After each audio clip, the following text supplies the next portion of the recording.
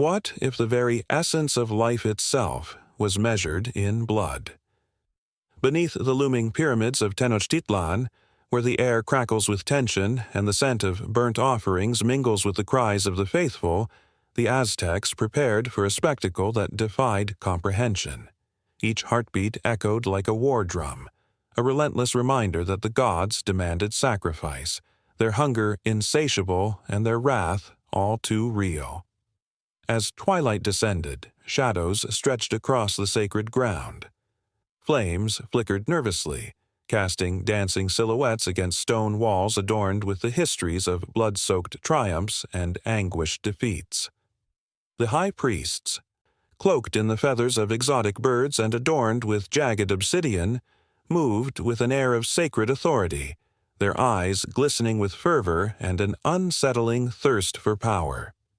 They were the gatekeepers between realms, conduits of a world where the living intertwined with the dead, and every ritual held the weight of eternity.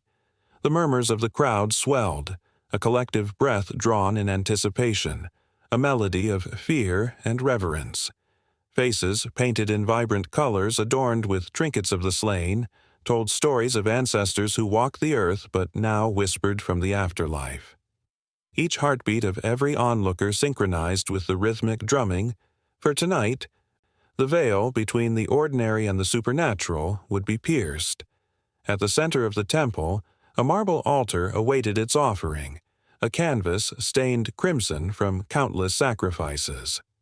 The stillness before the storm thickened the air, a palpable tension that made hearts race. What would be demanded tonight? A warrior brave and fierce? A maiden pure and untouched? As the sun dipped below the horizon, the line between fear and faith blurred and the stakes rose higher. Then the horns blared, a cry of urgency that shattered the silence, reverberating through the valley. It summoned not just the chosen, but an invisible force that loomed over the night. The gods were restless, their patience waning, and a forgotten prophecy began to stir. A warning buried under layers of history, now threatening to unleash chaos.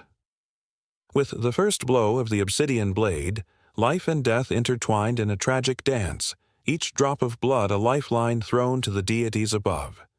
Yet, as the sacrificial song unfolded, whispers surged through the air, weaving tales of betrayal and unseen powers that thrived in the shadows. Fear gripped the hearts of the onlookers. What if the sacrifices were not merely offerings, but a catalyst for a force beyond their control? The night had only just begun, yet the ground trembled with unseen energy, an ancient pulse echoing through time. In the depths of ritual and belief, the line between the sacred and the sinister blurred. What awaited them in the depths of their devotion? In a world ruled by cosmic balance, could the call for blood lead to their salvation or ultimate doom? The answer loomed like the rising moon, ready to reveal secrets long buried, igniting a chain of events that could change the fate of the Aztec Empire forever. In the misty shadows of a dawn long past, a band of weary wanderers stood at the edge of an unfamiliar land, their hearts pounding with hope and trepidation. They were the Mexica, a people who had journeyed from their ancestral home in the north, driven by the whispers of fate and the promise of a new beginning. The scent of adventure wafted through the air, mingling with the earthy aroma of the land that lay stretched before them. Little did they know that this lush, vibrant place with its sun-drenched valleys and towering mountains would cradle the rise of one of the most powerful civilizations in history, the Aztecs. Armed with little more than tenacity and a vision, the Mexica arrived in the Valley of Mexico in the 13th century, amidst a tapestry of cultural diversity. The echoes of ancient traditions and the rich histories of existing civilizations surrounded them. The Toltecs, renowned for their artistry and warfare. The Olmecs, whose monumental stone heads whispered the legacy of a time long gone, and the Teotihuacan, a city of gods still standing tall with its pyramids reaching for the heavens. The Mexica gazed upon these remnants of greatness, their minds ignited with dreams of greatness yet to come. Yet, The road was not easy. The Mexica were met with hostility and skepticism, forced to fight for their place amidst rival tribes that fiercely guarded their territories. Their desperate struggles were not just battles, they were the forging fires of a civilization. With each skirmish, they carved their identity, their bonds of kinship growing stronger as they faced adversity together. It was within this crucible of conflict that the Mexica began to dream not just of survival, but of glory. As the Mexica settled on the small, swampy island of what would become Tenochtitlan, they felt both the weight of uncertainty and the thrill of possibility. Surrounded by water and guarded by mountains, their new home was a strategic fortress, but it was also a challenge. They learned to navigate the delicate balance of their surroundings, transforming the marshes into floating gardens, chinampas, that would sustain them. With ingenuity, they turned obstacles into opportunities, creating a thriving economy based on agriculture and trade. Within just a few decades, Tenochtitlan flourished, its causeways and canals weaving a web of life and connectivity.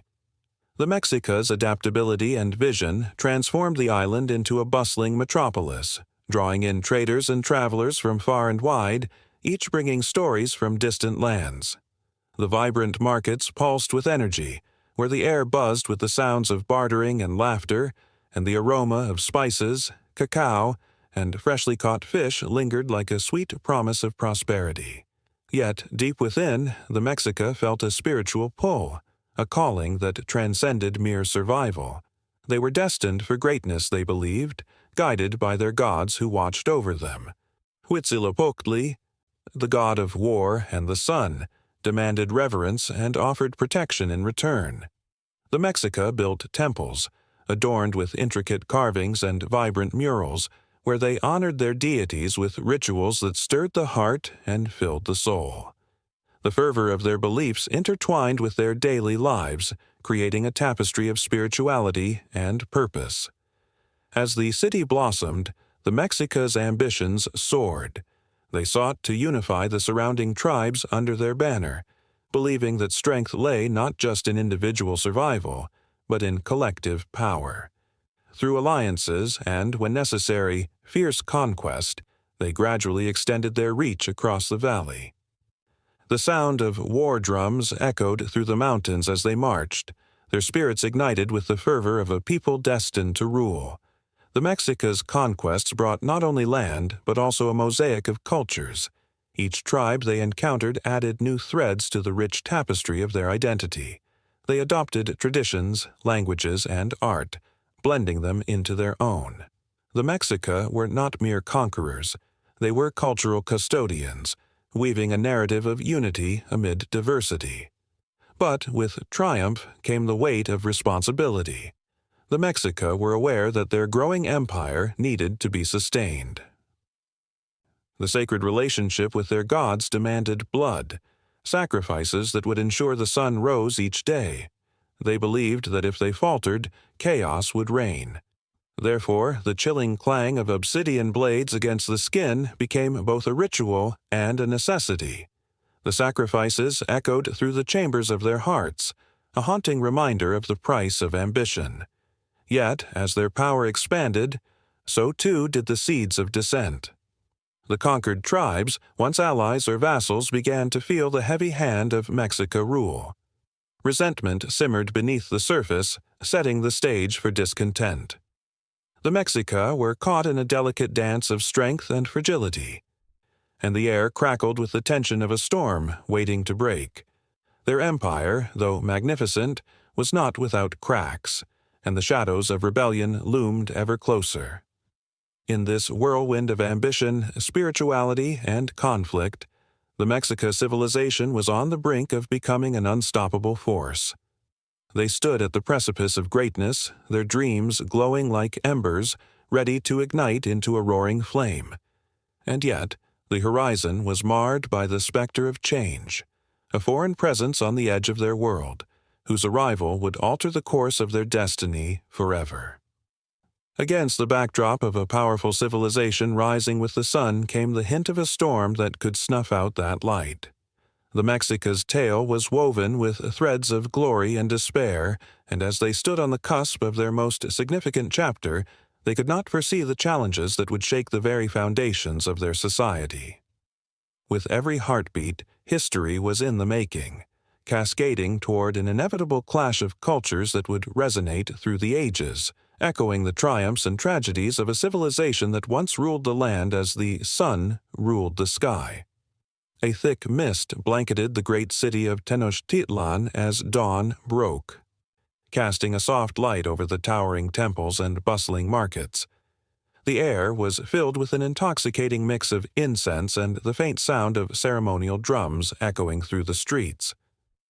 As the sun peeked over the horizon, a palpable energy pulsed through the city, drawing every heart and spirit into the rhythm of a grand design, one intricately woven with the threads of life, death, and the divine. Every morning, the Aztecs awoke to the knowledge that their lives were inextricably linked to the gods they worshipped. They carried the weight of their ancestors' beliefs and the urgent responsibility of appeasing the deities who, they believed, controlled every aspect of their existence.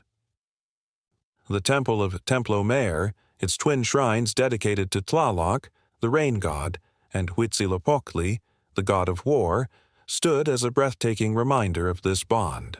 Its massive stone steps, worn from the countless feet that had climbed them, beckoned priests and lay people alike to offer their prayers and sacrifices. Among the priests, a young man named Cuautli stood poised at the precipice of a great ritual. His heart raced, the steady beat matching the thrum of drums that filled the air with urgency. Cuautli had trained for years, learning the sacred chants and rituals that had been passed down through generations. Today was not just any day. It was a day when the fate of the harvest hung in the balance, and the people looked to him to connect them to the divine. Standing before the altar adorned with vibrant feathers and intricate carvings, he felt the weight of responsibility crush down on him. The Aztec pantheon was vast and complex, filled with gods whose desires were as inscrutable as the stars themselves. Each deity demanded attention and respect, and Cuautli could almost hear their whispers in the rustle of the leaves, urging him forward. His own faith surged within him, a raw and fiery conviction that echoed through every fiber of his being. He knew that the prosperity of his people, the bountiful crops, the victorious warriors, depended on his ability to commune with these powerful forces. As he prepared for the offerings, the air crackled with tension. The crowd gathered, faces painted with awe and fear, carrying their own hopes and fears. Mothers held their children close, whispering prayers under their breaths, while warriors stood tall, their chests puffed up with the weight of bravery and tradition. At that moment, they were all bound together, united under the shadow of the gods and the ancient customs that dictated their lives. The ceremony began with Cuautli raising his arms to the heavens, calling forth the blessings of Tlaloc, the deity whose tears brought life-giving rain. He poured offerings of corn and flowers onto the altar, their colors vibrant against the rough stone. The crowd held its breath. Then came the moment that made the air thick with apprehension. The sacrifice. A chosen warrior, brave and noble, approached, knowing that his fate was sealed. He would ascend to the divine realm, a vital gift to Huitzilopochtli, ensuring victory in battle and protection for his people. The tension was palpable as Cuautli's heart raced alongside the drums, matching their intense rhythm.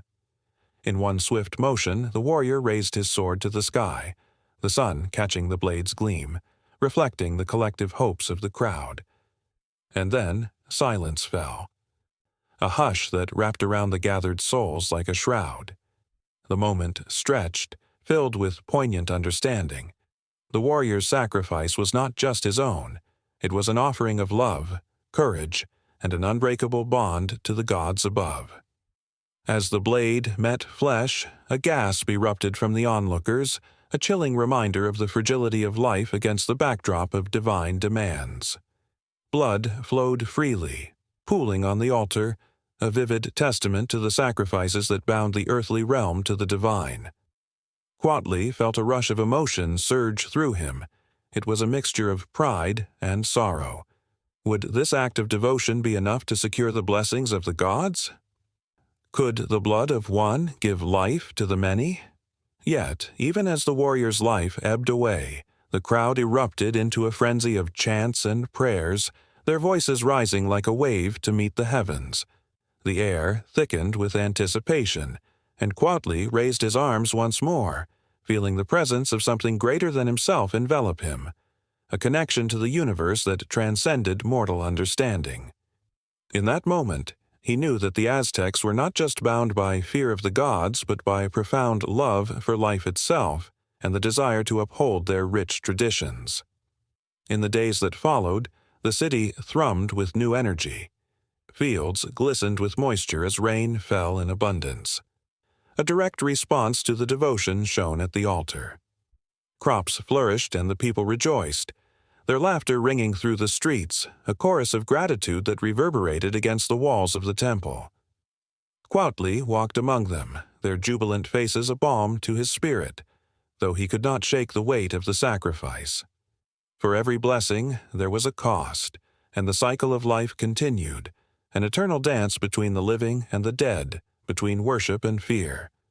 Meanwhile, the priests gathered to discuss the needs of their society, the ever-looming threat of rival tribes, the push for glory on the battlefield, and the whispers of discontent among the lower classes.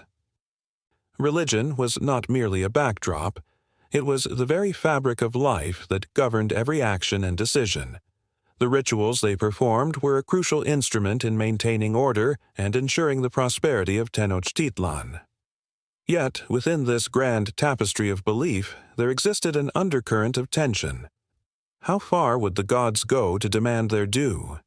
With each crop that blossomed did the cry for blood grow louder. The priests pondered the delicate balance, their hearts torn between the fervor of faith and the burden of sacrifice. Would the gods continue to favor them, or would they be pushed to the brink, demanding more than mere offerings of corn and flowers? As dusk fell, the shadows of the temples stretched like fingers across the cobbled streets. The night brought solace, but it also stirred the ancient fears that lurked in the hearts of the people. In the hushed moments before sleep, they whispered prayers for safety and prosperity, hoping the gods would hear them through the stillness of the night. The cycle of worship continued, an unending spiral of devotion and dread that kept the Aztec society on the edge, forever yearning for divine approval while wrestling with their own mortality. And so the prayers blended with the distant sound of drums, echoing through time, intertwining the past and present. As the moon lifted, casting a silver glow over Tenochtitlan, the dance of life and death continued, each heartbeat a reminder of the indelible bond between the Aztecs and their gods, a bond that would forever shape their existence. The sun dipped low in the sky, casting long shadows across the ancient stone temples of Tenochtitlan. The air was thick with incense, and the distant sound of drumming echoed through the streets, vibrating in the very bones of the people. They gathered, eyes bright with hope and trepidation, waiting for the moment when the gods would decide their fate. Each heartbeat pulsed with the weight of their beliefs. For the Aztecs lived intertwined with a cosmos that breathed life into every leaf, every star, every heartbeat. This was a world where the divine mingled with the mundane, and the heavens felt almost within reach. The Aztecs believed in a vast, layered universe where the sky blazed with the vibrant colors of their gods. Central to their understanding was the belief in a cyclical nature of time and life.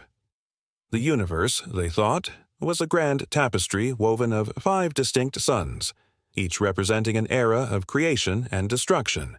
The present sun, the 5th sun, was known as Tonatiuh, the sun god, brilliant, powerful, and demanding.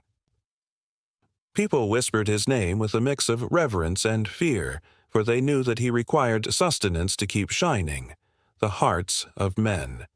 The temples, adorned with intricate carvings and murals, served as a constant reminder of the god's presence. Each stone was etched with tales of bravery, sacrifice, and the relentless pursuit of balance. There stood Huitzilopochtli, the fierce god of war and the sun, with feathers of Quetzal and eyes glowing like embers. He embodied the spirit of the Aztec people, ever vigilant, ever ready to fight against the darkness that threatened their existence. The warriors rallied around him, believing that in spilling blood for their gods, they would ensure the sun's journey across the sky. And then there was Quetzalcoatl, the feathered serpent, a deity of wisdom, wind, and life. He was a paradox, embodying both the nurturing aspects of nature and the tempestuous forces of creation. The stories of Quetzalcoatl stirred the hearts of the people, offering hope in the midst of chaos. He taught them the art of agriculture, the secrets of the calendar, and the essence of love. In a society that revered sacrifice, his teachings were a gentle reminder of the beauty of life and the importance of harmony. But the Aztec pantheon was not merely a collection of gods divided among specific realms. It was a living, breathing entity, a network of relationships woven with the threads of myth and ritual. Xihuacoatl, the goddess of motherhood and fertility, symbolized the fierce protection of women and children.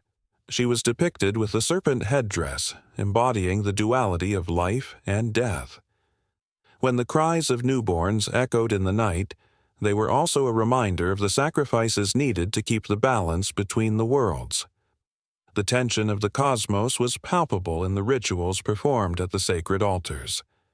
Priests, clad in elaborate garments adorned with feathers and jewels, led the ceremonies, their voices rising in a fervent plea to the gods. The air thickened with the scent of burning copal, and the sound of drums rattled the very earth beneath their feet. Each offering of flowers, food, and, in the most desperate times, human hearts, was a testament to their unyielding faith and an acknowledgement of the fragile relationship they had with the divine. As the sun sank lower, the stars began to twinkle, weaving a blanket of silver across the night sky. The Aztecs believed that each star was a soul, guiding the living and the dead alike. They looked up and saw a map of their ancestors, a celestial connection that anchored their identity. Each constellation told stories of creation, struggle, and triumph, mingling seamlessly with the tales of their gods. This was not simply a collection of myths, it was a profound understanding of their place in the universe. The people of Tenochtitlan lived with the awareness that their actions had repercussions that rippled through the very fabric of existence. The gods were not distant figures. They walked with them in every harvest, every battle, every heartbeat. The priests were not mere intermediaries. They were the voice of the divine, the bridge that connected the earthly realm to the celestial. In every ritual there was a dance, a heartbeat that echoed the rhythm of the cosmos, a symphony of life woven into the very essence of their being. In the shadows, whispers grew louder, the tension palpable as the sun god Tonatiuh demanded ever more from his followers. Sacrifices became more frequent, and a sense of urgency filled the air. The people felt the weight of their offerings, and with every heart willingly given, they grappled with the heavy truth of their devotion. Would this be enough to appease the gods? Would the blessing of the sun continue to warm their crops and light their nights? The sky darkened, and the stars shimmered with an intensity that seemed to mirror the pulse of their collective anxiety. The cosmic balance hung on a knife's edge. And the Aztecs understood that they were players in a grand cosmic drama, a performance that demanded their unwavering commitment and sacrifice. With each sunset, the stakes rose, and the call to action grew louder. Would they continue to honor their gods with their deeds, their blood, their very lives? As the night deepened, the drums of war called forth the bravest among them, warriors donning their feathered helmets and painting their faces with symbols of their pantheon. They marched, hearts racing with the fervor of faith, ready to face the challenges of the universe. The ancient stones of Tenochtitlan pulsed with energy, and the very air crackled with anticipation. The gods watched, their eyes flickering like distant stars, waiting to see if the sacrifices would be enough. Amidst this swirling maelstrom of devotion, the Aztecs understood that their destiny was a reflection of their beliefs, crafted with the threads of love, honor, and sacrifice. The cosmos spun around them, every star a beacon of hope, every heartbeat a reminder of the fragile dance between life and death. The stage was set, the players in place, and as the first light of dawn began to chase away the darkness, the story of the Aztecs and their divine pantheon was far from over. Indeed, it was just beginning. The sun hung low in the sky, casting a golden glow over the vast Mesoamerican landscape. It was a time of celebration, but beneath the vibrant colors and the sounds of laughter lay a current of tension that crackled in the air. The people had gathered, their eyes bright with anticipation, for today was not just an ordinary festival. It was a day reserved for honoring the gods, a day when life and death intertwined in a complex dance of devotion and fear. As the drums began to beat, a rhythmic pulse echoed through the gathering crowd. Each thump resonated in their chests, a reminder of the world beyond their own, a world inhabited by deities who held the power of life itself. The air was thick with the scent of copal incense, wafting upward as if trying to reach the heavens. This was a sacred offering to the gods, but it was only a prelude to the profound act that was to come. Sacrifice was woven deeply into the fabric of Mesoamerican cultures. It was not merely a ritual, it was a lifeline. The great civilizations, the Aztecs, the Maya, and others, believed that without sacrifice the sun would not rise, crops would not flourish, and life itself would falter. Each offering was a thread in the tapestry of existence, a way to ensure the favor of the gods who demanded sustenance from their followers. In their eyes, sacrifice was an essential expression of love, devotion, and the unbreakable bond between the mortal and the divine. As the sun dipped lower, the crowd hushed, and only the sound of the drums remained. An altar, hewn from stone and ornately decorated with feathers and precious stones, stood at the center of the gathering. It was here that the culmination of faith would take place. The priest, adorned in ceremonial garb, raised his arms, invoking the gods with a voice that trembled with authority and reverence. The people held their breath, knowing that what came next would demand their deepest trust and belief. Amidst the shadows of the temple, a figure emerged, a young warrior chosen for this sacred duty. His heart raced, a mixture of fear and honor coursing through his veins. He understood the weight of his role. He was not just an individual, but a representative of his people, their hopes, and their fears. The gods would see him, and through him, they would hear the prayers of all who had gathered. As the warrior approached the altar, the sun painted his skin in hues of amber, making him appear almost ethereal. It was a moment suspended in time, raw and electric. He felt the gazes of the crowd, the love and expectation flowing toward him like a river. This was the pinnacle of sacrifice, a gift that would nourish the gods and, in turn, sustain the world. The priest began the incantation, words invoking the ancient powers that bound the cosmos together. Each syllable dripped with history, resonating with the voices of countless ancestors who had walked this path before. The warrior felt a rush of energy, a connection to those who had come before him, who had also faced this moment with courage. It was a reminder that he was part of something far larger than himself. As the blade glimmered under the fading sunlight, the warrior's pulse quickened. He knew the knife would cut through not just flesh, but the very essence of life. It was both terrifying and beautiful. The crowd watched in silence, their breaths held as one. In their hearts, they felt the weight of the moment, a collective acknowledgement of the fragile thread that connected them to the divine. With a swift motion, the priest plunged the blade into the warrior's chest. A gasp swept through the crowd, a wave of shared breath as the warrior released his final heartbeat. The sun seemed to pause, caught in the stillness of the act, as if the universe itself acknowledged the gravity of the sacrifice.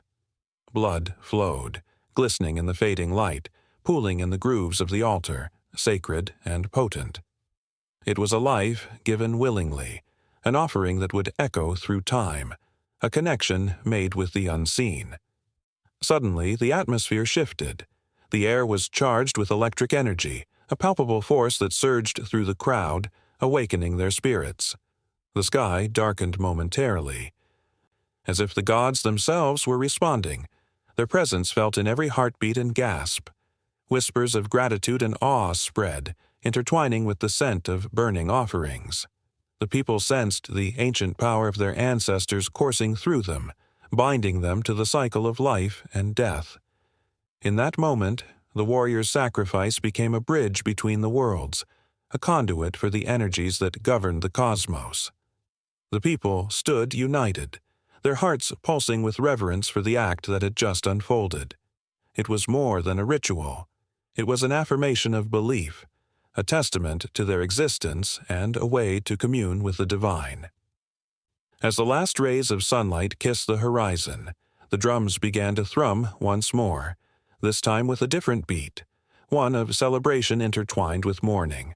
The people danced, their movements a blend of joy and sorrow, embodying the duality of existence. They celebrated the life that had been given, while also grieving the loss that came with it. In their eyes shone a glimmer of understanding. Sacrifice was a cycle, a necessity that transcended the boundaries of life and death. And as the night enveloped the landscape, the energy of the sacrifice lingered in the air, fueling the flames of the bonfires that flickered to life. They would tell stories tonight, tales of heroism and divinity, recounting the importance of sacrifice and the unwavering connection that bound them to their gods. The stars twinkled above, a celestial audience to their sacred traditions. In that moment, the people knew they were not alone. They were part of a continuum, a chain that linked them to their ancestors and to the generations yet to come. The sacrifice had been made, and with it, the promise of life would continue. The tension of the day began to fade, but the emotions stirred within them remained, a reminder of the profound nature of sacrifice, a concept that would resonate through time, echoing in the hearts of those who dared to tread the path of devotion. A lone shaman stood atop a jagged cliff, overlooking a vast expanse of wilderness that stretched into infinity. Below him, the forest whispered secrets, its lush trees shimmering in the twilight. The air was thick with an ancient energy, a palpable pulse that resonated with every heartbeat. He lifted his arms, the wind tousling his hair, and began to chant, a primal song that called forth the spirits of the land. In that moment, he was not merely a man. He was a vessel for something much greater.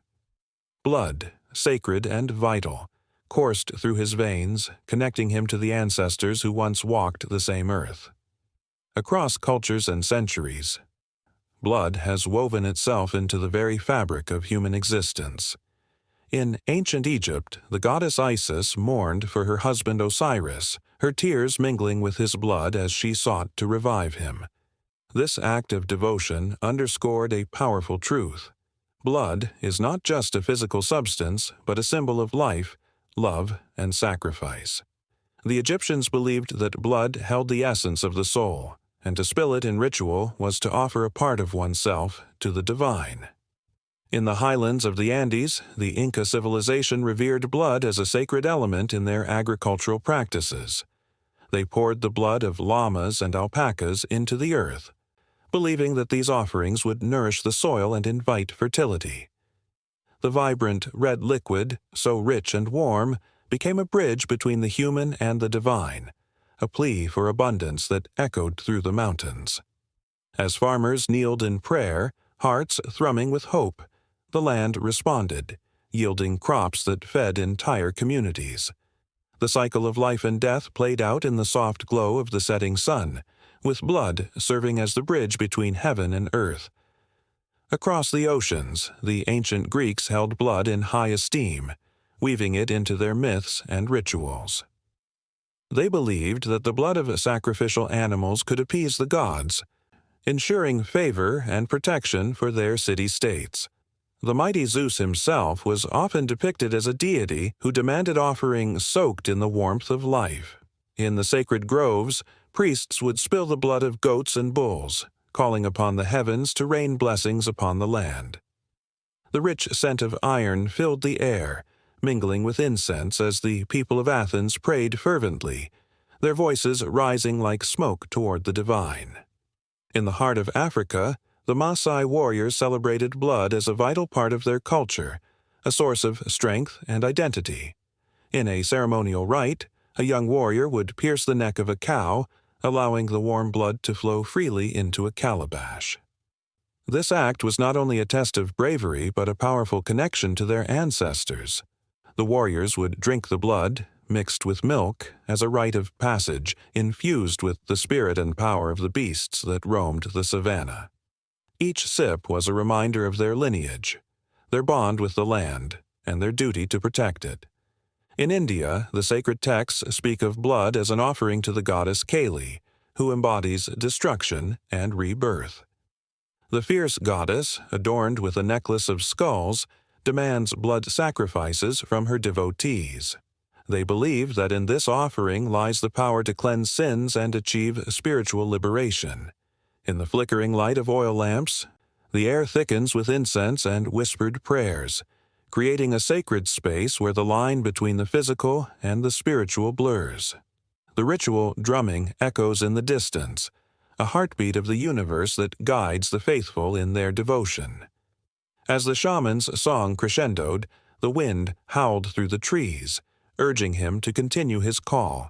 Blood, the sacred element that binds all life, surged through his spirit, igniting a fire within. He envisioned the countless lives that came before him, those who had bled and sacrificed for the sake of love, community, and survival. This was not merely a chant. It was a celebration of existence itself, a recognition of the sacrifices made by ancestors and a promise to honor those who had walked this path before him. In every corner of the world, blood has been revered, feared, and celebrated. It has inspired the creation of art, music, and stories that echo through time. In the legends of the Celts, blood was seen as a conduit for magic, a source of power that could heal or harm. They believed that the blood of a warrior could empower a blade, turning it into a weapon of vengeance and protection. As battles raged across the hills, the cries of warriors intertwined with the cries of the dying, each drop of blood a testament to their courage and sacrifice. In the sacred traditions of the Native Americans, blood is viewed as the essence of life, a connector of all beings. The earth is seen as a living entity, and each drop of blood spilled upon it is an offering to the sacred. Rituals of the sweat lodge or vision quests often involve blood, symbolizing the deep bond between the individual and the spirit world. It is a reminder that life is a cycle, where death and rebirth coexist, and that the blood of the ancestors continues to flow through the veins of the living. As the shaman's voice faded into the night, the forest seemed to exhale, a collective sigh of reverence for the stories carried within the blood of every life form. The energy shifted, and the stars above blinked like ancient witnesses. Each twinkle held a memory, a tale of love, loss, and the eternal dance of life. Blood, in all its forms, told a story that transcended time, a narrative rich with emotion and connection. With every heartbeat, the world thrummed with the weight of history and the promise of what was yet to come. Blood, the sacred element, pulsed not just through the veins of humans and animals, but through the very earth itself, linking every being in a tapestry of existence. The fire flickered, casting shadows that danced upon the rocks, revealing the faces of ancestors long gone, yet ever present. In this timeless expanse, the shaman understood that the essence of blood, its power, its pain, its beauty, was more than a mere physical substance. It was the lifeblood of every culture, a sacred element that inspired fear and reverence alike. As he descended from the cliff, he carried with him the weight of the stories told and the blood shed, a reminder that life, in all its complexity, was a sacred journey. The air was thick with anticipation, a palpable electric buzz that shimmered around the ancient altar, where stones whispered secrets of a forgotten age. In this sacred space, the flickering candlelight cast dancing shadows, each one telling stories of creation, of life birthed from the void, and of gods whose very essence flowed through the veins of the earth. Here, ritual and reverence intertwined like a lover's embrace as mortals sought to touch the divine. In a village tucked away in the mountains, tales of the blood of the gods surged through the hearts of its people. The elders spoke of a time when the world was raw, formless, and chaotic. The gods, with their fiery eyes and thunderous voices, descended from the heavens. They wove the fabric of existence with their own blood, a sacred mixture that brought forth land from the sea, trees from barren soil, and stars that dotted the night sky like diamonds spilled from a celestial pouch. As the moon hung high, casting a silver sheen over the gathering, a shiver ran through the crowd. Mothers clutched their children while the brave ones stood tall, their eyes glinting with hope and fear. The ritual was not just an act, it was a lifeline. It was said that the blood of the gods could heal the sick, grant strength to the weak, and even bestow the gift of prophecy upon those deemed worthy. The very thought sent ripples of awe through the assembly. At the center of this fervor stood the high priestess, her voice a haunting melody that reverberated through the night. Clad in robes woven from the finest silk, she held an ornate chalice high above her head, the light catching on its golden surface. The chalice was not merely a vessel, it was a conduit of divine power, an artifact steeped in history. It had been passed down through generations, each one adding their own layer of reverence and ritual, imbuing it with the essence of the past. With each word she spoke, the air crackled with intensity. She recited chants that echoed through the ages, summoning the spirits of the ancients. The villagers felt the earth beneath their feet tremble, as if the very ground was awakening to the call of its ancestors. Rain began to fall gently at first, then surged into a torrential downpour, as if the gods themselves were weeping with joy at being remembered. The high priestess dipped her finger into the chalice, letting the crimson liquid drip onto the earth, forming a circle around the altar, a protective barrier against the darkness. As the blood touched the ground, it shimmered with an otherworldly light, casting an ethereal glow over the participants. Eyes wide, breaths held, they watched as the earth began to respond. Flowers blossomed in an explosion of colors, and the air filled with the sweet scent of life itself. Birds sang in jubilant harmony, and the wind carried whispers of forgotten promises made between gods and mortals. But in the midst of this beauty, a sense of dread lingered like a storm cloud on the horizon. For the ancient texts warned that with great power came great peril. The blood of the gods was not to be trifled with. It had the ability to heal, yes, but also to destroy. In the wrong hands, it could awaken the darker forces that lay dormant beneath the surface, waiting for a chance to rise again. The villagers felt a chill, a reminder that every creation birthed from the divine was accompanied by shadows lurking just outside the light.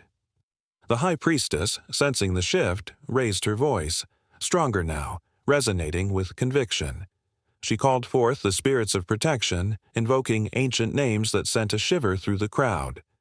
They felt the air thicken, as if the very atmosphere was alive with energy. The villagers lifted their arms, joining their voices with hers, creating a symphony of humanity that reached toward the heavens, calling for safety, for guidance, for hope.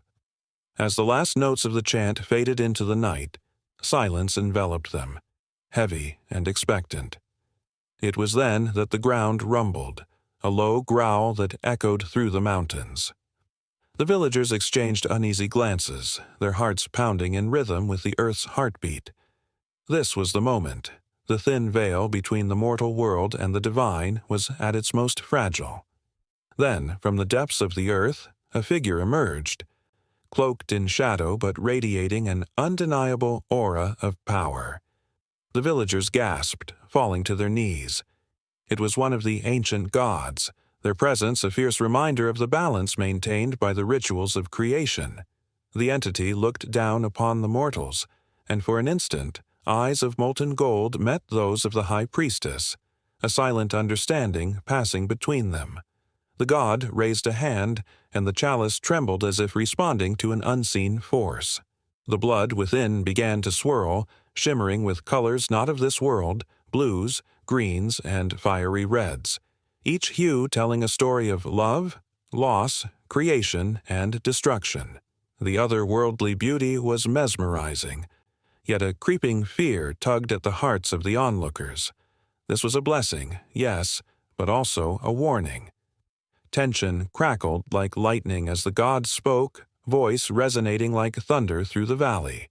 Words of wisdom mixed with cautious prophecy spilled forth, detailing the intertwining fates of the gods and mortals. With each syllable, the villagers felt a swell of emotion: pride, fear, hope, and a reminder of their place in the grand tapestry of existence. The night stretched on, woven with threads of light and shadow, the blood of the gods a reminder of life's fragility and strength. As the ritual reached its zenith, villagers held their breath, anticipating what would come next. Would they be favored or forsaken? Would the blood bring prosperity or peril? All at once the winds shifted. The storm clouds parted just enough for a sliver of moonlight to break through, illuminating the expectant faces of those gathered. The chalice glowed with an intensity that rivaled the stars, drawing them in with a magnetic pull. It was a call to arms, a beckoning to embrace the sacred and the profane, to walk the thin line between creation and destruction. As the first rays of dawn painted the horizon with hues of gold, the ritual's true power began to unfold, each moment stretching into eternity. The blood of the gods pulsed, a heartbeat echoing through the earth, as if the very world itself was holding its breath, waiting for the next chapter to be written. In that suspended moment, the villagers knew they stood on the precipice of something monumental, with the weight of the universe pressing upon their shoulders and the promise of transformation lingering in the air. The crackle of ancient leaves underfoot echoed through the cool morning air, a reminder of the cycles that governed lives long before clocks dominated the landscape. The sun rose over the horizon, a golden disk spilling warmth across the world, marking another day in the sacred dance of time. It was not just any day. It was the equinox, a moment steeped in history when day and night embraced equally. Here, in this fleeting moment, the fabric of the universe seemed to weave together the mundane and the divine. Long ago, in the earliest communities, the calendar was more than a mere record of days. It was a living, breathing tapestry woven with rituals that connected the people to the earth and the heavens. Imagine villagers gathered around flickering fires, faces painted with anticipation and reverence as they prepared for the rites that marked the changing seasons. Each festival, each solemn observance, pulled them closer to the heartbeat of the cosmos. The calendar was their guide, a powerful ally in the quest for understanding and balance. As the sun climbed higher, the air thickened with the scent of pine and smoke. Among the ancients, the vernal equinox heralded a time of rebirth. Seeds were sown, and with them, hopes were planted deep in the rich soil. Rituals sprung from this very act, each ceremony imbued with the fervent wish for a bountiful harvest. The laughter of children mingled with the chants of elders, a symphony echoing across the fields as hands joined in the rhythm of the earth. They danced, hearts pounding, believing that their movements could coax the sun to shine brighter and the rains to fall gently upon their crops. Contrasting this joyous celebration was the solemnity of the winter solstice, when the darkness claimed dominion over the land. Shadows crept in, wrapping the world in a cloak of silence. Yet within this stillness lay a fierce hope as families gathered in the flickering light of candles and hearths. They honored the darkness, lighting fires to beckon back the sun. The rituals performed during these long nights held a quiet power, invoking the spirits of ancestors who had walked before them. Stories were shared, voices rising in harmony, as if to remind the stars above that they, too, could find their way back to brightness. Calendars were not universal. They flourished in distinct cultures, each reflecting the unique relationship with nature and the divine. The Mayans, with their intricate glyphs and precise calculations, marked time with a reverence that bordered on awe. Their sacred calendar, the Tzolk'in, entwined the cosmos with daily life, guiding agricultural cycles and spiritual practices alike. For them, every day held a significance that rippled through generations, influencing their rituals and decision-making, as if the very cosmos pressed against their shoulders. In ancient Rome, the calendar evolved with the seasons, bringing with it the grand spectacle of the Saturnalia. This festival, a raucous celebration of the god Saturn, blurred the lines between master and servant, allowing a brief taste of freedom amidst the rigid structures of society. Streets filled with laughter and merriment as people exchanged roles, dressed in the garb of each other. Rituals of feasting, gift-giving, and merriment turned the mundane into magic, reminding all that the cycles of time could infuse life with joy, even in its harshest moments. Every calendar was a reflection of its people, crafted from their joys and sorrows, their beliefs and aspirations. The Hindu calendar, with its vibrant festivals such as Diwali, illuminated the darkness of ignorance, each light a beacon of hope. Rituals around the new moon symbolized new beginnings, while the full moon brought blessings of abundance. These cycles were not merely markers of time, but profound reminders of the connection between individuals, the community, and the universe at large. The connection between the calendar and ritual practices was palpable, a thread that bound the past to the present. In the stillness of a winter's night, a shaman might stand at the edge of a forest invoking the spirits of the ancestors to guide their people through the darkness. The calendar dictated when these sacred moments would occur, shaping the rhythm of life. Through fire dances and offerings, the balance between the seen and the unseen was maintained, a testament to the unyielding bond between humanity and the divine. As the seasons turned, so too did the practices. Festivals honored not only the cycles of the earth but also the transitions of life itself. Birth, death, and everything in between found a place in the intricate weave of time. Weddings celebrated the union of souls, accompanied by rituals that echoed through the ages, binding families and communities together. The calendar became a compass, directing the flow of life, ensuring that joy and sorrow found their rightful places. As twilight fell, the stars emerged, distant yet achingly close. They twinkled like forgotten memories, a reminder of the vast cosmos that cradled the fragile lives of those who dared to dream. With each passing season, the weight of history settled upon the shoulders of those who remained, their rituals echoing through time, unbroken and eternal. The calendar, with its intricate dance of days and months, shaped their lives in ways they could not fully comprehend, yet felt deeply in their bones. In this sacred tapestry, the line between time and eternity blurred, creating a seamless bond between the earthly realm and the divine. The rituals performed, at times jubilant and at times somber, mirrored the cycles of nature: birth, growth, decay, and rebirth. They were imbued with a sense of urgency, as if every action taken during these sacred times could tilt the balance of fate. The air crackled with energy, and every heartbeat echoed the pulse of the universe, urging them to honor the moments that shaped their existence. The night deepened, but the rituals did not cease. The moon hung low, casting silvery shadows that danced upon the earth. In the flickering glow of firelight, the people gathered, a chorus of voices rising like a prayer into the vast expanse. Each word, each offering, a promise to uphold the sacred bond between the calendar and their very souls. They knew that as the seasons would continue to turn, so too would the rituals, uniting the past with the present, weaving a tapestry of connection that stretched beyond time itself. And as the dawn broke, painting the sky in hues of amber and rose, a new day awaited, rich with possibilities. The calendar, with its profound influence on ritual practices, would guide them once more, through the cycles of nature and the labyrinth of life.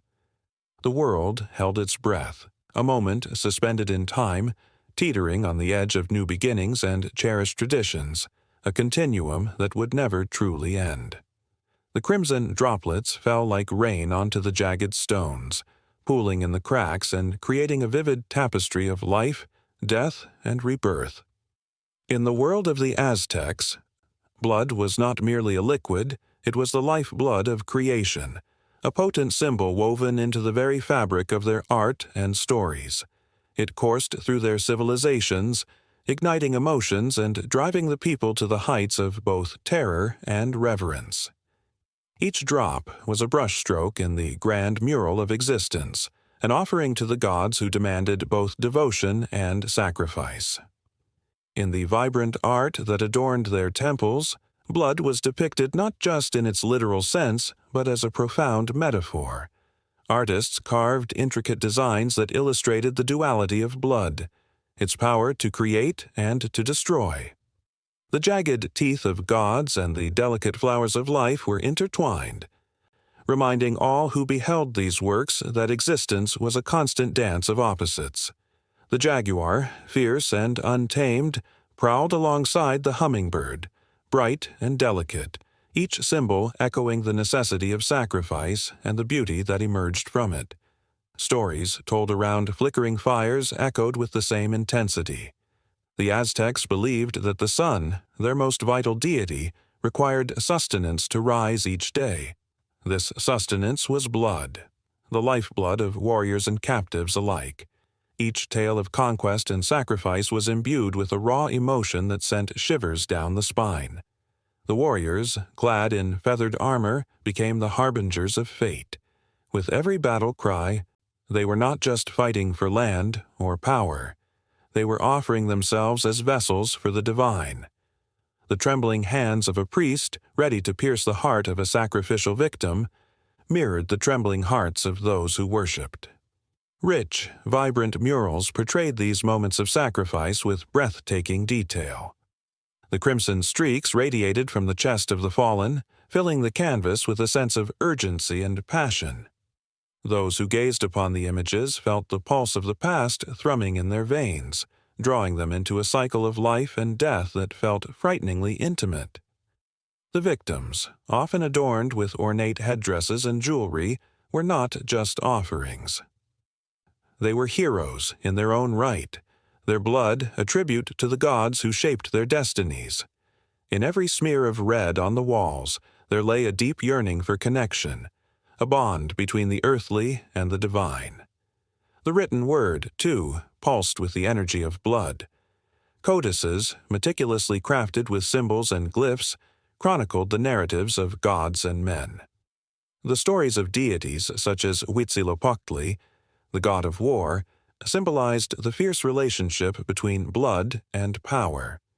Through these texts, the Aztecs understood their place in the universe. Each tale served as a reminder that blood flowed not only through their bodies, but also through the veins of the earth itself. The mountains, rivers, and skies were all alive with vibrancy, each element echoing the sacred resonance of sacrifice and renewal. As the sun sank below the horizon, casting long shadows over the land, the tension in the air thickened.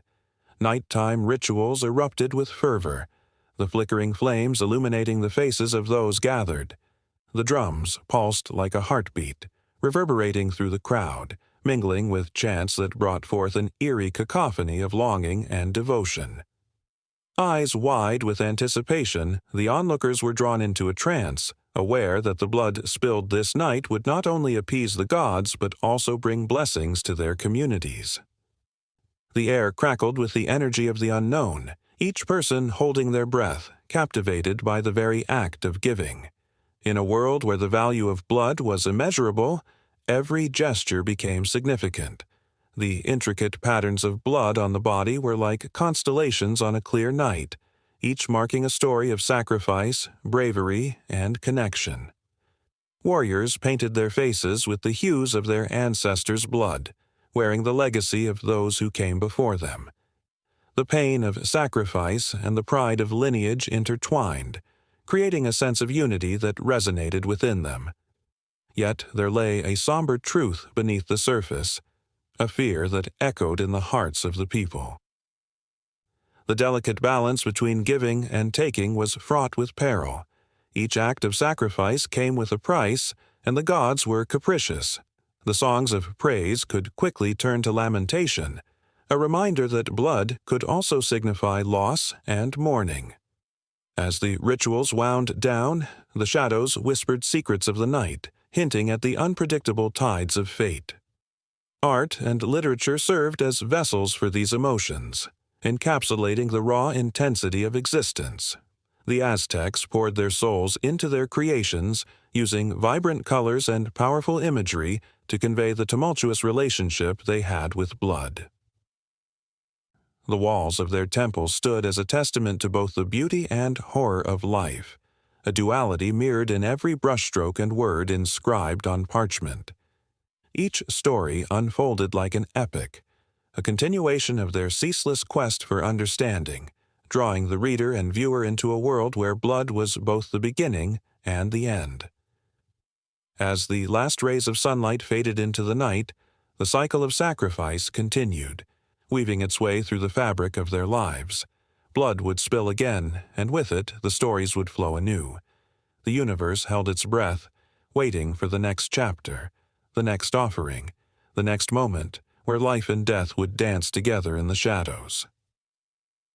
The far-off mountains loomed like silent witnesses, their ancient hearts beating in time with the sacrifices that shaped the very essence of the Aztec world. The tension hung thick in the air, an unbroken promise that whispered of what was yet to come. In the shadow of the grand temples where stone met sky and the air hummed with the weight of forgotten rituals, the people of Tenochtitlan stood, their hearts pounding in unison. Incense clung to the air, thick and sweet, as the sun climbed higher, casting long shadows that danced across the sacred ground. Today was a day of blood, a day when life and death intertwined in a tapestry of devotion and fear. The sound of drums echoed, a primal rhythm that stirred the soul and sent chills racing down spines. Animal sacrifices were a common sight. They were the breath of life offered to the gods, a gesture of gratitude for the bounty bestowed upon the people. In the sacred enclosures, vibrant feathers and the glimmer of precious stones adorned the priests who presided over these rites, their faces painted with symbols that spoke of power and reverence. A rabbit, soft and trembling, was held in the hands of a priest, its bright eyes wide with innocence and terror. As the sharp blade glinted, a hush fell over the crowd. The heartbeat of the city slowed, each person holding their breath as the sacrifice began. With a swift motion, the priest cut through flesh, the life force spilling onto the earth, a crimson offering to the gods. The crowd gasped, a mix of sorrow and awe coursing through them. This was the cycle of life, they thought, the necessary exchange of blood for favor, for rain, for harvest. The sacrifice of animals like rabbits, turkeys, and even larger beasts like deer or dogs was a way to connect with the divine, a glimpse into the mercy of the gods that ruled their lives. But then, as the sun reached its zenith, a deeper tension unfurled like a storm cloud gathering on the horizon. Human sacrifices stirred the very marrow of the Aztec soul. These were not mere offerings. They were laden with meaning, echoing through generations, their stories whispered in corners of the city. Captured warriors or slaves brought from distant lands were chosen, their fates sealed by the will of the gods. The ritual was steeped in a sense of dread that gripped the hearts of everyone who watched. A bound man, his hands tied behind his back, was brought forth. His eyes were wide, not with fear alone, but with a strange acceptance, a recognition that he was to become part of something greater than himself. The crowd's tension thickened, like fog rolling in to envelop the world. Murmurs rippled through the gathered masses, each person grappling with the gravity of what was about to unfold. Would he become a vessel for the gods, or a mere casualty of fate? The priest raised his obsidian blade, the sun flashing off its sharp edge, illuminating the moment like a celestial spotlight. A deep breath filled the air, heavy with anticipation. The heartbeat of the city quickened, the drums pounding harder, echoing a primal call to the heavens. Shadows danced wildly as the blade descended, a flash of silver slicing through the air, and with it the line between the living and the dead blurred. The crowd erupted into a chorus of gasps and cries, feelings of horror mixed with a sacred reverence washing over them. This was not just blood spilt on stone, it was a lifeline tossed to the gods in exchange for blessings. The heart was removed and held aloft, beating one last time, a rhythm that resonated with the very essence of life. The people turned their faces skyward, a silent prayer escaping their lips, invoking the favor of the gods. In that moment, the air crackled with energy, and everyone was woven into the tapestry of sacrifice, an unbreakable bond forged in blood. The contrast of the animal sacrifices and the human offerings painted a vivid picture of the Aztec worldview. While animal sacrifices were seen as more routine, human sacrifices stood as the ultimate testament of loyalty and love for the gods. Each act held its own weight, one a tender gesture, the other a harrowing surrender. Yet both were vital in the eyes of the Aztec people, both necessary threads in a complex narrative of existence. As the blood pooled on the stone altar, the sun dipped lower in the sky, casting long shadows that crept across the sacred grounds. The atmosphere was thick with emotion, a cocktail of fear, awe, and an unshakable sense of purpose. Each heartbeat echoed the stories of those who had come before, their spirits lingering in the air, urging the living to remember, to honor, to sacrifice. With every ceremony, the line separating earthly existence from the divine blurred even further. The priests, with their feathered headdresses and ceremonial garb, became the conduit, carrying the weight of their people's prayers. They were more than mere humans. They were the bridge between the tangible and the ethereal, the bearers of life and death intertwined in a dance as old as time. The sun's descent marked a transition, not just in the day but in the very essence of the Aztec beliefs. As animals continued to be sacrificed, their lives given freely for the greater good, the clouds above began to churn, hinting at the storms of fate that loomed. The human sacrifices, charged with greater significance, lingered in the air, each one a story, a life altered forever. The sacrifices were but a part of a larger cycle that transcended the moment, connecting the past with the present and the future. The people of Tenochtitlan felt a mixture of emotions, a profound connection to the ritual as they faced the reality of mortality.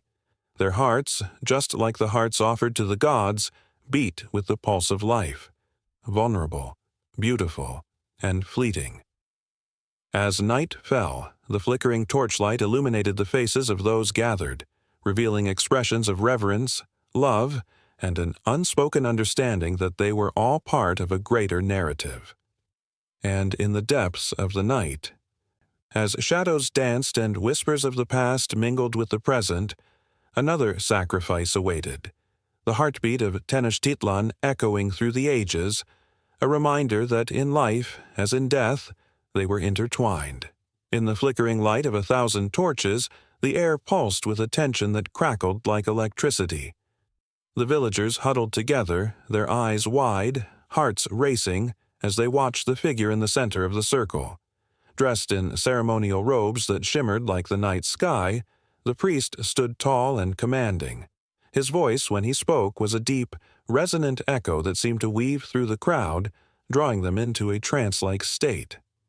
This was not just any day, it was a day of reckoning, a day steeped in ancient tradition, where blood held the power to bridge the gap between the earthly and the divine.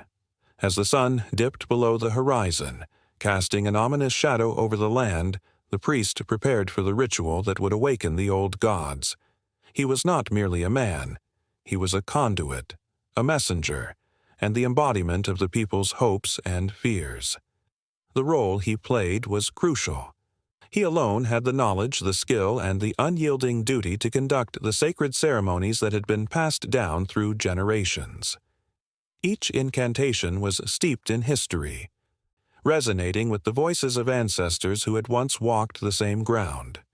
The villagers could feel the weight of his responsibility pressing down on their shoulders. The priest was their protector, their guide, and in moments of crisis, the very hope that kept despair at bay. But with such power came an unthinkable cost.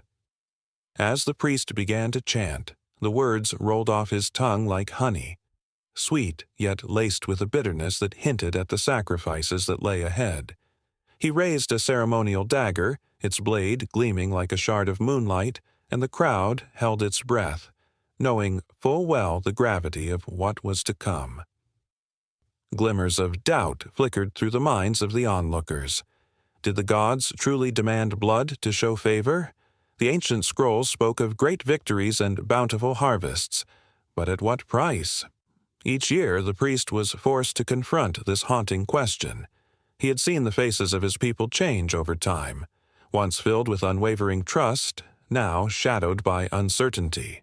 Yet, as he stood there, he felt an undeniable connection to the spirits that lingered just beyond the veil of the living. Their whispers urged him onward, fueling his resolve. In the sacred circle, the atmosphere thickened with a potent mix of fear and reverence. The priest, with his unwavering gaze, seemed to draw strength from the collective heartbeat of the gathered crowd. He knew they depended on him not just for the rituals, but for the very essence of their existence. The blood rituals, while shrouded in an air of dread, were manifestations of the community's deepest desires and fears. As the dagger pierced the flesh of the offering, a collective gasp rippled through the crowd. The crimson liquid spilled forth, pooling on the earth like a dark promise. The priest's heart raced, but it was not fear that drove him now. It was the intoxicating thrill of power, the knowledge that he was fulfilling his destiny. Each drop of blood was a plea sent soaring into the heavens, a bridge forged between the mortal realm and the divine. He raised his arms to the sky, the blood glistening on his hands, symbolizing the union between the earth and the heavens. As the villagers watched, transfixed, he called upon the gods, invoking names that had echoed through time immemorial. The words danced in the air, each syllable dripping with ancestral weight, and for a moment it felt as though the very sky had opened up in response. Yet, in the depths of the priest's heart, a flicker of unease began to grow. Each ritual carried with it an ancient burden, a burden that grew heavier with each sacrifice. He knew the legends. He had heard the tales of priests who fell from grace, consumed by the very darkness they sought to appease. Would he be next? The thought sent a shiver down his spine. But here, in this moment, he was resolute. The needs of his people eclipsed his own fears. As the final incantation echoed through the valley, a sudden gust of wind swept through the circle, extinguishing the torches and plunging the scene into darkness. Gasps filled the air as the villagers instinctively drew closer together, their vulnerability laid bare. The priest stood alone, a beacon in the void, his heart pounding like a war drum. In the silence, it was as if the world held its breath, waiting for a sign, a response from the unseen forces they had so desperately sought to invoke. Then came the thunder, a low, rumbling growl that vibrated through the ground beneath their feet. It was both terrifying and exhilarating, a reminder of the raw power that governed the universe. The priest felt the energy build around him, a palpable force that surged through the crowd. This was the moment he had prepared for, the culmination of countless rituals and whispered prayers. The divine was near, and he could feel it, coursing through his veins, urging him onward. In that swirling chaos, he glanced at the faces of the villagers. Some were wide-eyed with terror, while others glowed with an unquenchable hope. They believed in him, in the magic of the moment, and in the potency of the blood ritual. But the flicker of doubt still lingered in the back of his mind. What if the gods demanded more than they had ever given? As the winds howled and the darkness deepened, the priest raised his voice, trembling yet unwavering. He called upon the spirits, pleading for their favor, for guidance, for mercy. The air thickened with the scent of blood and anticipation, a storm brewing in the hearts of those gathered. He knew that the next step could change everything. In that instant, the line between the mortal and divine blurred, pulling them all into a vortex of emotion and uncertainty, teetering on the edge of what could be a life-altering event. The villagers held their breath, their eyes locked on the priest who stood as both their champion and their sacrifice. The ritual was far from over. It was only just beginning. What would emerge from this communion with the gods? Would their prayers be answered, or would they face the wrath of forces far beyond their understanding? The tension crackled in the air like a live wire, ready to spark into something unimaginable.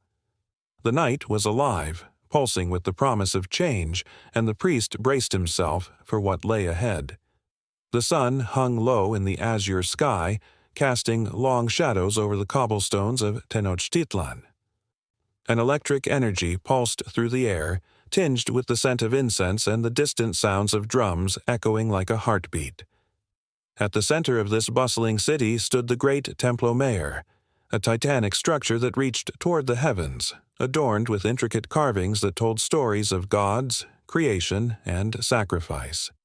Each stone seemed to whisper secrets of the past, drawing the people close, urging them to listen, to participate in the sacred rites that defined their existence. As the sun dipped closer to the horizon, fires were lit around the base of the temple. The golden flames danced, their flickering light illuminating the faces of the gathered crowd, a sea of anticipation and reverence. The air thickened with tension. Among the people were priests clad in elaborate feathered costumes, their bodies painted in vibrant hues of blue and red, symbols of the divine flowing down their arms like rivers of life. They moved purposefully, their eyes focused on the temple, knowing that within its sacred walls lay the beating heart of their civilization. The top of the Templo Mayor was a sanctuary, where the gods were believed to walk among mortals. Every stone, every altar was a testament to the unwavering devotion of the Aztec people. The temple wasn't just a building, it was a living entity, pulsing with the energy of the universe. The air crackled as the high priest, adorned with a headdress of feathers and gold, prepared to lead the ritual. His voice rose above the crowd, a deep and resonant sound that echoed off the temple walls, calling the people to witness the sacred event. At the foot of the temple, the grand stone altar awaited its purpose, worn and polished by countless offerings.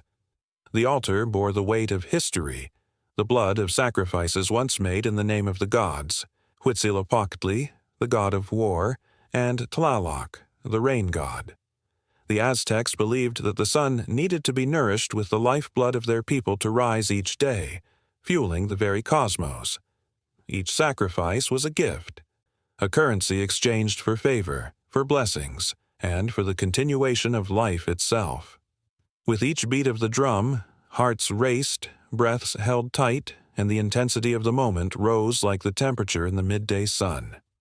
As the ceremony unfolded, the people watched with eyes wide open, tears glistening in the corners of their eyes. Some clutched talismans, small tokens carved with images of their gods, while others whispered prayers directed to the heavens, their voices mingling in a harmonious plea for protection and prosperity. The high priest raised his arms, a gesture that commanded silence.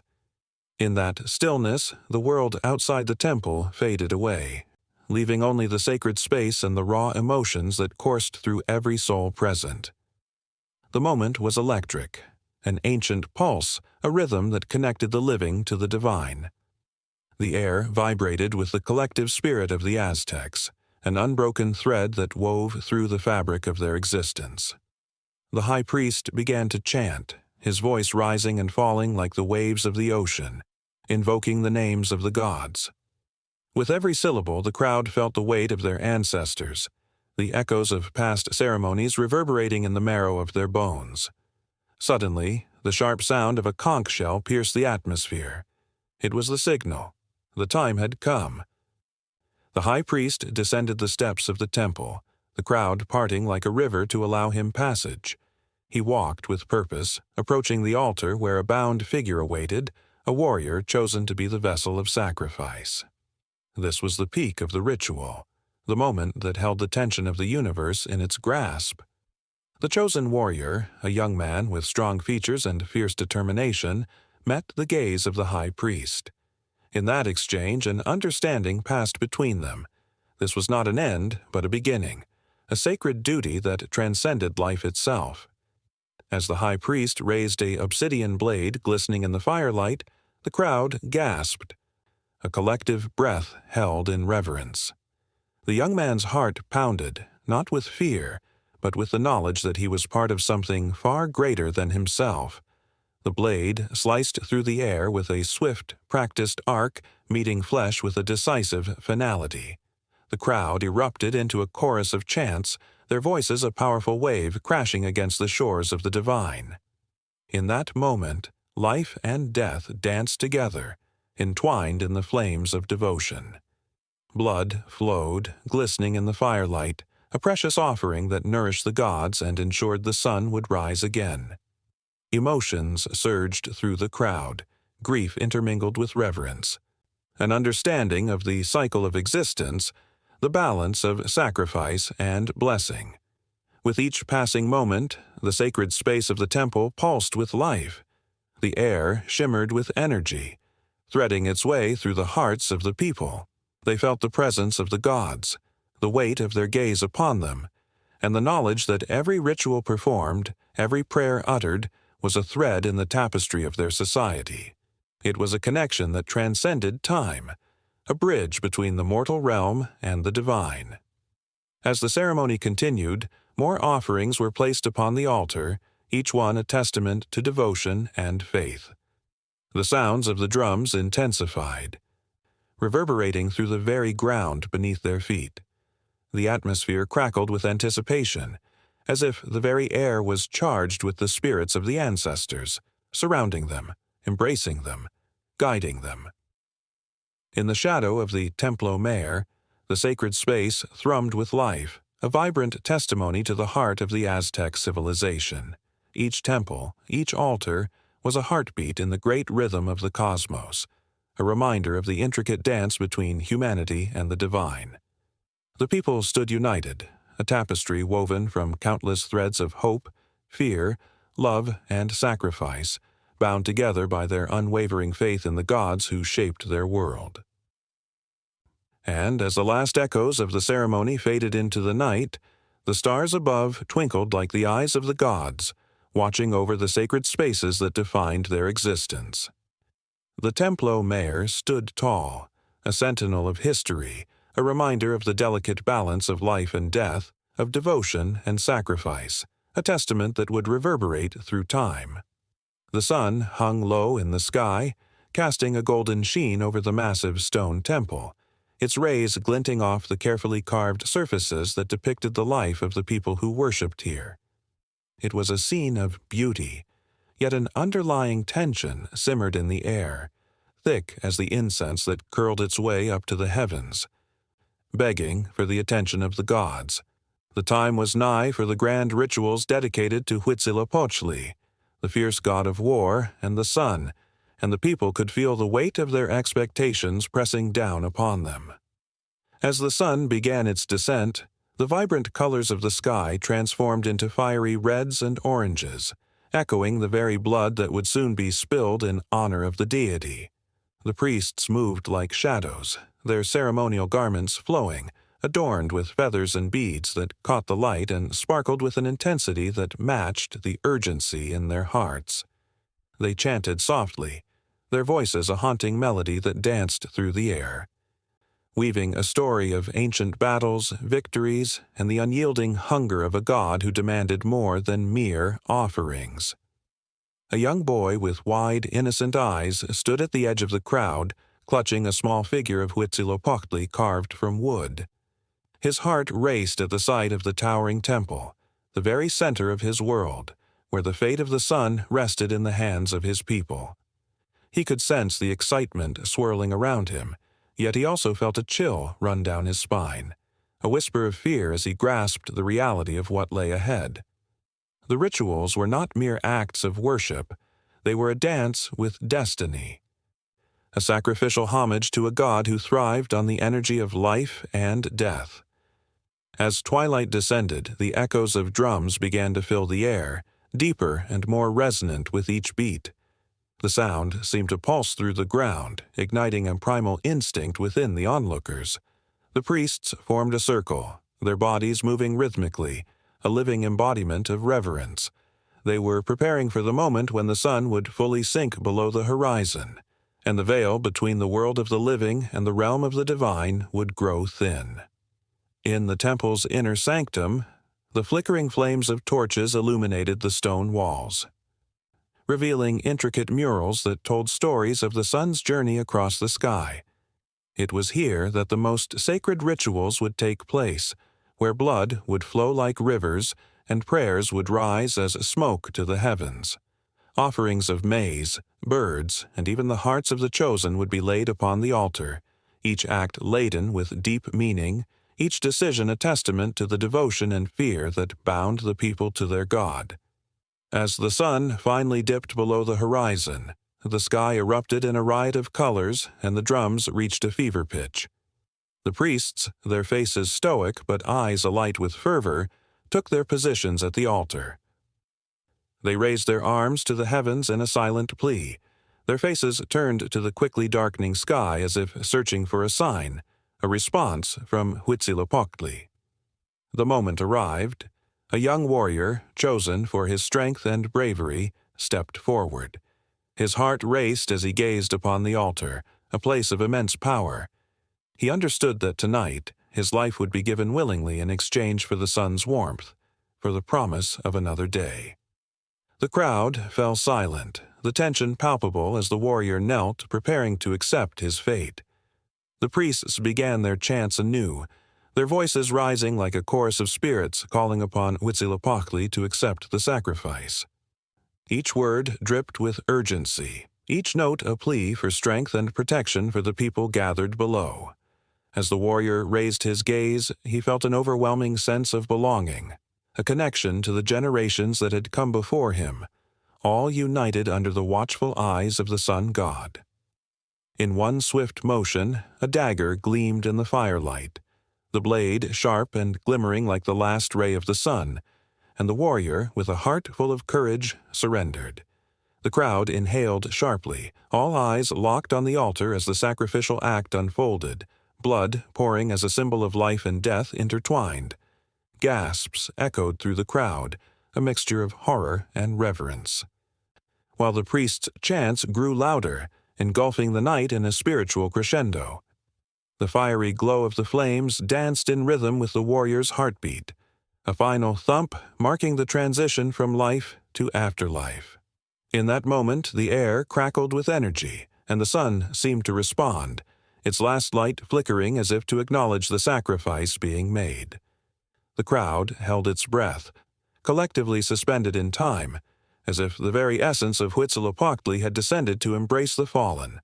As the blood pooled on the stone altar, it was not just a sacrifice, it was a promise that the sun would rise again, that the warmth would return to the land, nurturing the corn and beans that fed the people. A promise that in this cycle of life and death, the spirit of the warrior would soar high alongside Huitzilopochtli, forever a part of the sun's unyielding journey. With every beat of the drums, the heavens seemed to shift, and a low rumble echoed in the distance. Thunder, perhaps, or the very breath of the god himself, acknowledging the devotion of his people. The tension in the air was electric, the sense of unity binding them all together, a tapestry woven from sacrifice, fear, and hope. As the ritual continued, the priest raised a hand to the sky, signaling the moment of transformation. The flames crackled and the darkness deepened, but it was not a void. It was a canvas waiting to be painted with the colors of dawn. The people, still in a trance, felt the pull of the sun, an invisible thread connecting them to Huitzilopochtli, a reminder that the cycle would continue and life, with all its beauty and brutality, marched on. The air was thick with the scent of smoke and iron, the cries of the wounded mingling with the distant echoes of war drums. In the shadows of the mountains where the light hardly dared to tread, warriors prepared for a clash that was more than a mere battle. It was a bloodletting ritual, a sacred act drenched in history and pain. For the ancients, victory was not just a triumph. It was a pathway to the divine. The warriors wore their war paint like badges, each stroke telling stories of valor, vengeance, and sacrifice. Their eyes glimmered with a fire ignited by the promise of glory, but beneath that fierce exterior lay a deeper, darker truth. Each life taken was an offering, a blood sacrifice to the gods they revered. In the valleys below, the villagers gathered, hushed whispers bubbling up from anxious lips. They understood that the blood spilled on the battlefield would echo through the ages, a currency of sorts exchanged in the name of survival and supremacy. Every fallen soldier became a vessel, carrying the weight of their people's hopes and fears. The sun began to lower, casting a golden hue over the terrain, but the warmth felt distant. The chill of impending loss wrapped around the hearts of those who waited. As the armies collided, the ground trembled, a living, breathing entity soaked in the life force of countless lives. Steel met steel, and the sound was a symphony of chaos, a haunting melody of desperation. Each clash was not merely a fight for land or power, but a ceremony, a sacred tradition where the blood of the brave would flow freely. Among the combatants, one warrior stood out, eyes blazing with the fire of destiny. His name was Kale, a man marked by the scars of his past, each one a testament to battles fought and friends lost. He charged forward, heart pounding, driven by a force greater than himself, an urge to prove his worth to both his clan and the spirits that watched from beyond. Yet, with every swing of his sword, Kale felt the weight of what he was doing.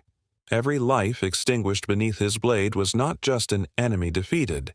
It was a life that could have nurtured a family, dreams that would never see the light of day.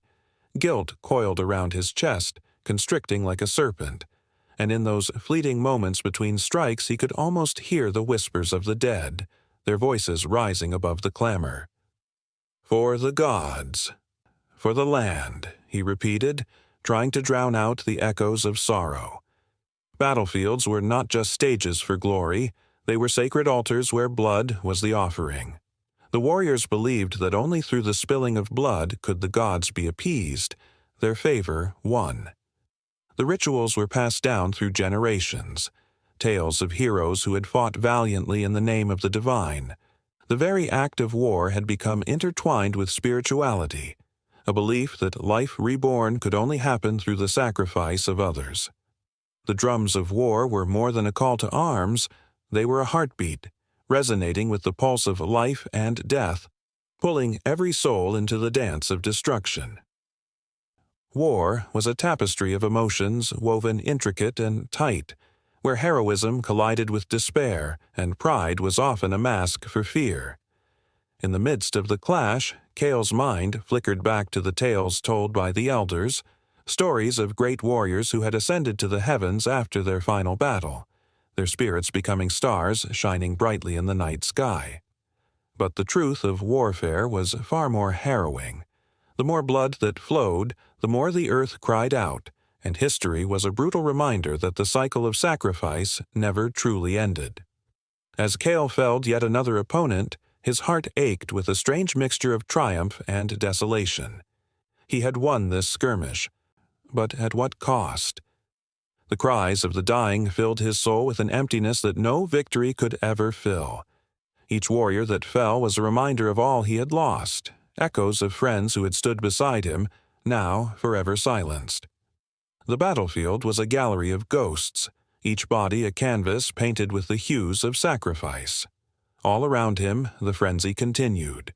Warriors, fueled by adrenaline and fervor, fought like possessed beings, eyes wild with the fury of the moment. They sought not just victory, but a connection to something far more profound. In their minds, the blood they shed was not just for their tribe, but for the gods who governed their fates. They believed that in battle, they could carve their names into the annals of history, that their sacrifices would ensure the prosperity of their people. But victory was often a double-edged sword. The spoils of war brought riches, but they also brought the weight of the dead. The cries of the bereaved would rise from the ashes of every victory, the mothers mourning sons lost, the wives left alone, and the children who would never know their fathers. Every drop of blood spilled would haunt the living, a reminder that warfare was a bittersweet melody composed of glory and grief. As the sun dipped below the horizon, casting long shadows over the battlefield, Kale stood amidst the chaos, panting and bloodied. The sound of clashing swords faded, replaced by an ominous silence that fell like a shroud. He looked around. The bodies of the fallen lay scattered, a grim testament to the cost of their beliefs. In that moment, he realized that warfare was more than just an act of aggression. It was a profound sacrifice, an offering to the gods that demanded more than just blood. It demanded souls. The tension thickened, drawing tighter around him as if the earth itself mourned for the lives lost and the sacrifices made. Each warrior alive still felt the burden of the fallen, a collective weight pressing down on their hearts. And in this haunting silence, as the last echoes of war faded into the night, Kale was left with a choice. Would he continue to fight, to spill more blood in the name of honor, or would he seek a different path, one that honored the dead instead of chasing after the fleeting shadows of glory? The answer was as elusive as the mist rising from the ground, intertwining with the souls of those who once fought, leaving behind a question that lingered in the air, heavy with unspoken truths. The sun hung low in the sky, casting eerie shadows over the sacrificial altar, a grim monument that had witnessed countless lives extinguished in the name of deities. The air was thick with tension, and a chilling wind whispered among the spectators, carrying faint cries that echoed through the ages. This was not merely a ritual. It was a profound statement of belief, a desperate bid for divine favor, and a testament to humanity's unyielding quest for meaning in the face of mortality. Captives, those whose lives hung by a thread, held a significance that transcended their very existence. They were not just individuals, but symbols of hope, despair, and the age-old dance between life and death. To the people who gathered around the altar, they were precious offerings, chosen from among the most vulnerable, fated to embody the sacrifices that would appease the gods and bring prosperity to their communities. Bound by ropes that cut into their skin, the captives awaited their fate. The flickering flames of torches reflected off their wide, terrified eyes, mirroring the fear that gripped the hearts of onlookers. Each captive had a story, a past filled with dreams and aspirations, now reduced to mere pawns in a ritual game. Among them stood a young woman, her spirit unbroken, despite the heavy weight of impending doom. She had been taken from her village, her laughter silenced, her future extinguished. Yet, within her, a flicker of defiance burned, a reminder that even in the face of death, humanity could not be entirely quelled. The crowd surged forward, their faces a tapestry of emotions, some filled with reverence, others with morbid curiosity. The drums began to beat, a rhythmic pulse that resonated with the earth's core. Each thud echoed a heartbeat, a reminder that life was fleeting, and death was an inevitable conclusion. As the tempo quickened, the captives felt the weight of their impending fate, their bodies trembling as the sound washed over them like a tidal wave, sweeping them towards the unknown. Sacrifices were not simply acts of violence. They were steeped in meaning and ritual. Every detail mattered: the way the captives were dressed, the offerings placed beside them, the chants that filled the air. It was a dance of tradition, a performance that connected the living to the divine. The captives became vessels, the embodiment of hope for bountiful harvests, protection from misfortune, and the assurance of prosperity. They were offerings that transcended time, linking the past to the present and weaving a narrative that would be shared for generations. As the ceremony progressed, a priest stepped forward, cloaked in robes that shimmered like the night sky. His voice rose above the thundering drums, weaving a tapestry of prayers and invocations. He called upon the gods, each name rolling off his tongue like a sacred incantation. With every utterance, the tension in the air thickened, a palpable force that bound the crowd to the altar. This was a moment of collective breath. Everyone held their inhale, waiting for the climax of the ritual that would soon unfold. The captives stood silent, their spirits flickering like the dying embers of a fire. They could hear the distant murmurs of their loved ones, memories flooding their minds, images of laughter and warmth striking in stark contrast to the cold grip of fate that held them. The young woman thought of her family, her mother's embrace, the laughter of her siblings, all of it fading like the last light of the day. Fear gripped her heart, but alongside it, a strange acceptance bloomed. In this moment, she was a part of something larger. Her sacrifice would echo through the ages. It would have meaning, a purpose that transcended her own life. Then came the moment of truth. The priest raised a ceremonial dagger, its blade glinting ominously in the fading sunlight. The crowd gasped, a collective intake of breath that seemed to suspend time itself. The young woman closed her eyes, her heart racing, a whirlwind of emotions crashing inside her. It was the moment they had all been waiting for, the climax of devotion and desperation, where faith met fear. As the dagger descended, the world around her blurred into a haze of colors and sounds. The beating drums reached a crescendo, vibrating through her very being, and in that heartbeat she felt a strange sense of calm. This was it, the moment where the boundary between life and death would dissolve, and she would transcend her own existence. She envisioned the faces of her ancestors, the ones who had come before her, who had made their own sacrifices in their time. They were all connected, an unbroken thread through the fabric of humanity.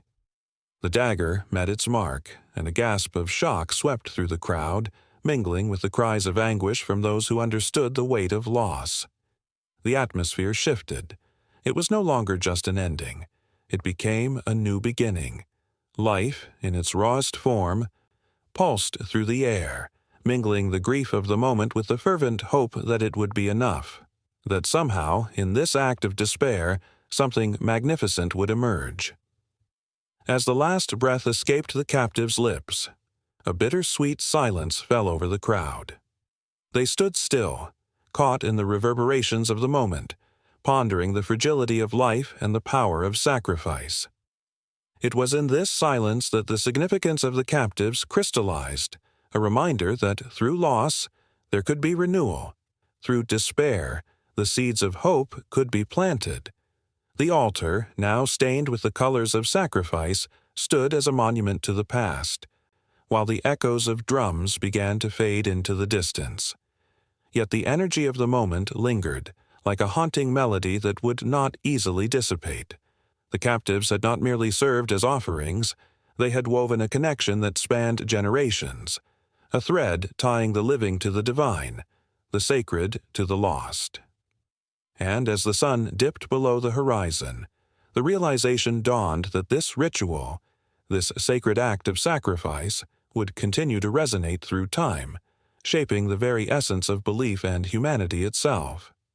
The sun dipped low on the horizon, casting a fiery glow over the valleys of the Aztec Empire.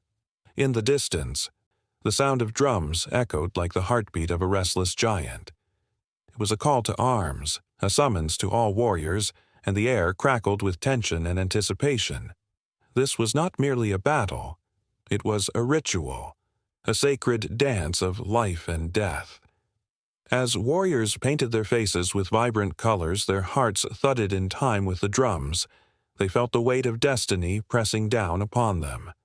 The Flower Wars had begun, a series of conflicts that were more than just territorial disputes. Their true purpose lay hidden beneath layers of tradition and belief, rooted deeply in the very essence of their culture. These ferocious engagements were a prelude to something far more significant, a chance to honor the gods through sacrifice. The warriors, fierce and proud, were not driven solely by the desire for conquest. Instead, they marched into battle with the knowledge that every life taken was a gift to the gods, a payment for the bounty of the earth. They believed that their sacrifices would ensure the sun's return each morning, that the crops would flourish, and that their people would thrive. With each step, they carried the weight of their ancestors, echoes of prayers that had been offered for generations, urging them toward glory or doom. As the armies clashed, the air filled with the sounds of clanging weapons and battle cries, a cacophony that resonated with the raw energy of the struggle. Blood spilled upon the fertile ground, soaking into the earth as the warriors engaged in a deadly ballet of skill and ferocity. Some bore elaborate feathered headdresses, symbols of their rank and valor, while others wielded obsidian blades that glimmered like dark stars in the chaos. The vivid colors of their garments seemed to dance in the sun, a stark contrast to the grim realities of war. Every fallen soldier was a vital piece of a grand puzzle, a necessary sacrifice to the insatiable hunger of the gods. In the thick of battle, some warriors, realizing their fate, roared defiantly into the air, embracing the honor of their demise. It was a life lived in reverence, a life lived for the glory of the sun and the nourishment of their people. The skies watched, and the very earth trembled beneath the weight of their deeds. In these skirmishes, the warriors were not merely combatants, they were actors in a divine play, performing for an audience of celestial beings. Each battle was choreographed with precision, a ritualistic display that balanced on the knife's edge of life and death. The victors would capture their enemies, not merely for spite or revenge, but for the greater purpose of offering them up to the gods. It was a complex interplay of honor and brutality, the kind that sent shivers down the spine yet ignited the soul. Amidst the chaos, the scent of blood mingled with the sweet fragrance of flowers that had been cast upon the ground, a poignant reminder of the duality of existence. Each blossom represented a life given, a vibrant offering to the heavens, a paradox of beauty and destruction. The Aztecs believed that the flowers would appease the gods, softening their fierce hearts and ensuring the survival of their civilization. As the battles raged on, whispers of prophecy wound through the air. The priests, draped in their ceremonial robes, stood on the edges of the conflict, their sharp eyes scanning the tumult. They were the bridge between the warriors and the divine, interpreting the will of the gods and guiding the sacrifices that were to come. Their chants reverberated like echoes in a cavern, imbuing the warriors with fervor and purpose. The priests had visions, glimpses of the future that hinted at darker times ahead, and they knew that the Flower Wars were only the beginning of a greater cycle, a relentless wheel of life and death. In one particularly fierce clash, a young warrior named Tlaloc fought valiantly, his heart ablaze with honor. He was determined to prove himself, to earn a place among the stars. But the chaos of battle was a merciless teacher, and soon he found himself face to face with an enemy, a fierce warrior who matched his every move. Their blades clashed like thunder, and for a moment, time stood still. In that fleeting instant, Tlaloc glimpsed a future where the cycle of sacrifice would escalate, where the cries of the fallen would haunt the land. As he fought, Tlaloc felt the weight of destiny heavy on his shoulders, an ancient prophecy urging him to take action. With a final blow, he struck down his opponent, feeling a surge of triumph mixed with deep sorrow. The fallen warrior's eyes glazed over, and Tlaloc understood. The true price of victory was paid in lives. He knelt beside the lifeless body, a mixture of reverence and grief washing over him. The flower wars were not just about glory in battle, they were a gateway to something deeper, a call to the very essence of existence. Each fight was a step toward fulfilling an unending cycle, one that demanded blood and honor in equal measure. The ground, soaked in crimson, echoed the hearts of those left behind, a haunting reminder of what was lost in the pursuit of favor from the gods. In the distance, the sun dipped even lower, casting long shadows over the battlefield. The drums continued to beat, a relentless, driving force that promised more battles to come. The warriors would return, and with them, the cycle would continue. Spiraling ever onward into the unknown. The air was thick with anticipation, a tangible promise of what lay ahead, as the echoes of the fallen whispered through the winds, urging the living to honor their legacy and prepare for the sacrifices that would shape their fate. The flower wars had only just begun. The air crackled with a tension so thick it could be sliced with a knife. Villagers gathered at the edge of the sacred grove, their breaths hanging in the chill of the evening. Shadows danced beneath the towering trees, whispering secrets of the past, as the sun sank low, painting the sky in hues of crimson and gold. Tonight was not just another night. It was the eve of the ritual of the new fire, an ancient ceremony that pulsed with the heartbeat of the earth itself. A flicker of flame erupted from the heart of the ceremony, drawing gasps from the crowd. The fire was a living entity, a symbol of rebirth and renewal. It would emerge from the ashes of the old, a beacon of hope that promised a fresh beginning with every cycle of the seasons. The villagers wore garments woven with natural fibers, their faces painted with symbols that told stories of their ancestors. Each mark was a history, a blessing, and an offering, all rolled into one. As night descended, the elder stepped forward, his voice low and resonant. He spoke of the new fire as if it were a beloved child, a force that could banish darkness and despair. The villagers listened, hearts thudding in their chests as they anticipated the spark that would ignite hope for the year ahead. Flickers of anxiety and anticipation mingled in the cool air, a reminder that this ritual was steeped in both reverence and the weight of expectation. With a deep breath, the elder raised a torch, its flames licking the air, and the villagers responded in unison, their voices rising like a hymn. They called upon the spirits of the ancestors, seekers of wisdom long gone, asking for guidance and strength. The crackling fire answered their call, its flames dancing wildly, igniting their hopes as they reached out, yearning for connection, for assurance that they were not alone. But as the chanting grew louder, a sudden gust of wind whipped through the grove, sending chills down spines. Leaves rustled and the flames flickered uncertainly, casting uneasy shadows on the anxious faces of the villagers. Doubts crept in, whispering that perhaps the fire would not come, that the cycle of renewal might break, leaving them stranded in a harsh, unyielding winter. The elder paused, sensing the shift, his grip tightening on the torch as he gathered his resolve. In that moment, a young girl stepped forward, her eyes wide with hope and determination. She carried a small bundle of kindling, her small hands trembling with the weight of history and expectation. The villagers fell silent, holding their breaths as she knelt before the elder, offering her gift to the flame. It was a simple act, yet it carried the essence of the entire community. Their hopes, their fears, their very existence hinged upon this moment.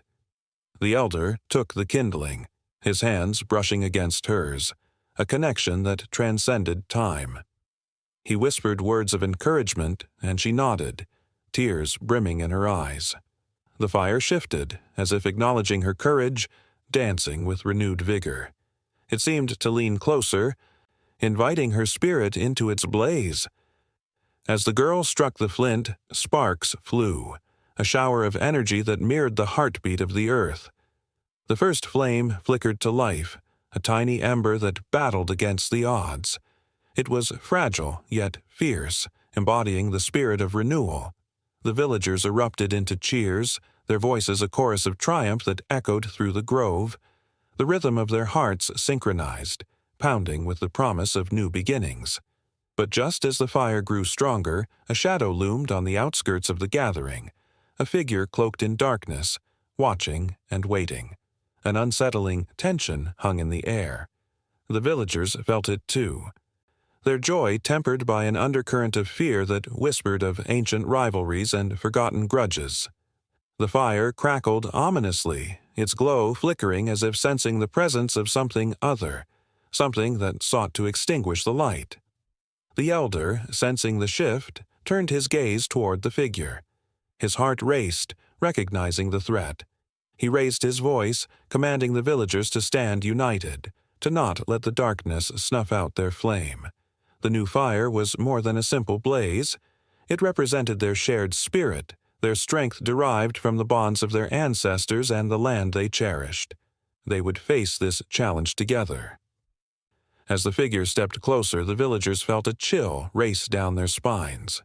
The atmosphere crackled with tension, each heartbeat a reminder of the stakes at play. What would happen if the warmth of the new fire was quenched?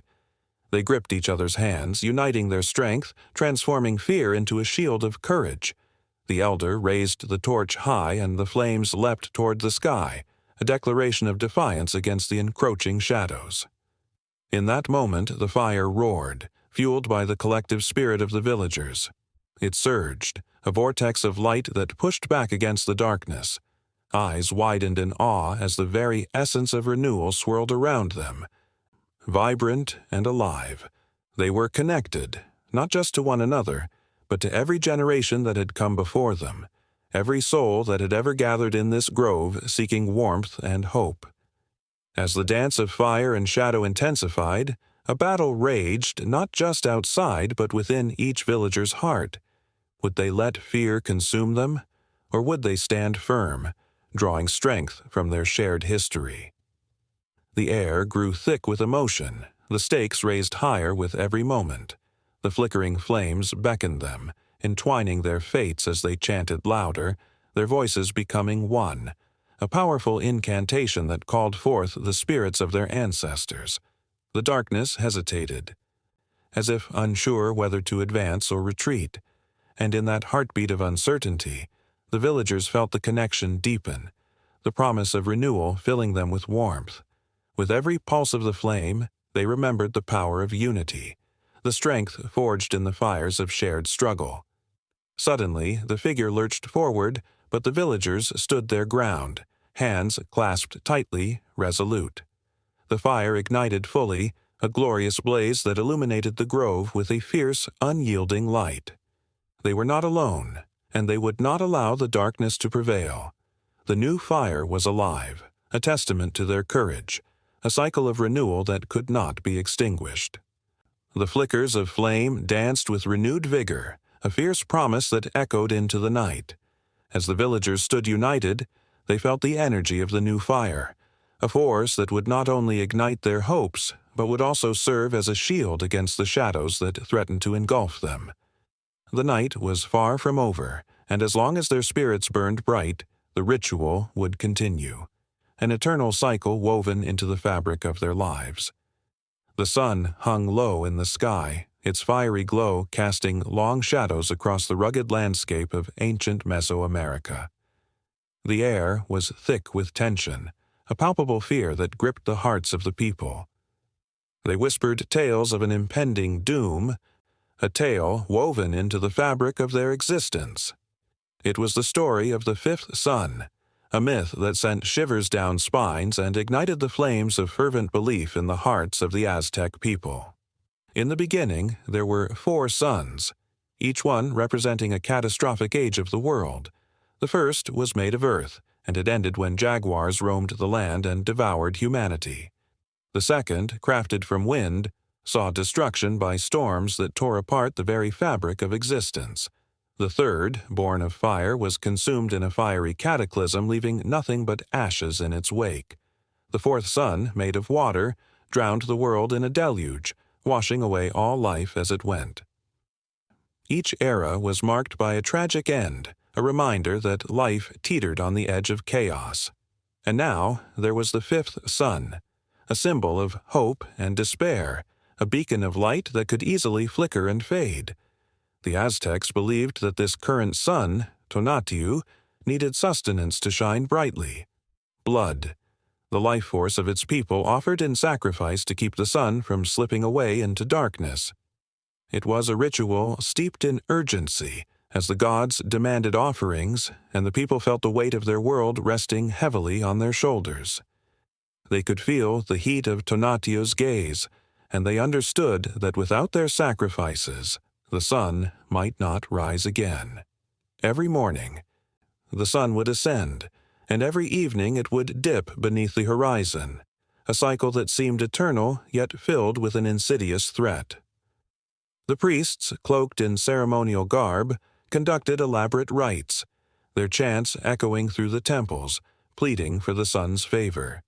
But the fear lingered, the fear that the fifth sun was fragile, teetering on the brink of extinction.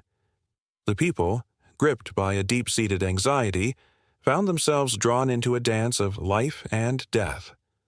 One fateful day, as the sun reached its zenith, a chilling wind swept through the valley. The leaves rustled in an eerie chorus, and the earth trembled beneath the weight of unspoken dread. An omen. The elders gathered in the temple, their faces etched with worry as they recalled the prophecies that spoke of the sun's demise. It was said that when the fifth sun faltered, a dark age would descend upon the earth.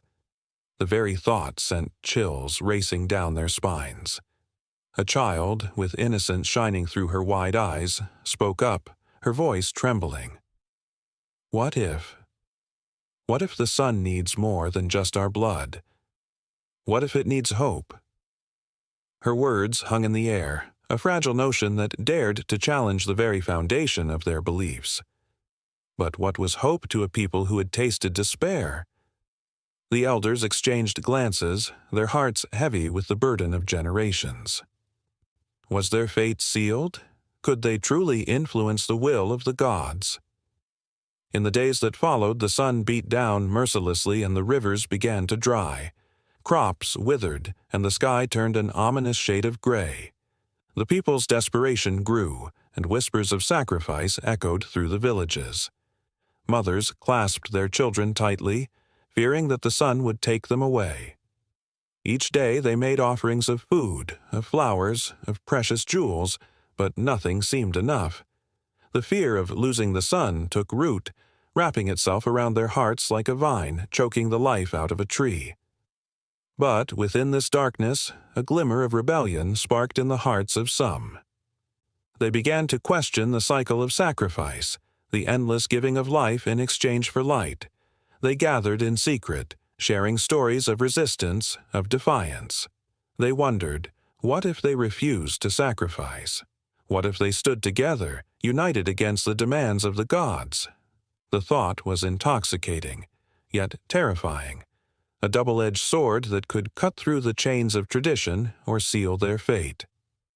On the eve of the great festival, the people gathered, their breaths hitching as they prepared for the most significant sacrifice of all. The air buzzed with anticipation and dread. As the sun dipped below the horizon, painting the sky in hues of crimson and gold, the priests raised their voices to the heavens, calling upon Tonatiuh to bless them. The tension hung like a thick fog, and the people could feel the weight of their ancestors pressing down upon them. In that moment, a ripple of fear surged through the crowd. They sensed it. The sun was dimming, flickering as if uncertain of its place in the sky. Terror gripped their hearts.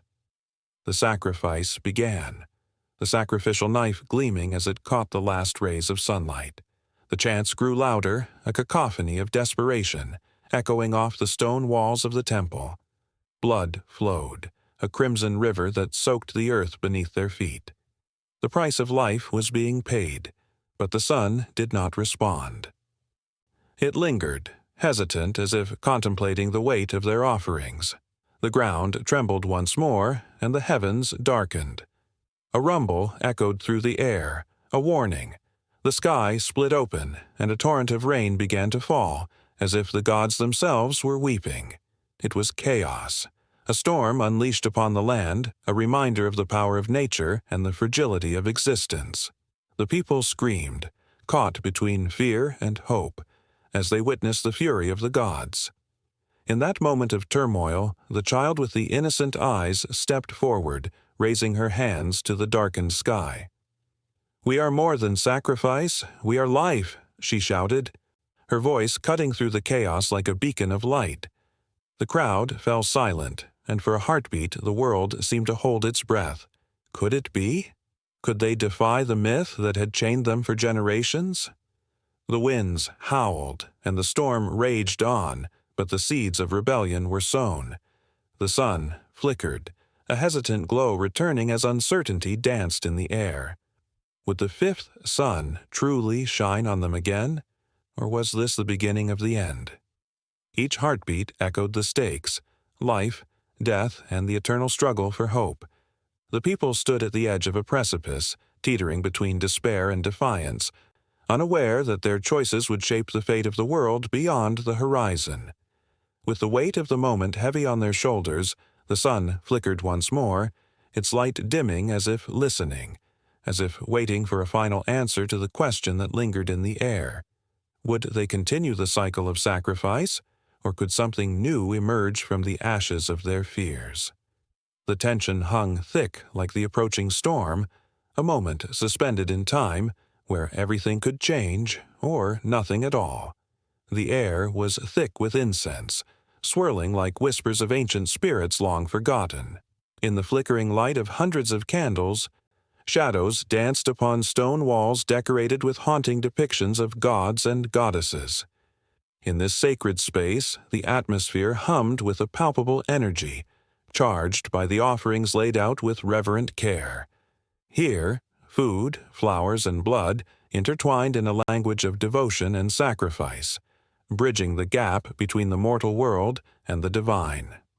A woman kneeled before a small altar, her hands trembling as she arranged fresh fruits, vibrant pomegranates, glistening grapes, and sun-ripened figs.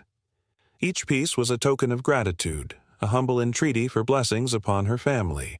The sweet scent of ripe offerings enveloped her, wrapping around her like a comforting shawl as she poured her heart into each placement.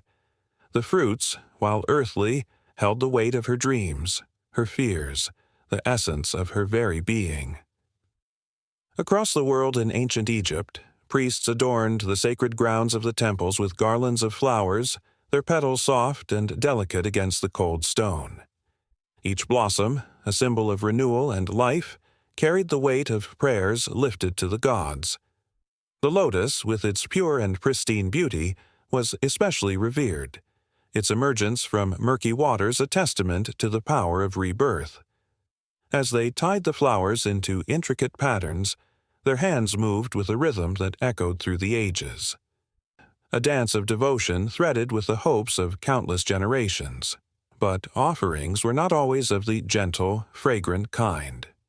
In the heart of Mesoamerica, the Aztecs engaged in rituals that sent shivers down the spine of even the bravest warriors. Here, blood was the ultimate offering, an elixir of life to appease the gods who demanded it in exchange for sunlight, rain, and harvests. High atop the pyramid, under the watchful gaze of the sun, priests performed ceremonies that throbbed with tension, the air thick with anticipation. A heart, still beating, was a sacred gift, a promise of prosperity for the land below. As the sun dipped toward the horizon, painting the sky in hues of blood and gold, the cries of the faithful mingled with the drumbeats, creating a symphony of desperation and hope. Underneath the surface of these rituals lay a profound understanding of life's cycles. Offerings were not mere transactions. They were heartfelt exchanges that honored the intertwining fates of humanity and the divine. The sweet fruits, the vibrant flowers, and the crimson blood spoke of love, loss, and the eternal quest for favor from unseen powers. The people believed that to give was to live, to hold offerings close was to weave oneself into the fabric of existence. In the quietude of a monastery in medieval Europe, monks gathered daily to present their simple yet powerful offerings to God. Freshly baked bread, still warm, was placed on the altar along with goblets of wine, representing the body and blood of Christ. Each loaf was crafted with care, the dough kneaded with hands that prayed for redemption and forgiveness. As the monks chanted, their voices rising like incense toward the heavens, the weight of their offerings lingered in the air, a sacred connection forged by faith. While in the vibrant markets of ancient India, merchants displayed their wares, spices, grains, and fragrant flowers, transforming the atmosphere into a tapestry of color and scent. Each transaction was an offering to the gods, a means of ensuring prosperity and protection. The sounds of laughter and bargaining filled the air, but beneath it all lay an undercurrent of reverence. As each customer selected their offerings, they whispered blessings into the wind, sending prayers swirling into the unknown. Every culture, every time, shared this primal understanding, to honor the unseen forces that governed their lives. Offerings were the heartbeats of civilizations, throbbing with emotion, desire, and hope. They were rituals that transcended time and space, binding people together in a shared purpose that resonated with the very essence of being human. As twilight deepened, shadows grew long, and the air shimmered with the weight of prayers unspoken. A sudden rustle interrupted the hush. In the flickering candlelight, someone approached the altar, eyes filled with a wild desperation. Their stomach twisted in knots, a tormenting mixture of fear and longing. Frantically, they reached for the offerings, a last-ditch attempt to turn their fortune around. The intensity of the moment hung thick in the air, an electric pulse that sent chills down the spine. Would their fervent wish be answered, or would they leave empty-handed, the weight of their unfulfilled desires clinging like a shroud? Across distant lands, the same tension played out in temples and sacred groves, where hearts beat for validation, mercy, and love. Offering after offering flowed forth, each one a conversation with the divine, a plea for understanding in a world that often felt cold and unyielding. In that space between the mortal and the divine, the air crackled with the energy of hope, fear, and the eternal dance of life and death. As the last rays of sunlight slipped below the horizon, a collective breath was held. What had been offered was out of their hands now, floating into the unseen ether where gods listened and watched with all-seeing eyes. The weight of belief hung in the air, a fragile thread that bound all who dared to reach out with open hearts. And as the night deepened, the flicker of those candles continued to burn, a beacon for the lost, the longing, and the lovers of life itself. Their stories were far from over. They were but a whisper on the wind, beckoning the heart to feel, to believe, and to continue the sacred ritual of offerings, ever yearning for connection and understanding. The flickering flames cast long shadows on the walls of the ancient cave, where the air vibrated with anticipation. Drumming echoed like a heartbeat, rhythmic and primal, urging the souls gathered around the fire to move, to feel, to connect. As the first notes of a haunting melody filled the air, a spell was woven, a bridge between the living and the spirits. In this sacred space, music and dance were not mere entertainment. They were lifelines to the ancestors, whispers of the past that echoed with urgency. From the earliest days of human existence, music and dance have intertwined themselves into the fabric of rituals, becoming essential elements in the tapestry of life. In countless cultures, the heartbeat of drums signaled the arrival of significant moments, marking birth, death, and everything in between. In ancient Egypt, priests would chant incantations, their voices rising like incense smoke, drifting towards the heavens. The rhythm of their bodies swayed in time with the music, each movement an offering to the gods. The Nile, a river that nourished their existence, flowed through their songs, a reminder of life's cyclical nature. Among the indigenous tribes of North America, music and dance were woven into every aspect of existence. The powwow, a gathering of tribes, became a sacred celebration where the past met the present. As singers raised their voices in harmony, the stories of their ancestors spilled forth, each note a brushstroke painting images of struggle, victory, and resilience. The dancers, adorned in vibrant regalia, transformed the earth into a canvas. Their movements told tales of the buffalo's grace and the eagle's flight. Together, they created a living history, where each step and beat resonated with the heartbeat of the land they called home. In Africa, music and dance have long served as vital expressions of communal identity. The griots, or storytellers, used their songs to preserve history and convey wisdom. Under the starlit sky, they would strum their kora, a stringed instrument, while listeners swayed, caught in the spell of their words. The songs brought to life the struggles and triumphs of their people, inviting all to join in a dance of remembrance. As the rhythm intensified, so did the energy. Bodies moved as one, pulsating with the essence of their ancestors, calling forth spirits to bless the gathering. In the temples of ancient Greece, music was a sacred thread woven into the fabric of worship. As the worshippers gathered, the lyre's strings sang the praises of Apollo, the god of music, poetry, and prophecy. Choral dances celebrated the changing seasons, each step a tribute to the divine. The ethereal sounds filled the air, inviting all to join in a sacred communion, their voices rising like smoke toward the heavens. Each celebration became a moment of transcendence, where the veil between the mortal and the divine grew thin, and the presence of the gods could be felt all around. In the sacred spaces of Hindu temples, the powerful vibrations of the mridangam and the gentle strings of the sitar merged with the sound of chanting, creating a divine symphony. Devotees would gather, their hearts synchronized with the rhythm of the universe, surrendering themselves to the dance of creation. The Bharatanatyam dancers, with their intricate footwork and expressive gestures, conveyed stories from ancient texts, each movement imbued with layers of meaning and devotion. As the audience watched, they were not mere spectators. They became part of the ritual, united by the shared experience of spirituality and art. As the sun dipped below the horizon, casting a golden glow over ancient Mesoamerica, the sound of conch shells echoed through the valleys. The Aztecs and Maya gathered for their ceremonies, where music and dance played a crucial role in honoring their deities. The flutes and drums resonated with the heartbeat of the earth, beckoning the spirits to join the festivities. Dancers adorned in elaborate costumes moved in synchronized patterns, their bodies telling stories of creation, fertility, and rebirth.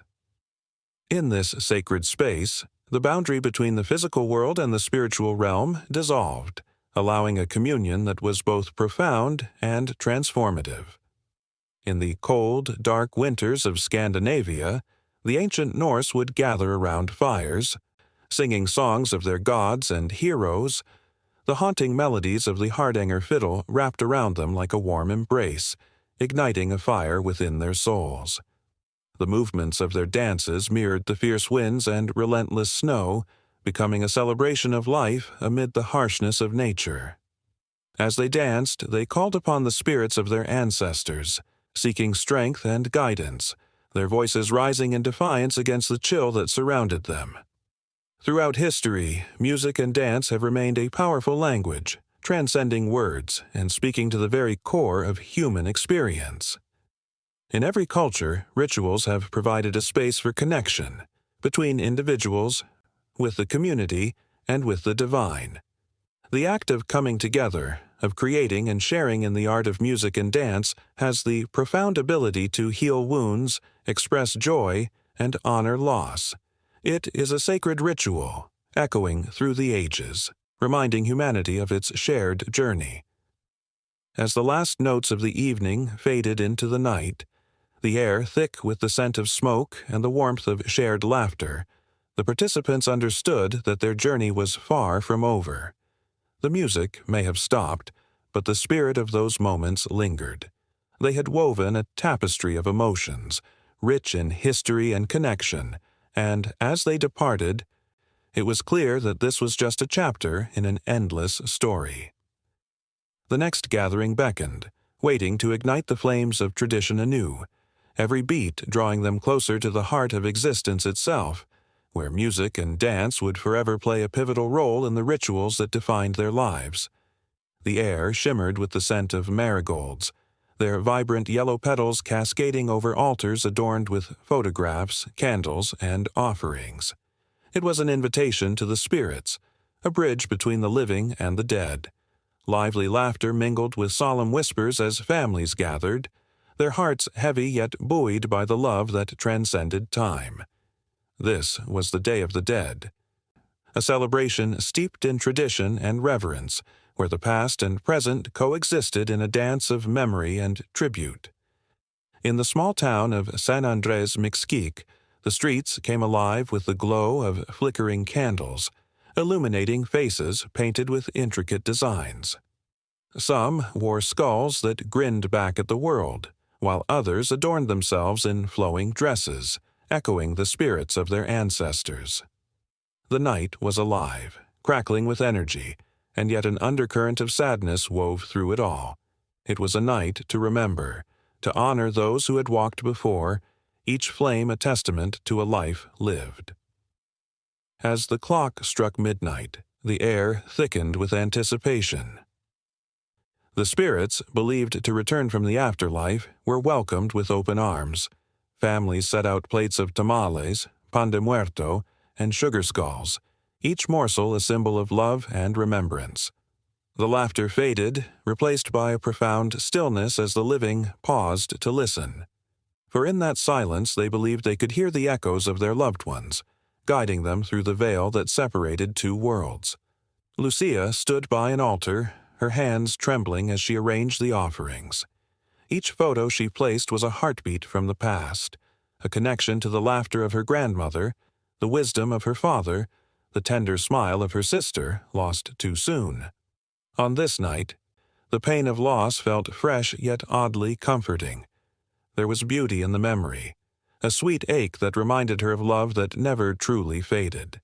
She whispered a prayer, her voice barely above a whisper, hoping her words would carry to the spirits, a message of longing and gratitude.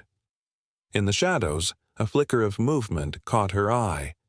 A figure danced between the gravestones, wrapped in a cloak that seemed woven from the night itself.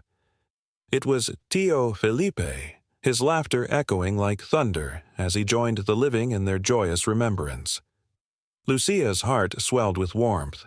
He had loved the Day of the Dead with a passion that burned brightly, and now, it seemed, he had returned to share in the celebration. But the night held more than just joy.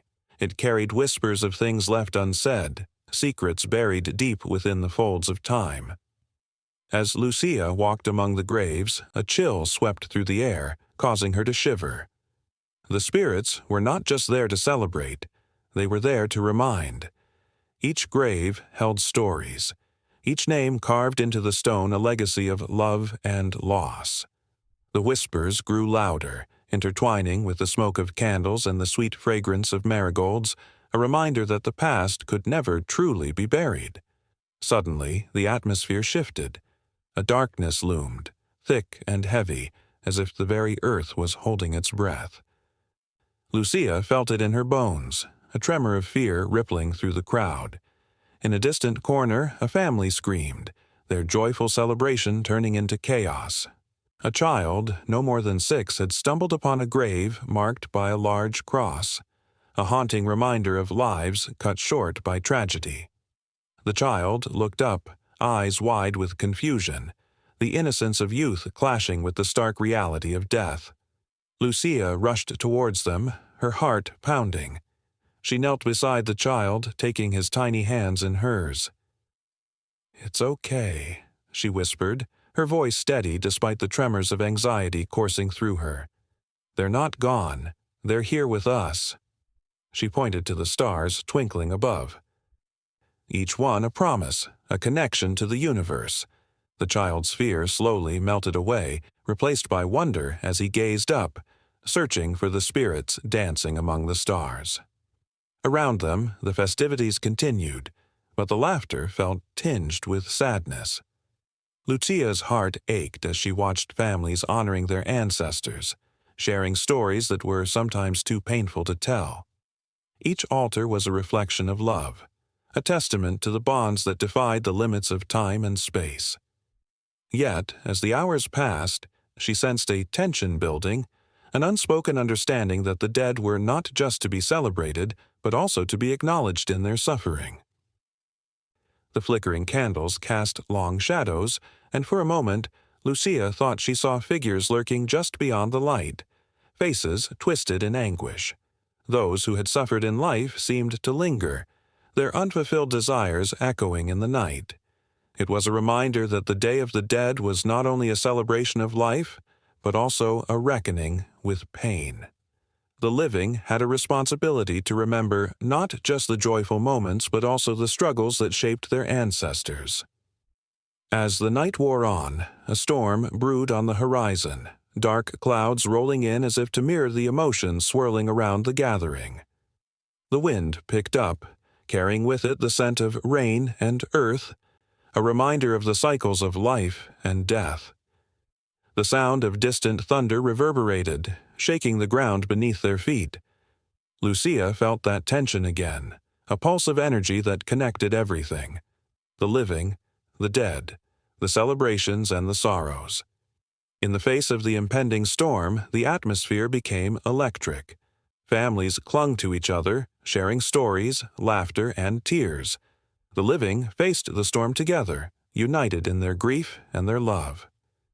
Lucia took a deep breath, the weight of history heavy on her shoulders. She glanced at the altar, at the photographs of her loved ones, and felt an overwhelming urge to tell their stories, to ensure they would never be forgotten. As lightning streaked across the sky, illuminating everything in a blinding flash, Lucia knew that the night was far from over. The spirits were restless, their stories yearning to be told. There was more to uncover, more connections to be made.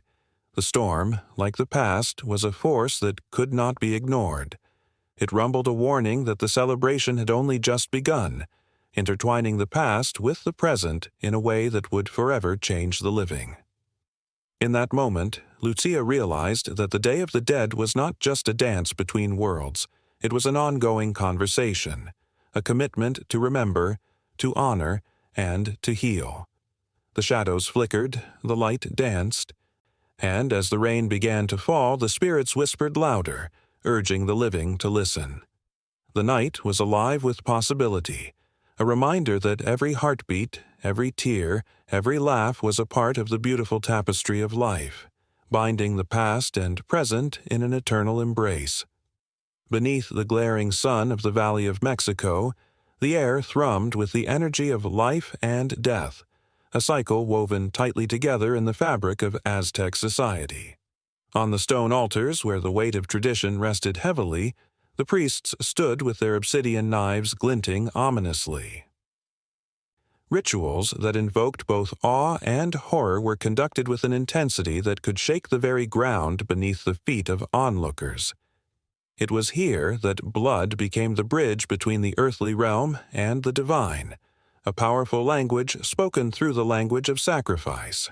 The Aztecs believed that the gods had given their blood to create humankind and to sustain the sun, their greatest deity. Human blood was the offering required. In this relentless cycle of sacrifice, the Aztecs not only sought to nourish their gods, but also instilled a sense of purpose and community among their people. As the blood flowed, it carried with it whispers of power, urging neighboring cultures to look upon the Aztecs with a mix of fear and fascination. Among the Tlaxcalans, who dwelled a mere stone's throw away from the Aztec heartland, the ceremonies of their formidable neighbors stirred a complicated brew of respect and revulsion. They watched in horror as the Aztecs hewed hearts from living chests, but at the same time, they were drawn to the potency that such rituals seemed to bestow. It was a source of strength that Tlaxcalans sought to harness, even if they did not embrace the same methods. They began to incorporate elements of Aztec ritual into their own traditions, performing their own sacrifices, albeit with far less frequency and bloodshed, in a bid to invoke favor from their gods. The stories of these bloody offerings spread like wildfire. Tribes far and wide began to adopt aspects of Aztec ritualism. The name of Huitzilopochtli, the god of war, became a chilling battle cry. As warriors prepared for combat, they would chant prayers and offer up their own sacrifices to embolden their spirits before entering into fierce skirmishes. The presence of Aztec blood rituals loomed large, casting a shadow that encouraged an understanding that power and reverence could be drawn from such dark practices. Yet, the truth was that some were drawn to the Aztec way not through fear, but through envy. The riches that flowed from the heart of Tenochtitlan were too enticing to ignore. The Mixtecs, with their own rich culture, watched enviously as the Aztecs expanded their empire, drawing in tribute from conquered peoples. They began to adapt their own ceremonies, borrowing the grandiosity of Aztec sacrificial rites while tempering them with their own beliefs. Rituals that once focused solely on agricultural offerings now included elements of warfare, merging the sacred with the martial in a way that would echo through the ages. In Oaxaca, where the pulse of tradition had always run strong, the Zapotecs began to weave the essence of Aztec blood rituals into their own tapestry of beliefs. They sought the strength of the Aztec gods, but also the wisdom of their ancestors. The powerful symbolism of blood was not lost on them. It became a focal point of their own ceremonies. Even as the stones of their temples weathered time, the stories of the Aztec rituals would reverberate, a haunting melody that echoed through generations. As tales of Aztec magnificence spread, so too did tales of their terrifying power. Communities across Mesoamerica began to emulate the strength that came from the rituals. Hoping to channel the ferocity and passion that the Aztecs had made synonymous with their identity. Tribes once isolated began to form alliances, seeking to bolster their own defenses against the encroaching influence of the Aztec Empire. The fear of becoming a target for sacrifice spurred them into action, igniting a series of adaptations that forever altered their cultural landscapes. Even within the heart of the Aztec Empire itself, the rituals morphed and evolved. The priests, dressed in vibrant feathered attire, found new ways to symbolize their connection to the divine through performances that captivated the masses. The notion of sacrifice was transformed from a grim duty into a theatrical expression of devotion. Each festival became a spectacle, where blood was still the central offering, but now intertwined with songs, dances, and the vibrant colors of the universe. Witnessing these ceremonies, outsiders could not help but be entranced. The Maya, who once looked upon the Aztec practices with skepticism, began to see the value in their intensity. They sought to understand the relationship between fear and devotion, observing how the Aztecs wielded such power over their people. Over time, the Maya incorporated Aztec elements into their own rituals, seeking a path to divine favor in a world where the gods demanded tribute, in whatever form that might take.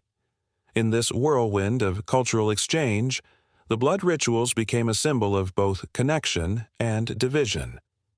A powerful dance where cultures embraced the essence of one another while remaining distinct. The intense emotions that surrounded these acts of sacrifice stirred a complex pot of admiration, fear, and respect that resembled a storm building on the horizon.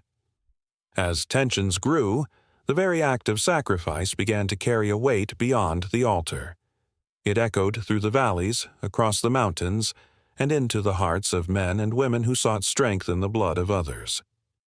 The Aztec influence was undeniable, a force that rippled through neighboring cultures, creating a legacy that could not be dismissed.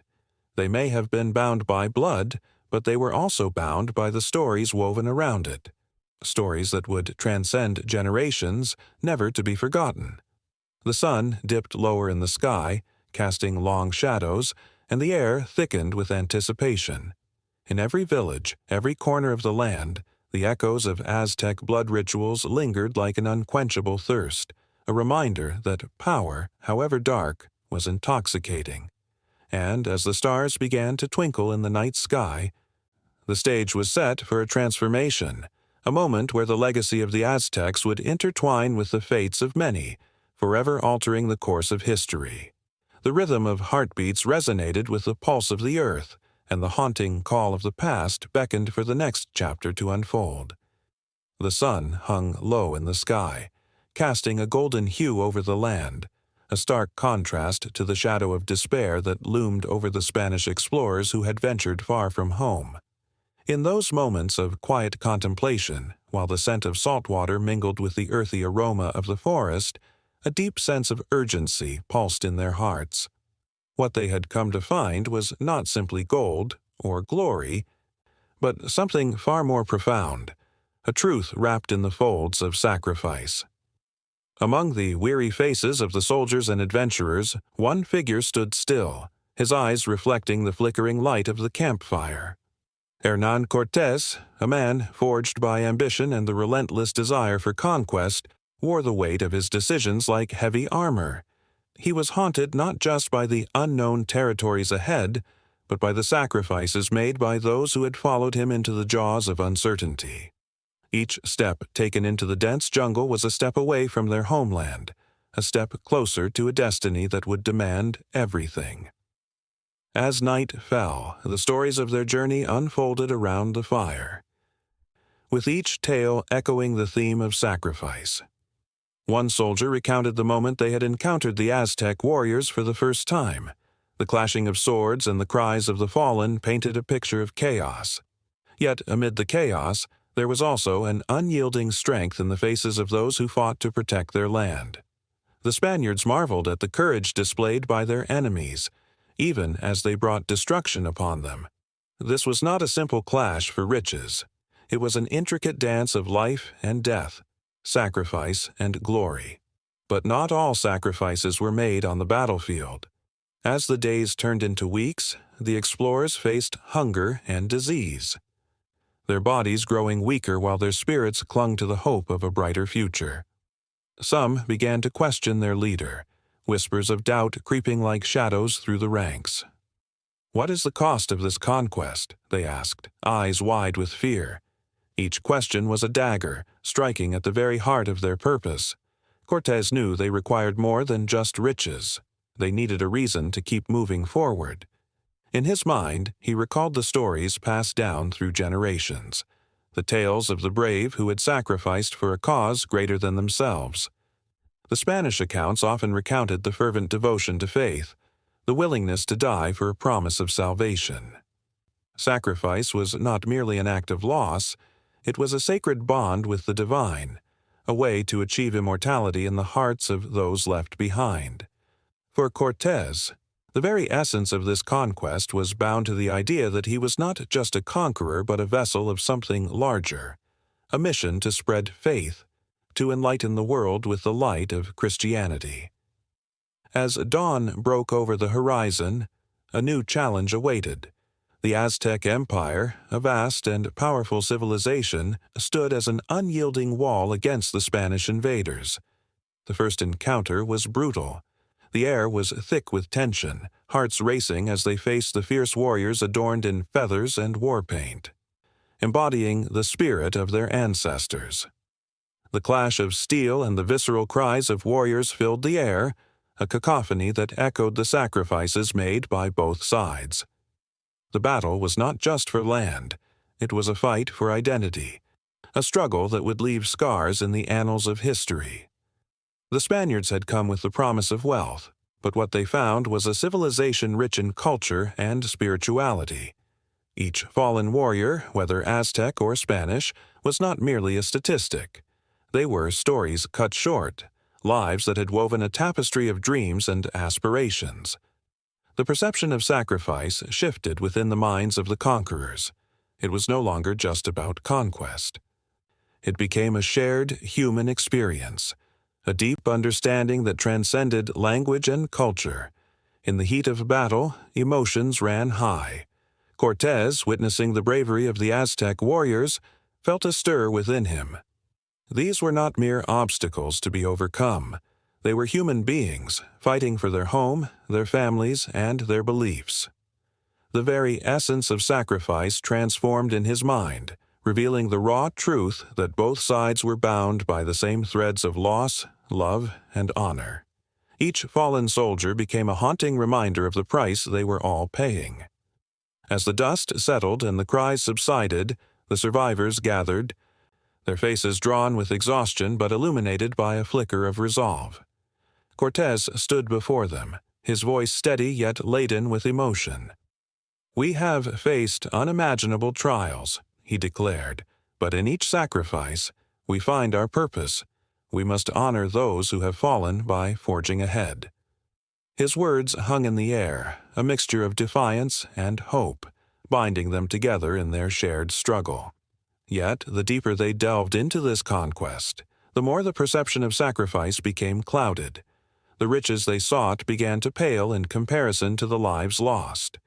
The realization struck that they were not just taking lives, they were obliterating cultures, histories, and generations of stories. Each town they conquered, each village they razed, echoed with the cries of those who had sacrificed everything. The beauty of their traditions became a painful reminder of what was at stake. The narrative of sacrifice began to morph, no longer just a noble endeavor but a bitter reflection on the cost of ambition. The clash of swords gave way to a quiet understanding that the true conquest lay not in gold or glory, but in the shared humanity that bound them all.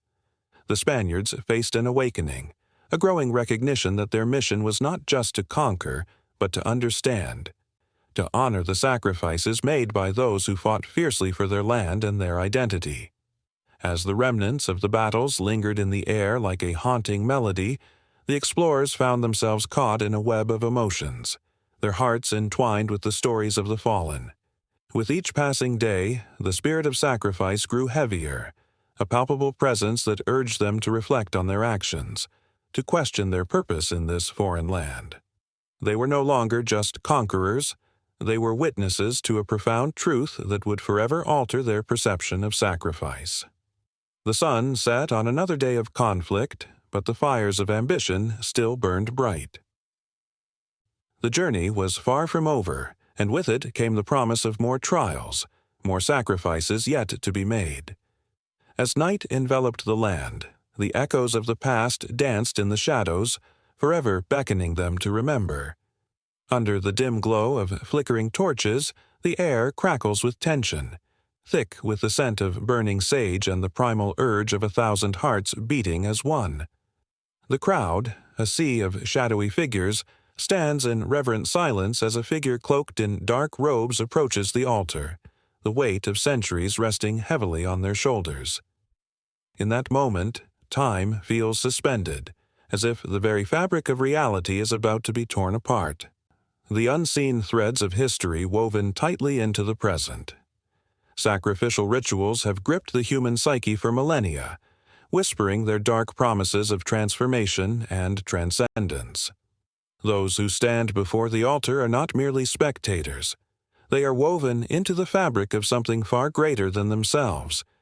Each face reveals a tapestry of emotions, fear, hope, desperation, and a longing for something beyond the mundane. With every heartbeat, they cling to the belief that their participation holds the power to alter fate, that through this ancient act of devotion, they might appease the gods or bring forth a bountiful harvest. But what compels a person to surrender their very essence at the altar?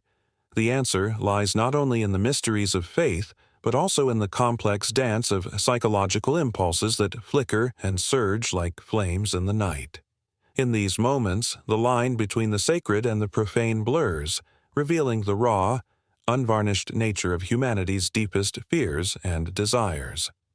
The act of sacrifice becomes a mirror reflecting the inner turmoil of every participant, exposing their vulnerabilities and igniting the flame of collective belonging.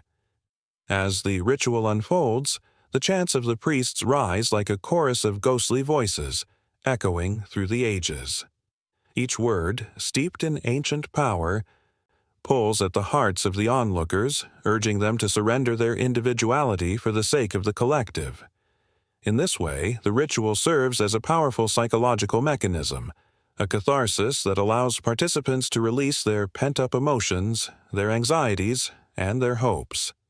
In the frenzy, they find solace in unity, a temporary escape from the burdens of their daily lives. Yet within the throes of this ritualistic ecstasy lurks an undercurrent of dread. The very essence of sacrifice demands the relinquishment of control, a surrender that can be terrifying. The participant must confront the grim reality of mortality, that in offering a part of themselves or someone else, they are ultimately acknowledging the fragility of life. The sacrifice becomes a poignant reminder that existence itself is interwoven with loss, and in this acknowledgement lies both profound fear and exhilarating liberation. Imagine a young woman standing at the edge of the crowd, her hands trembling as she clutches a small offering, a single flower, a symbol of her hopes. Her heart races, torn between anxiety and the overwhelming desire to be part of something larger than herself. The ritual calls to her, a siren song that promises connection and purpose. With every chant, she feels her resolve falter, her understanding of self slipping away.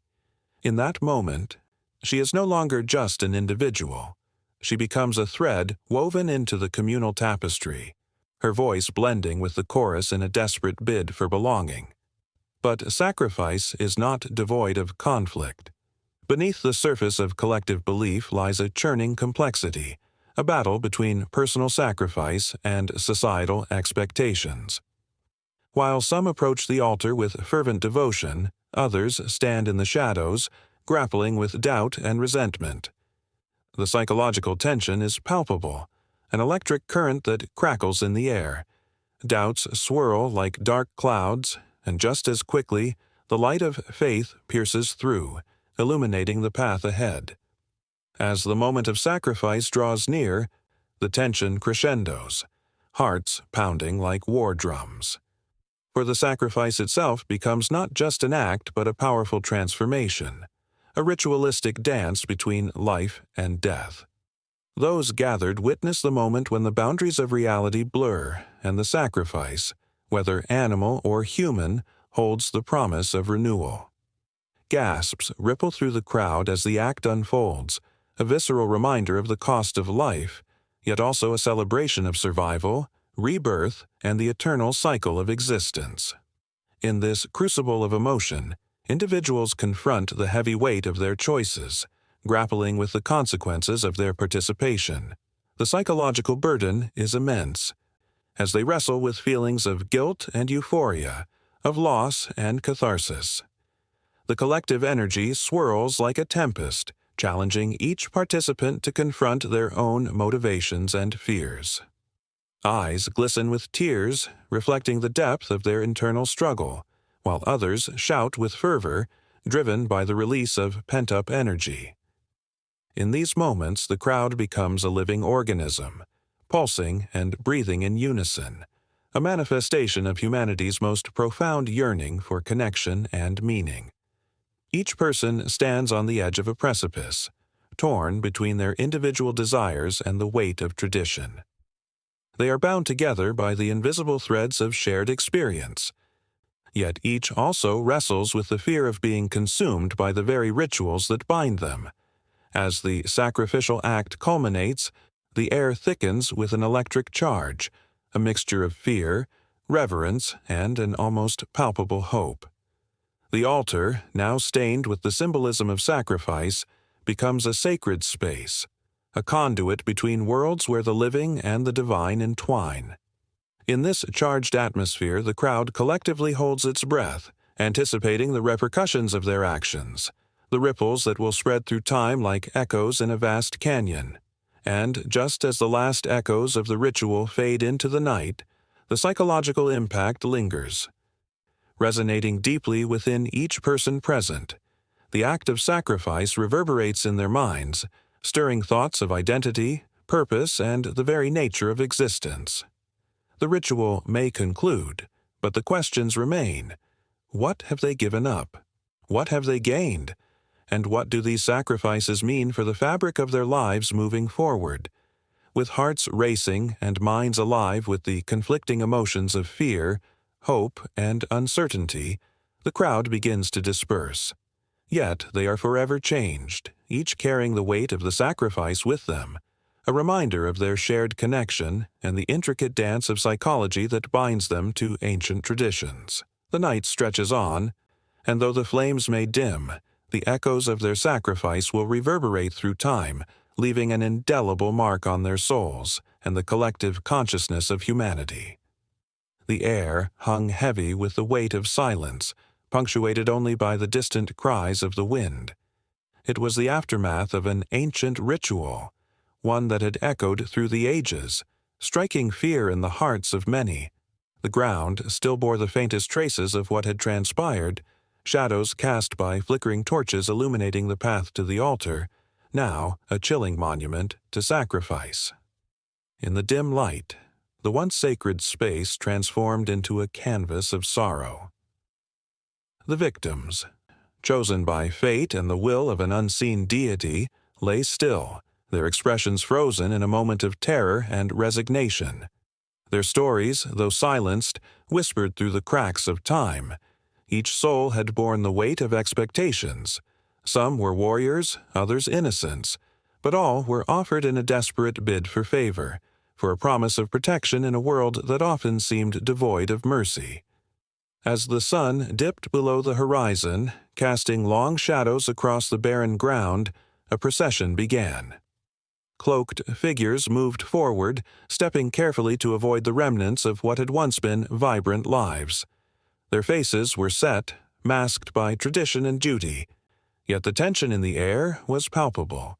Each step echoed with the ghosts of the past, a reminder of the heavy price paid in blood and tears. The treatment of these sacrificial victims was a grotesque tapestry woven with threads of reverence and horror. In some cultures, the bodies were laid to rest with honor, enveloped in finely woven textiles and adorned with offerings meant to appease the spirit world. In others, they were discarded like refuse, their vessels treated with a chilling disregard that betrayed the very humanity they once embodied. The stark contrast left the echoes of their final moments reverberating long after they had slipped away from the world of the living. With the brutal efficiency of a well-rehearsed ritual, the figures gathered around the remains. Some raised their hands in silent prayers, while others began to prepare the next phase of the ceremony. The air thickened with the scent of burning sage, meant to cleanse the space and guide the departed to the afterlife. But beneath this veil of reverence lay an undercurrent of fear that the spirits of the sacrificed might linger, haunting those who remained. It was a dance of duality, life intertwined with death, hope shadowed by despair. The elder of the tribe stepped forward, a figure wrapped in layers of history and wisdom. His voice, a rasping whisper, carried the weight of generations. He spoke of the necessity of sacrifice, of the bonds between the living and the dead. For every offering made, he insisted, the community was granted protection, prosperity, and the favor of the gods. But as he recited the ancient incantations, his eyes flickered with uncertainty. Did the gods truly listen? Or were they simply appeasing their own thirst for chaos? The flickering flames cast dancing shadows, illuminating the faces of those who watched, their eyes wide with a mixture of curiosity and horror. Children huddled close to their mothers, seeking comfort in the warmth of the living, even as they instinctively understood the gravity of the moment. The stories they would tell would be laced with fear, a cautionary tale wrapped in the fabric of their culture, passed down through generations like a fragile heirloom. Some among the gathered were not there by choice. Bound by tradition, they had come to bear witness, to uphold the legacy of their ancestors. Yet, in the deepest corners of their hearts, questions festered. Was this truly the way to appease the gods? Did these sacrifices make the world safer, or did they simply perpetuate a cycle of violence and fear? Doubt hung in the air, thick and unyielding, hovering like a storm cloud ready to burst. As the ritual reached its peak, the tension crackled like static electricity. The elder raised his dagger, the blade glinting ominously in the firelight. Time seemed to stretch, an unbearable moment suspended between the past and the future. Gasps broke out among the onlookers, a collective inhale that held the weight of 1,000 unspoken prayers. Then it happened, a sudden movement, a flicker of life from one of the fallen. In that instant, the air pulsed with possibility and despair, a reminder that even in death, the spirit can refuse to yield. But the moment passed, and the dagger fell. The impact echoed through the gathering, a final punctuation to the unending cycle of sacrifice. As the blood spilled onto the earth, the cries of the wind grew louder, a lament for the lost and the forgotten. The figures surrounding the altar bowed their heads, their breaths mingling with the murmurs of the departed. This was not just a ritual.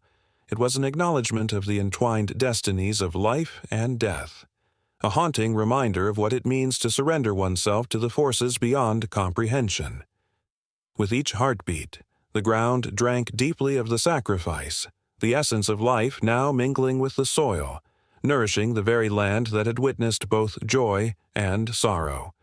The onlookers turned away, their hearts heavy with an unshakable burden. They had come to honor, to uphold a tradition that felt both sacred and sinister. But now they left with a deeper understanding of the cost of their beliefs.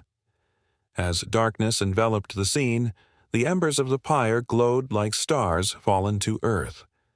The elder's voice faded into the night, carrying with it the stories of those who had been taken.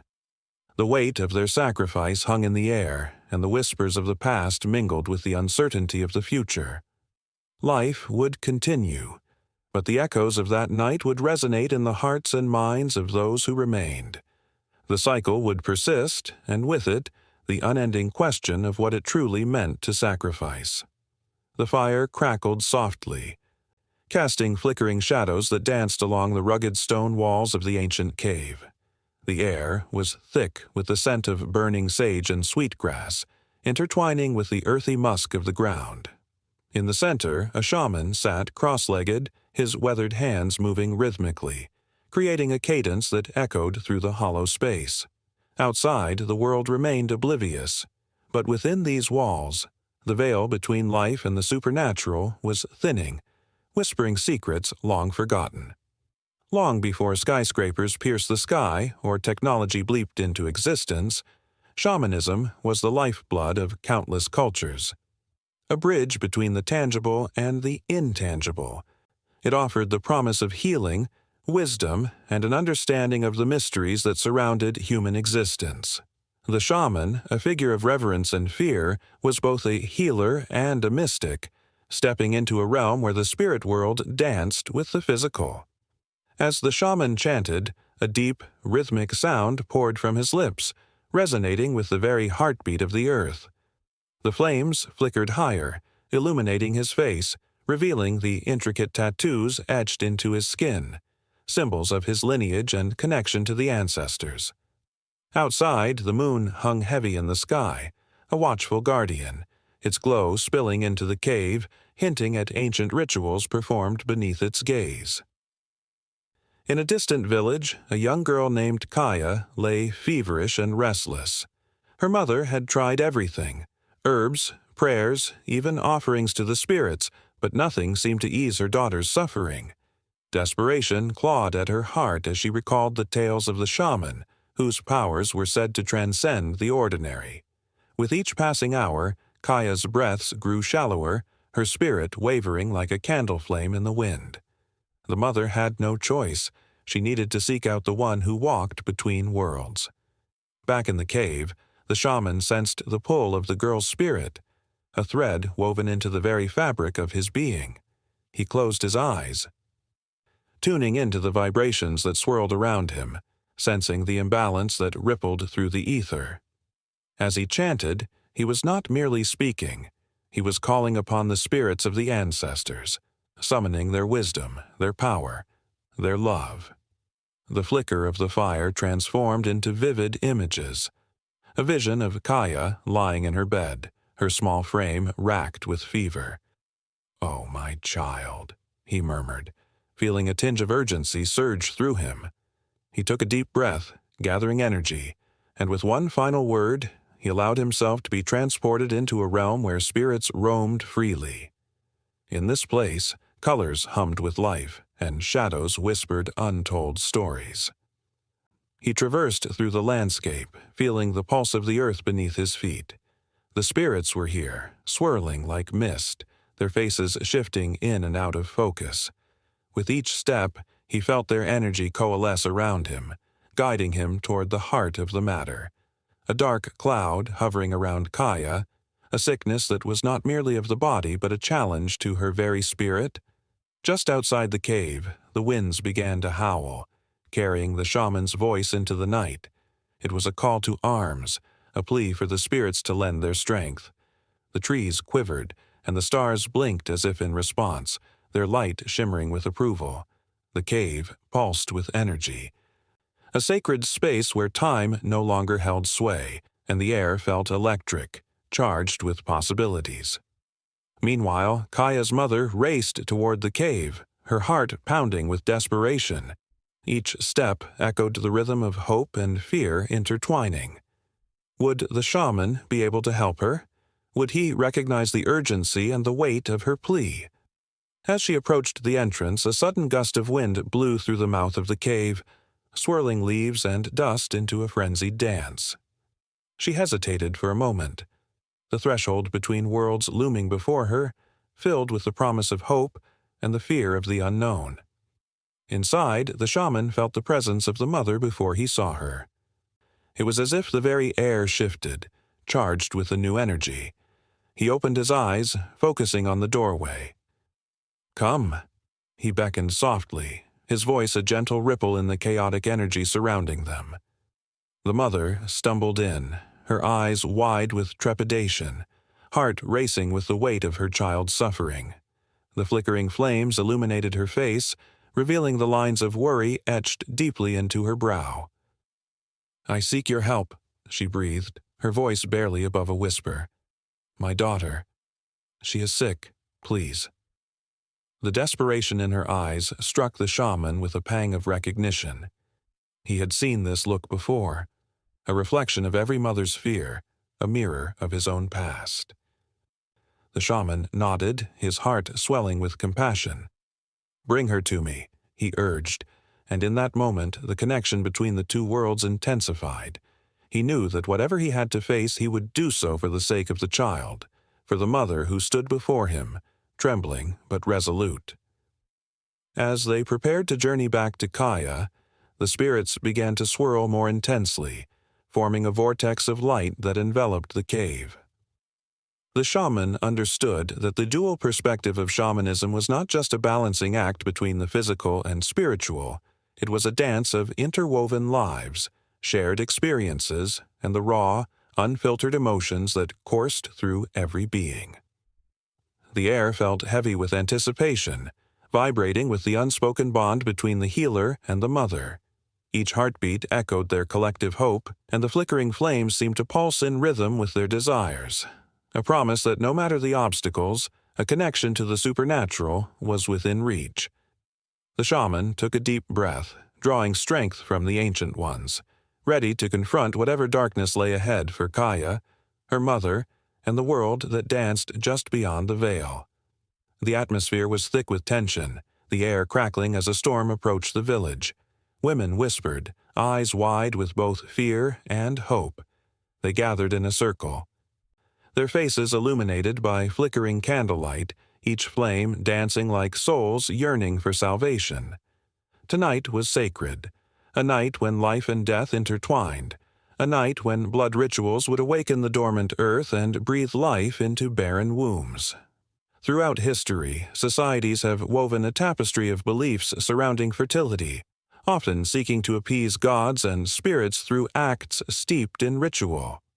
In ancient times, the connection between blood and fertility was more than mere superstition. It was a lifeline. In Egypt, rituals honoring Isis, the goddess of motherhood, involved the symbolic spilling of blood from animals, believed to nourish the soil and, in turn, the bodies of women longing for children. The heartbeat of the earth echoed in every drop, a promise of renewal and life. As the villagers chanted softly, their voices rose and fell, echoing the rhythm of their ancestors. In the Celtic lands, the Druids performed rites at Beltane, lighting bonfires and invoking spirits with the sacred act of blood sacrifice. Animals were offered to ensure the fertility of crops and the vigor of livestock, but more importantly, to ignite the fires of motherhood in women who joined the dance, their bodies swaying like the fields of grain they prayed for. The bond between bloodshed and the blossoming of new life was as old as time itself, whispered through generations like a treasured secret. A figure emerged from the shadows, cloaked in mystery. Beneath the hood, a pair of piercing eyes surveyed the gathering. She was the village's wise woman, a keeper of ancient knowledge, and her arrival sent a shiver down every spine. She held a small, ornate dagger, its blade glimmering ominously. The whispers crescendoed into silence. All eyes were on her, a mix of reverence and dread swirling in the air. This was the moment they had been waiting for, and yet it was laced with uncertainty. As she stepped forward, the villagers could feel the weight of her power. Stories of blood rituals had danced on their lips for years, each tale more haunting than the last. The wise woman spoke of the ancient goddess, a figure who thrived on the life force of blood, a being who could either bless or curse. With careful precision, she drew a small line across her palm, crimson droplets glistening like rubies against her weathered skin. The villagers gasped as the sight ignited a primal instinct within them. A deep yearning stirred, both for life and for the darker unspoken truths that came with it. In the Middle East, the rituals of fertility were no less intense. In ancient Babylon, women would gather at the temple of Ishtar, the goddess of love and war. They would offer their own blood, often taken during their moon cycle, in sacred rites meant to invoke fertility. The act was seen not just as a sacrifice but as a celebration of womanhood. The blood, once a source of shame, transformed into a powerful symbol of creation. The stories of these women, entwined with the lore of their land, lingered in the twilight, a reminder of the life force that coursed through their veins. The wise woman's chant rose in pitch, her voice unwavering, as she called upon the spirits of the ancestors. Each word dripped with emotion, binding the villagers to their past. The scent of herbs filled the air, mingling with the metallic tang of blood, creating a heady concoction that sent their senses spiraling. Tears welled in the eyes of women who had known loss, but hope flickered in their hearts as the ritual unfolded around them. They believed, with every fiber of their being, that this night held the answer. In a distant corner of the world, the indigenous tribes of North America held their own rituals, marked by the sacred connection to nature. Blood rituals were integrated into ceremonies honoring Mother Earth, where the life force of animals was offered not just as a sacrifice, but as a bond between humanity and the earth. The rituals invoked not only fertility but balance, ensuring that life continued harmoniously. Women, adorned with beads and feathers, would dance under the moonlight, invoking spirits to bless their bodies, whispering promises of life into the darkness. With each beat of the drum, the energy around the villagers surged. The wise woman's hand trembled, the blood trickling slowly, as if aware of the significance of its offering. It dripped onto the earth, merging with the soil, and for a moment, silence enveloped the scene. The villagers could almost hear the land breathe, a low hum resonating beneath their feet. Stories of fertility surged through their minds. The lush fields of wheat, the joyous cries of children, and the many hands that had toiled for generations to nurture life. As the ritual reached its climax, a tension crackled in the air. The wise woman raised her dagger high, the silver glint reflecting the faces of the hopeful villagers. The candles flickered violently, shadows dancing wildly against the walls. It was a moment caught between fear and exhilaration. the line between life and death blurring with each heartbeat. Every woman present felt the weight of the ritual, a deep-seated understanding that blood was not merely a physical substance, but a sacred essence binding them to their ancestors and to the earth itself. In the far reaches of the past, cultures worldwide recognized the power of blood in fertility.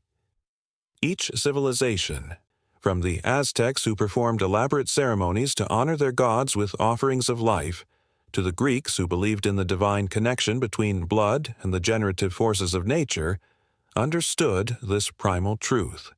They knew that every drop spilled was a prayer, a pact with the forces that governed existence.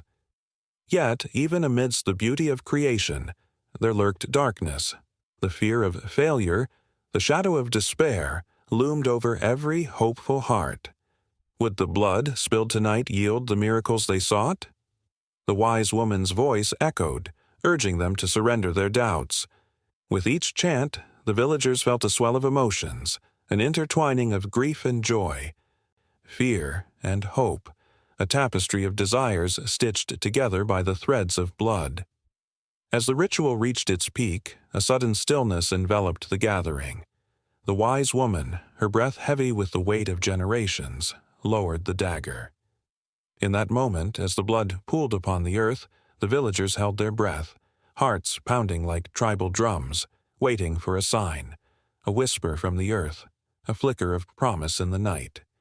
Each of them, connected by their desires, poised on the edge of destiny, knew that this was not just a ritual. This was a cry into the void, a plea for life, echoing through the ages, carrying the dreams of women yearning to bear the next generation into existence. The moon hung high, casting a silver glow over the gathering, the air thick with anticipation and a hint of fear. Shadows danced around flickering fires, flickers of light illuminating the faces of those who had come to witness the sacred rites. Among them stood women, their expressions a blend of determination and reverence, knowing they were the heartbeat of this ancient ritual. For centuries, women had occupied a central role in blood rituals, a truth woven into the very fabric of many cultures. Their presence was not merely supportive, it was essential. In these moments, they transformed from mere participants into powerful conduits of emotion and energy, channeling the spirits of ancestors and the very essence of life itself. In the whispers of the past, one could hear the chants of priestesses, their voices riding the wind, calling forth the spirits from realms unseen. In ancient Mesopotamia, women were revered as high priestesses, their authority unquestioned as they led rituals that demanded blood, be it from a sacrificial animal or a ceremonial offering from the chosen. The blood, warm and glistening, was a connection between the earthly and the divine, a bridge built by the hands of these remarkable women. In the chill of the night, the drumming began, a heartbeat echoing through the air, resonating in every soul present. As the rhythm intensified, the women stepped forward, adorned in garments that flowed like the river, symbols of their lineage and strength. They carried with them not just their physical forms, but generations of wisdom and sacrifice, their ancestors' hopes and dreams resting heavy on their shoulders. With every ceremonious cut of skin, with every drop of blood that hit the ground, a story was told. The blood, vibrant and red, danced as it pooled, a rich tapestry of life and death intertwined. In some cultures, women were believed to be the guardians of this sacred fluid. Understanding its power far beyond the surface, they knew that the flow of blood could appease gods or summon the forces of nature. It could heal or destroy. In the midst of such power, one could not forget the weight of fear that often accompanied these rituals. The stakes were high, and the consequences of failure loomed like dark clouds overhead. Women were not just performing. They were risking their lives and those of their loved ones. In ancient Greece, during the Thargelia festival, women would make offerings of blood to purify the land. Their fates rested not only on their skill, but on the acceptance of the gods who gazed down from their lofty thrones. Among the crowd, a young woman named Elara held her breath.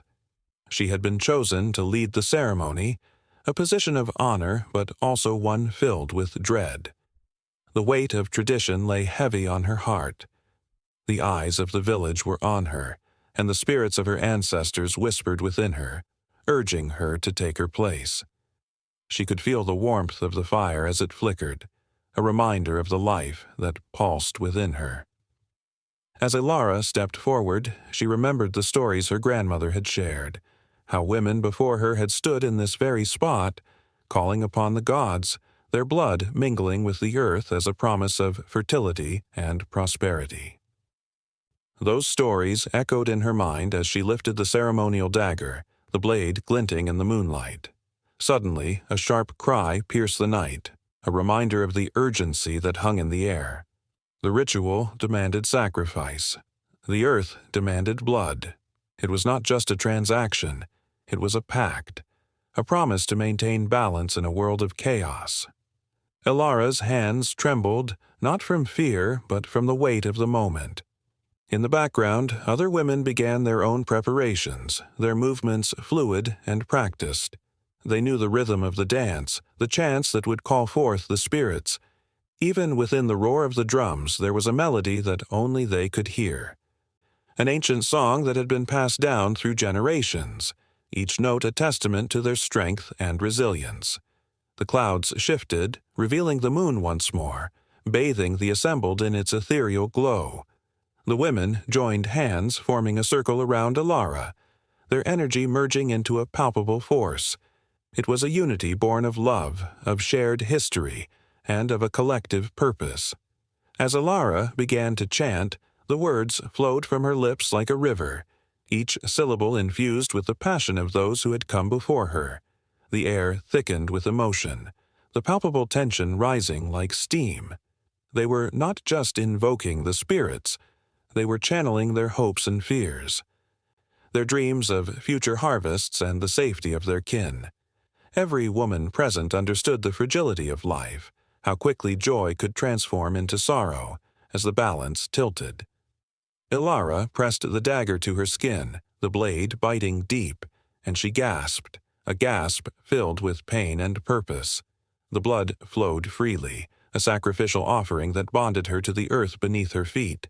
Gasps of shock echoed around her, but she remained focused, her eyes closed as she surrendered to the power of the moment. Yet, as the blood pooled at her feet, a sudden chill swept through the gathering. It was as if the very air had held its breath. The drums slowed, uncertainty creeping in. Would the spirits accept her offering, or would they turn their backs, leaving her people to suffer? The women around her tightened their grip, their strength lending Elara the courage she desperately needed. And so, the tension soared, a taut string ready to snap. Each heartbeat echoed louder than the last, the air electric with possibilities. The women had always understood the significance of their role. It was steeped in blood, sacrifice, and the fierce love for their community. They were the guardians of rituals, the protectors of life. And now, as they stood in a circle, they were bound by the very essence of what it meant to be connected to the past and the future. The night stretched on, a tapestry of hope and fear woven tightly together, whispering promises of what was yet to come. The ritual was far from over, and as the fire crackled and the moon blinked through the clouds, the story of these women was only beginning to unfold. The sun dipped low in the sky, casting a fiery glow over the Templo Mayor, the great pyramid of Tenochtitlan. Shadows danced along the stone walls, whispering tales of gods and men. Here, sacrifice was not just a ritual, it wove together the very fabric of existence. The air crackled with tension, the scent of burning copal incense mingling with the earthy aroma of sweat and blood. It was a place of reverence, fear, and the kind of hope that makes the heart race. Huitzilopochtli, the god of war and the sun, demanded blood. His followers believed that without the nourishment of human life, the sun would fade, leaving the world to darkness. The priests, clad in feathered capes, roamed the temple, their faces painted in stark hues of blue and red, echoing the vibrant colors of their people. They were both revered and feared, harbingers of a fate that no one could escape. Today, the air thrummed with anticipation. A sacrifice was set to unfold, and the city held its breath. At the center of the temple, a young warrior named Itzkali knelt, his heart pounding like a drum. He had volunteered for this honor, driven by the fervor of his faith and the recognition it would bring to his family. His mind raced with memories of his childhood, running through the fields, laughing with friends, dreaming of glory. Yet the weight of destiny pressed upon him, and the songs of the past faded into the background as the moment drew near. As the priests began their chants, the haunting melody wove through the air, calling forth the spirits of ancestors long gone. Itzkali felt the energy shift, as if the very ground beneath him pulsed with life and death intertwined. The sound of drums echoed like heartbeats, and the flickering flames of torches illuminated the faces of the crowd, drawing them into the sacred ritual. They were here to witness the dance of life and death, to see their beloved sun god receive his offering. But Itzkali's resolve wavered. What did this act of sacrifice truly mean? In the depths of his soul, he grappled with the fierce love he felt for his family, his friends, and the life he had yet to live. Was it truly noble to give himself up for a deity that demanded so much? As the priests approached, knives glinting in the firelight, a shiver ran down his spine. He was about to become a symbol, a vessel for the prayers of his people. Just as the priests prepared to make the first cut, a shift occurred in the air. A gust of wind blew through the temple, extinguishing some of the torches and sending a chill over the gathered crowd. Whispers of uncertainty rippled through the onlookers. Had the gods turned their gaze away? Itzkali could feel the tension, the fear that perhaps they had lost favor. But in that moment of hesitation, a flicker of strength ignited within him. He had chosen this path after all. He needed to embody the spirit of his ancestors to stand tall even as the blade approached. The knife pierced his skin, and a gasp escaped the crowd, mingling with the sacred chants. Pain shot through him, but it was not just agony. It transformed into clarity. In that instant, he understood the weight of his sacrifice. He was not merely giving up his life. He was a thread in the grand tapestry of existence, weaving together the past and the future, ensuring the sun would rise again. As the ritual progressed, the priests danced around him, their bodies moving in fluid motions that told stories of battles fought and won, of love and loss, of gods who walked among them. The rhythm of the drums quickened, matching the rapid beating of Itzkali's heart. The temple seemed to pulse with life, and he felt his spirit rising, swirling among the stars. He was not alone. He was part of something greater, something eternally powerful. But the blood that poured forth was not simply a gift to the gods. It was a promise that the cycle of life would continue, that hope would spring forth from the ashes of despair. The people watched, their hearts intertwined with his, each beat echoing his sacrifice. They felt the warmth of the sun on their faces, a reminder of the life that would triumph even in the face of death. In the midst of this ritual, another story began to unfold, a tale of redemption woven into the very fabric of the cosmos. The gods watched closely, their own fates hanging in the balance. Quetzalcoatl, the feathered serpent, had once been banished, yet his essence lingered, seeking a way back to his rightful place among the deities. He longed to mend the rift between heaven and earth, to show that love and sacrifice could spark a new beginning. As the ceremony reached its climax, a brilliant light burst through the darkening sky, illuminating the temple in hues of gold and silver. Itzkali, feeling the warmth of the sun envelop him, understood that his sacrifice would not be in vain. Quetzalcoatl's spirit intertwined with his own, transforming his final moments into a beacon of hope. The crowd gasped as they witnessed this celestial phenomenon, and whispers of awe rippled through them. Unbeknownst to them, this was no mere coincidence. Quetzalcoatl had chosen this day to return, drawn by the purity of Itzcali's sacrifice. The energy swirled around the temple, merging the past with the present, as the people felt a sense of unity igniting within them.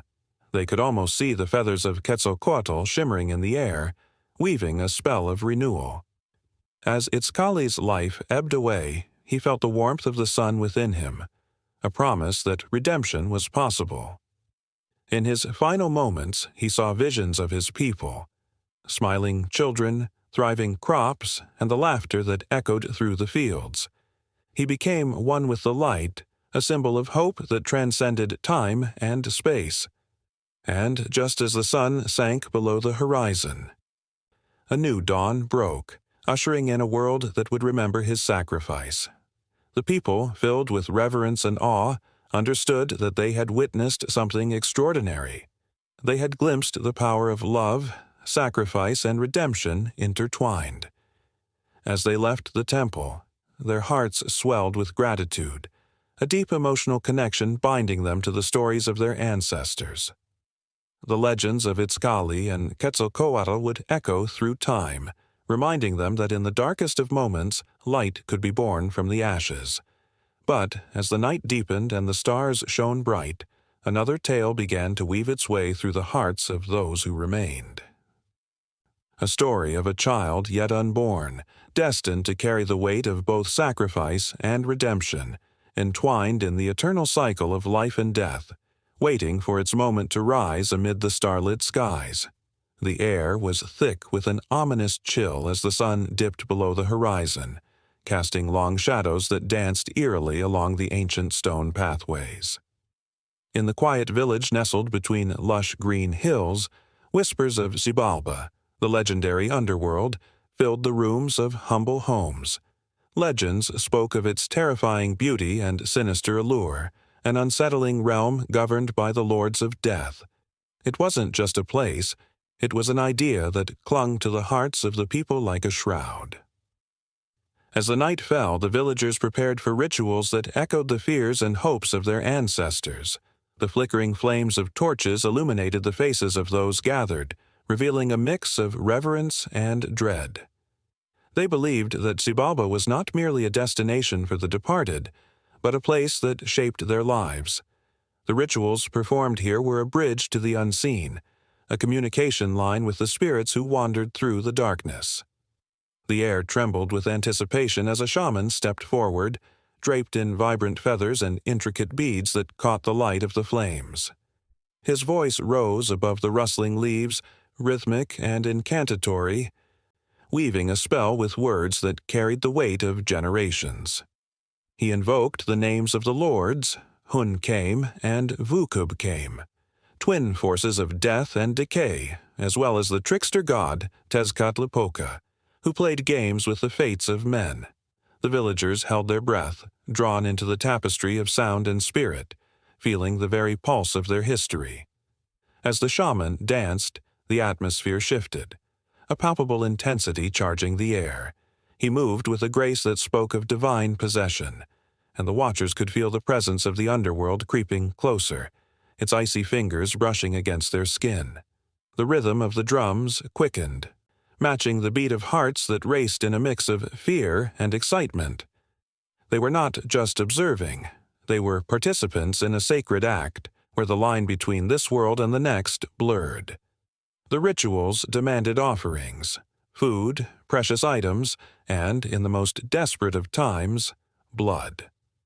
As the shaman raised a ceremonial dagger, its blade glinting like a star in the night, gasps spread through the crowd. The sacrifice was not merely an act of devotion, it was an acknowledgement of the power wielded by the gods of Xibalba. They believed that failure to appease the spirits could bring misfortune, illness, or even death. The tension was electric. The decision made in silence echoed in the hearts of all present. But it was not just fear that bound them to these rituals. There was a sense of hope, a belief that by honoring the dead, they could secure favor and protection for the living. The dance continued, weaving tales of heroes who ventured into Xibalba and returned transformed, tales of trials and triumphs that inspired generations. The villagers' eyes shone with tears, both from the haunting beauty of the moment and the weight of their own stories. As the night wore on, the shaman began to recount the tales of those who had fallen into the depths of Xibalba. One story spoke of a brave warrior who, upon entering the underworld, faced tests designed to break his spirit. He encountered the House of Darkness, where shadows loomed and whispered doubts filled the air. The warrior's heart raced, but he pressed on, driven by love for his family and the promise of return. The villagers leaned in closer, their breaths hitching as they imagined the horrors he faced: the jagged stones, the lurking beasts, the uncertainty of whether he would find his way back. Another tale unfolded, this one of a woman who had been wronged in life, whose spirit sought vengeance in the afterlife. She traversed the rivers of the underworld, navigating all the dangers that Xibalba offered. With each step, she transformed. Becoming a being of immense power, her sorrow turned into strength. The villagers shivered, understanding that the trials of Xibalba were not just punishments. They were opportunities for rebirth, a chance to emerge stronger than before. The drums slowed, their beats transforming into a haunting melody that echoed the sorrow and strength of the stories told. The flickering firelight flickered against the faces of the villagers, revealing expressions of hope mixed with lingering fears. Memories of lost loved ones surfaced, and the air grew heavy once more. They were not just participants. They were entwined in a collective heartbeat that resonated with the stories of their ancestors, connecting them to the underworld and its mysteries. In a moment of silence, the shaman closed his eyes, feeling the weight of countless souls pressing upon him. He lifted his arms to the sky, and for a brief instant, the stars seemed to blaze brighter. The villagers watched in awe, their hearts swelling with an indescribable longing, a call to remember, to honor, to not forget the lessons of Xibalba. As the flame flickered one last time, a shadow moved at the edge of the gathering, unseen but felt. A chill swept through the crowd, and the whispers of the spirits grew louder, intertwining with the wind. They sensed it, the unseen connection to those who had traveled beyond, to those who still lingered in the liminal space between life and death. The ritual was not merely a performance, but a living testament to the enduring bond between the worlds, where fear and reverence danced hand in hand. And just as the last note of the shaman's chant faded into the night, an overwhelming sense of urgency fell over the crowd. The rituals of Xibalba were more than just stories. They were calls to action, echoes of a time when the underworld's influence shaped every decision, every heartbeat. The villagers understood that the weight of their history demanded acknowledgement, that the influence of Xibalba stretched far beyond the grave, entwining itself with their very existence. In that moment, as the night deepened and the shadows lengthened, an unspoken agreement formed among the villagers, a commitment to honor the past and prepare for what lay ahead. They were bound by the realization that life and death were inextricably linked, that the underworld was not a distant place but a part of their own story. As they stood together, the flames flickering in the chill night air, they felt the pulse of Xibalba coursing through their veins, a reminder that they were never truly alone, even in the shadow of death. The dim light flickered in the small, earthy room, casting shadows that danced eerily on the walls. A faint metallic scent hung in the air, with whispers of ancient rituals echoing through the ages. The practitioner, cloaked in layers of deep crimson, prepared for a moment that would blur the lines between life and death, healing and harm. This was no ordinary evening. It was a communion with an age-old tradition, where blood, the essence of life, became a potent medicine. Throughout history, blood has been revered and feared. In ancient Egypt, the priests used it in elaborate ceremonies, believing it could forge connections with the divine. They would mix it with oils and herbs, crafting unguents that promised healing miracles. The lifeblood of offerings dripped into vessels, shimmering under the sun, as the people believed that their ailments could be washed away in the sanctity of sacred rites. Each drop carried the weight of 1,000 prayers, a hope for health that reverberated through the dusty streets of Thebes. In stark contrast, the gladiators of Rome wore their wounds like badges of honor. Their blood, spilled on the sand of the Colosseum, did not only symbolize their mortality, but also served a higher purpose. After a fight, healers would gather the crimson stains, mixing them with herbs believed to enhance strength. The very life force that dripped from their bodies was seen as a source of power, a way to harness the ferocity of battle, channeling it into elixirs that promised vitality. The crowd roared, hungry for bloodshed, but they too sought the magic it could bring, a desperate hope woven into the fabric of their very existence. Across the seas, in the depths of the Amazon rainforest, shamans would gather the blood of sacred animals. They believed that the spirit of the forest flowed through every drop, and by using it in potions, they could heal the sick. As the moon rose high, they invoked spirits, each chant wrapping around the air in a cocoon of reverence. The blood, mingled with roots and leaves, became a bridge to the mystical, carrying the weight of tradition and belief. Patients, trembling with fear and hope, would drink the brews, trusting in the ancient wisdom that promised restoration. In medieval Europe, blood took on an even darker significance. Physicians and alchemists experimented with it, convinced that the life force held the key to eternal youth. They drained the blood of young maidens, believing that consuming the vital fluid would rejuvenate the aging. It was a grotesque dance with morality, where desperation for healing led to unspeakable acts. Yet, within this horror, glimmers of genuine belief shone through, a yearning for life that transcended fear. In Asia, the practices varied yet resonated with the same themes. Traditional Chinese medicine incorporated blood into the healing lore, seen as vital to sustaining the body's balance. Acupuncturists would draw blood at precise points, believing it would release blockages and restore harmony. Every needle pierced not just skin, but the very essence of what it meant to be whole. In this delicate interplay of pain and relief, the practitioners walked a fine line, wielding blood as both weapon and balm. As the years rolled on, the legends surrounding blood grew richer and more intricate. In the mystique of the Middle Ages, vampire lore emerged, twisting the narrative of blood into something sinister yet strangely alluring. The idea of drinking blood for health morphed into tales of the undead, where the line between life-giving and life-taking blurred.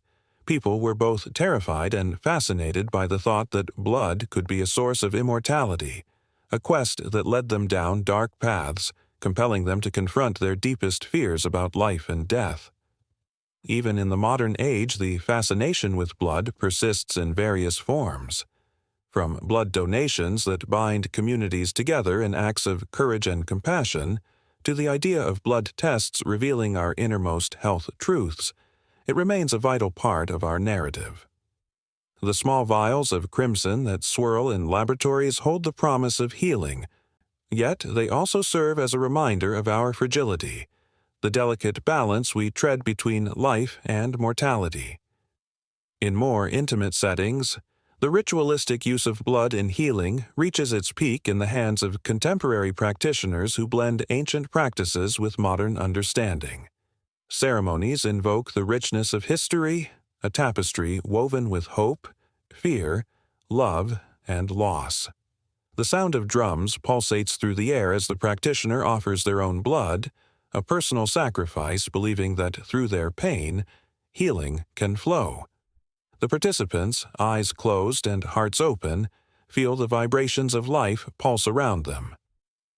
The blood becomes a symbol of shared humanity, a connection that transcends individual suffering. In that small room, the flickering light cast a warm glow over the faces of those gathered, each soul there seeking solace, each heart pulsing with the rhythm of hope. They were drawn together by the power of blood, united in their quest for healing. As the practitioner lifted the vessel, filled with a vibrant red liquid, an amalgamation of tradition and trust, the air thickened with anticipation.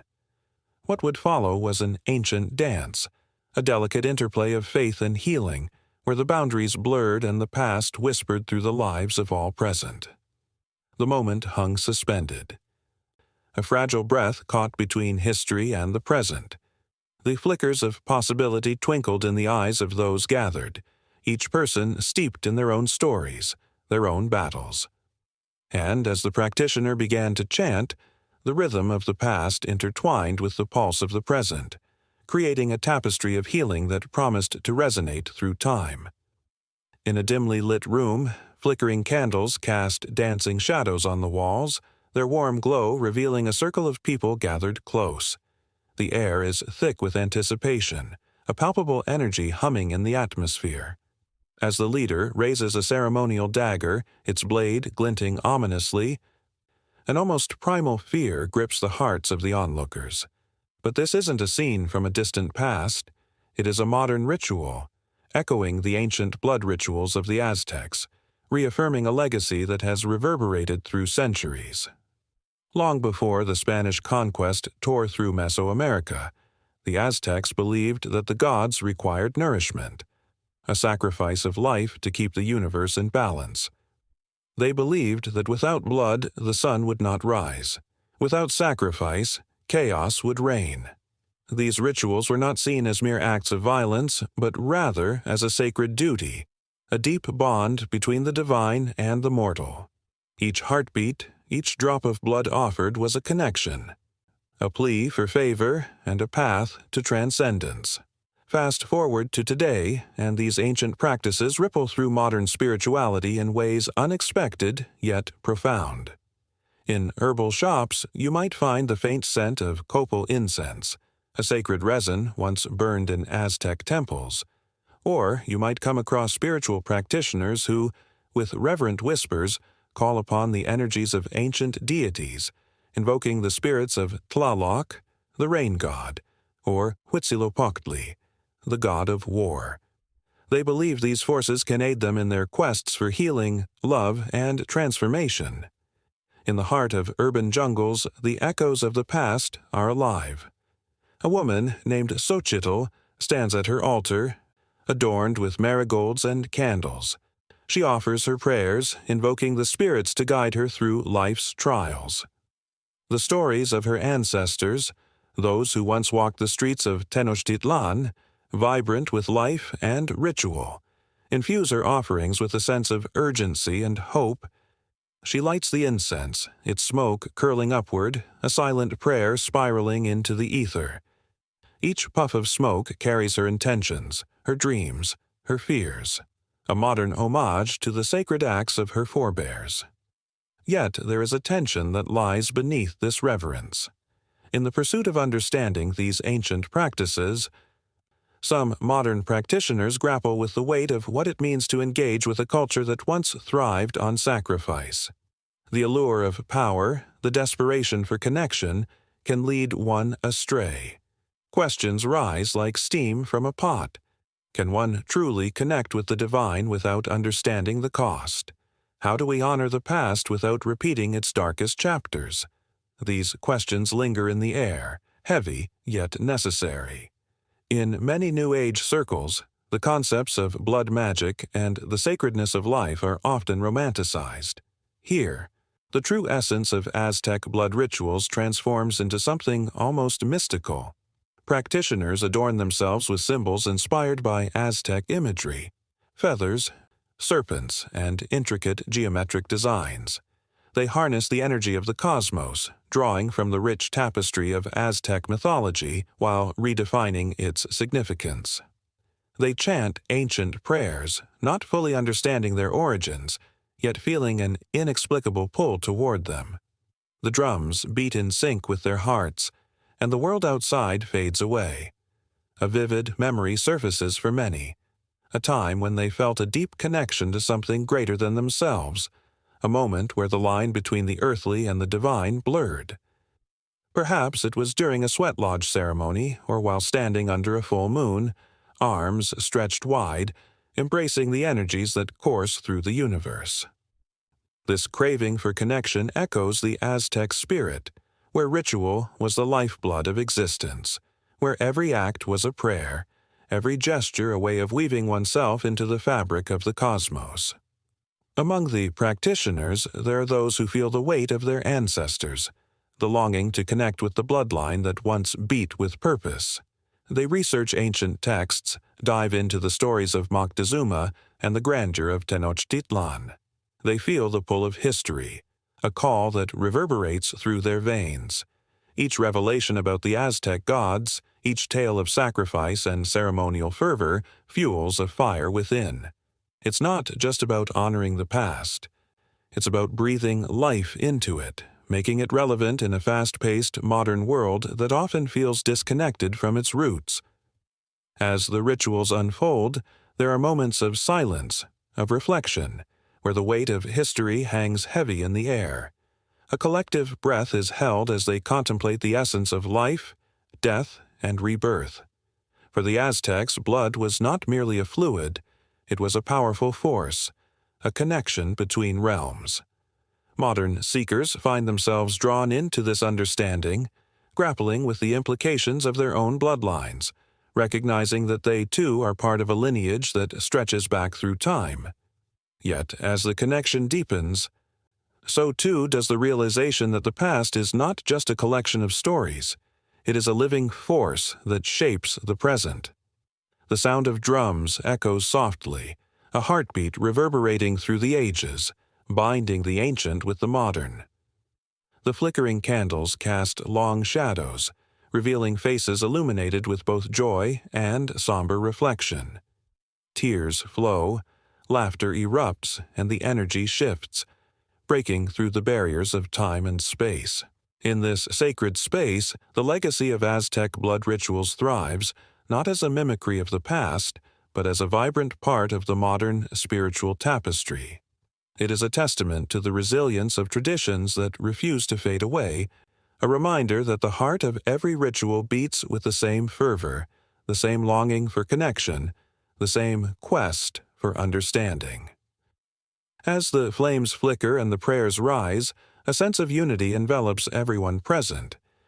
They are not just individuals seeking solace, they are a collective, a community bound by the threads of history, emotions, and the sacred dance of life. As the evening wanes, the leader lowers the dagger and the energy shifts once more. The collective breath sighs in release. But the stories of the Aztecs, their rituals, and their legacy do not end here. They continue to pulse, to weave through the lives of those who seek connection. The past whispers in the shadows, inviting the living to listen, to learn, and to carry forward the sacred flame of remembrance, ensuring that the legacy of Aztec blood rituals remains vibrant, alive, and intertwined with the very essence of modern spirituality. In a dimly lit chapel, the flickering candlelight danced upon the walls, casting long shadows that whispered of ancient stories. The air was thick with incense, a fragrant cloud that seemed to carry the weight of centuries. A lone figure knelt before a weathered altar, their breath coming in soft, shaky gasps. Here, sacrifice was not just a concept, it was a palpable presence, woven into the very fabric of this sacred space. Art has always been a vessel for expressing the profound interplay between sacrifice and the divine. Across cultures and epochs, artists have captured moments of surrender and devotion, transcending time to evoke deep emotions in those who gaze upon their work. From the anguished faces of martyrs to the serene poses of saints, each brushstroke and chisel mark tells a story that resonates far beyond its canvas or stone. Consider the haunting imagery of the crucifixion, where Christ hangs suspended between heaven and earth. Artists like Caravaggio and Michelangelo have portrayed this moment with breathtaking intensity. The raw pain etched onto Christ's face, the anguish of his mother Mary, and the despair of the onlookers reach out from their canvases, gripping the viewer's heart with a vice-like intensity. The blood, vibrant and dripping, is not merely paint, but a reminder of love so fierce that it transcends death. In contrast, the serene beauty of Hindu temples showcases a different kind of sacrifice. The intricate carvings that adorn the walls tell tales of gods and goddesses, their faces serene yet powerful. In these representations, sacrifice is an offering rather than a loss.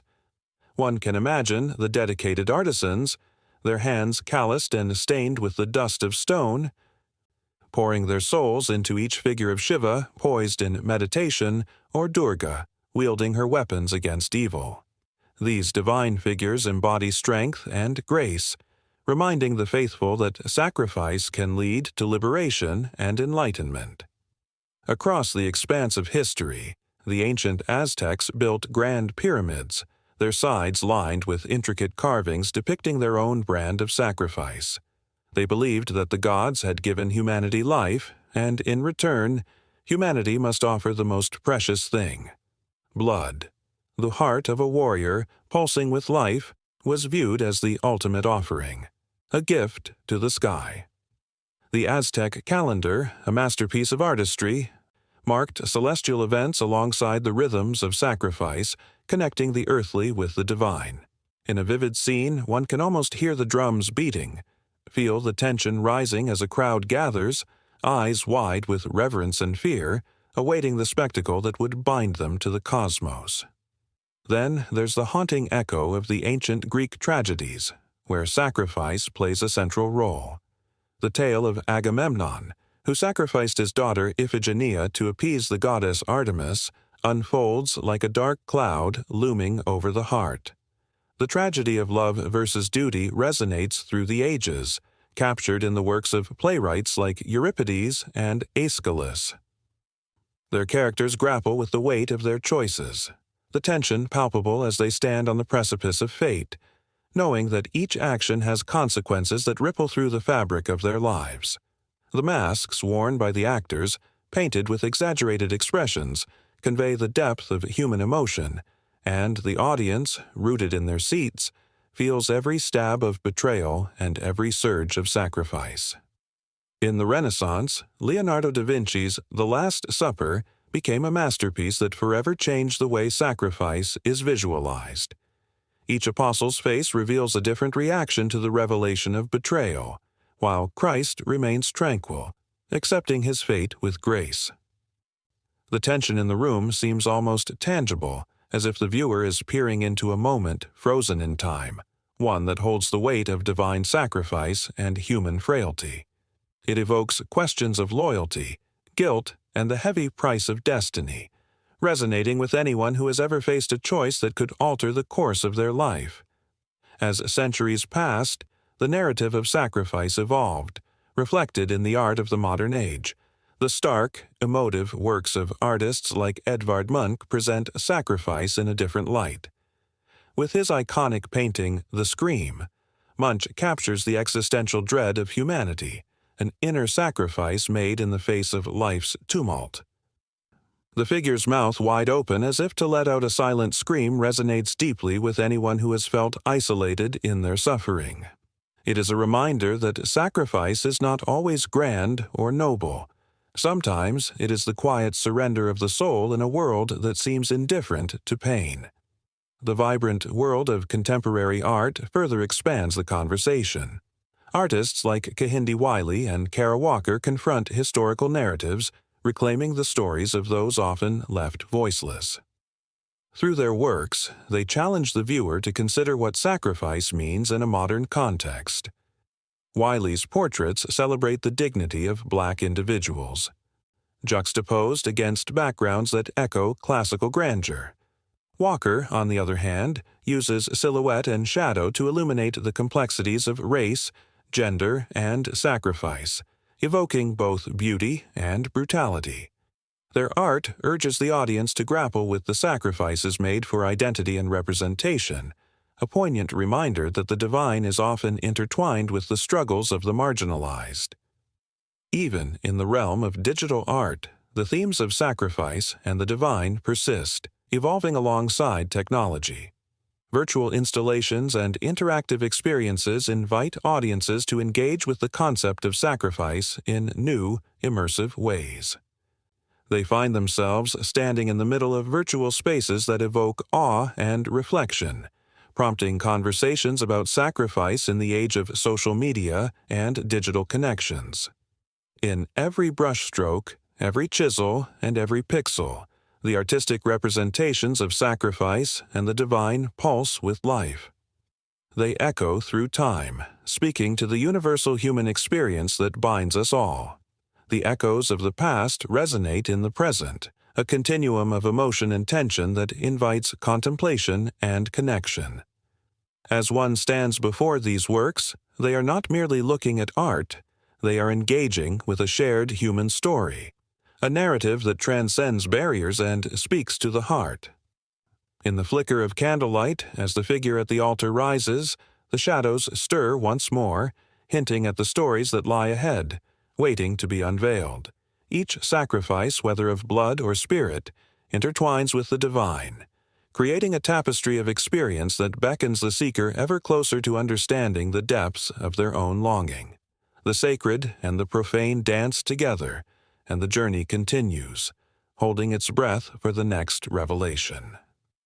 A chilling wind swept across the ancient ruins, whispering secrets of a time long past.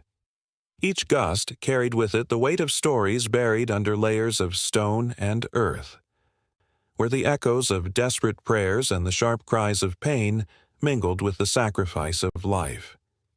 Here, in these hallowed grounds, evidence of sacrificial practices lay in waiting, fossils of faith, fear, and the unyielding grip of tradition.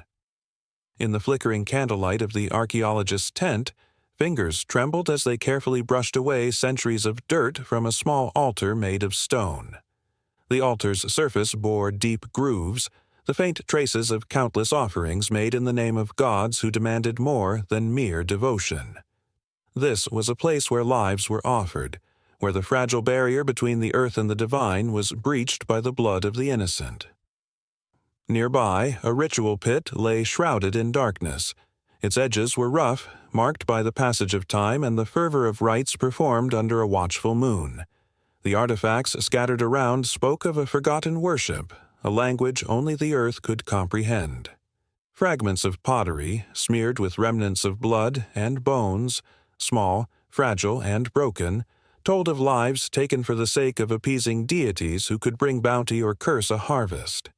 The air hung thick with the tension of unfulfilled promises, of offerings rendered futile. As the archaeologists pieced together the remains, an unsettling truth emerged.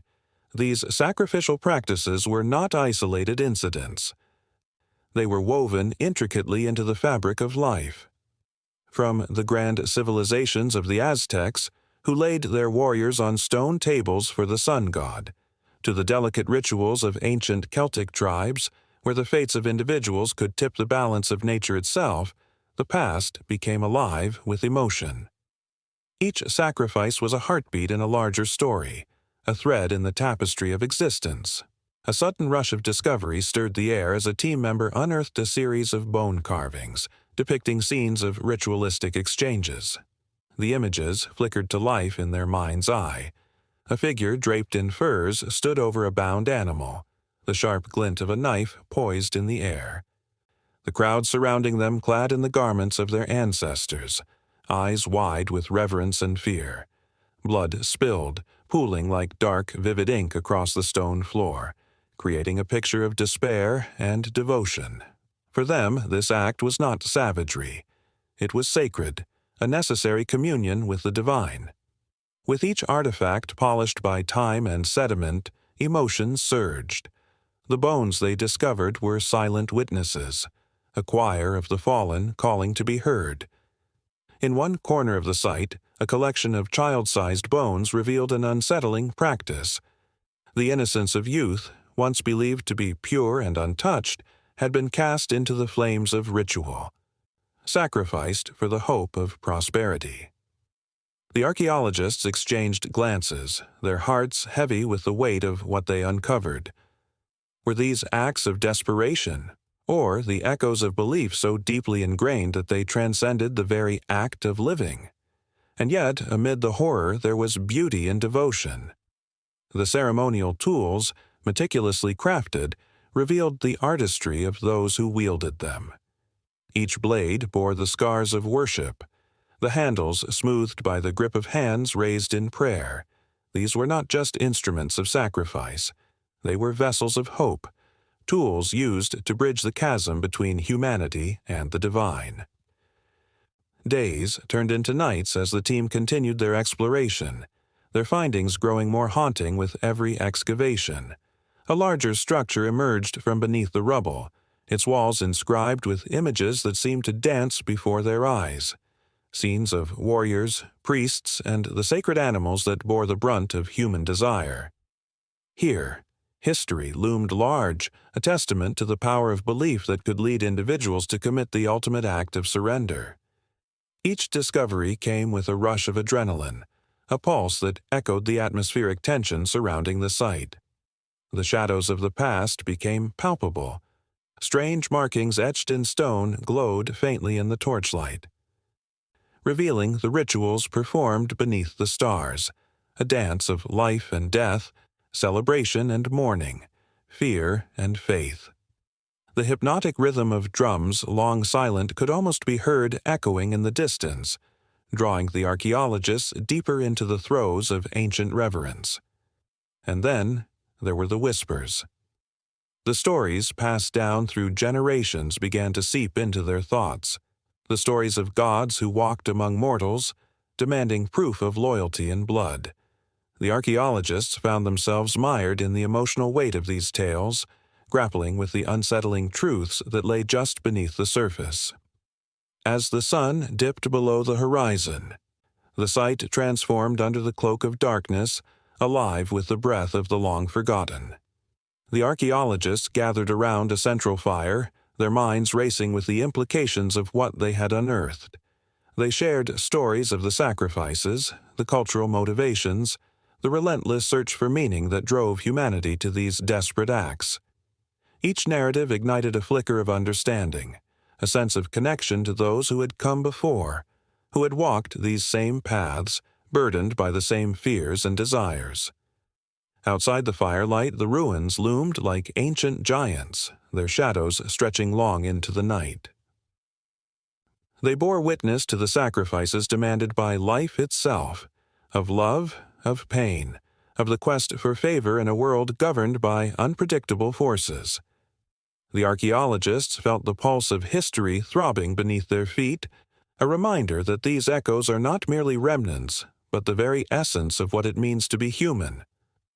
Their discoveries, filled with a haunting beauty, clung to the air, as tantalizing as a whisper carried on the wind. The truth that they had stumbled upon was not just a relic of the past, it was a reflection of the eternal struggle between devotion and desperation. The ground beneath them was a canvas, painted with the blood of those who had come before, and the stories of sacrifice would continue to weave through time, binding the past to the present.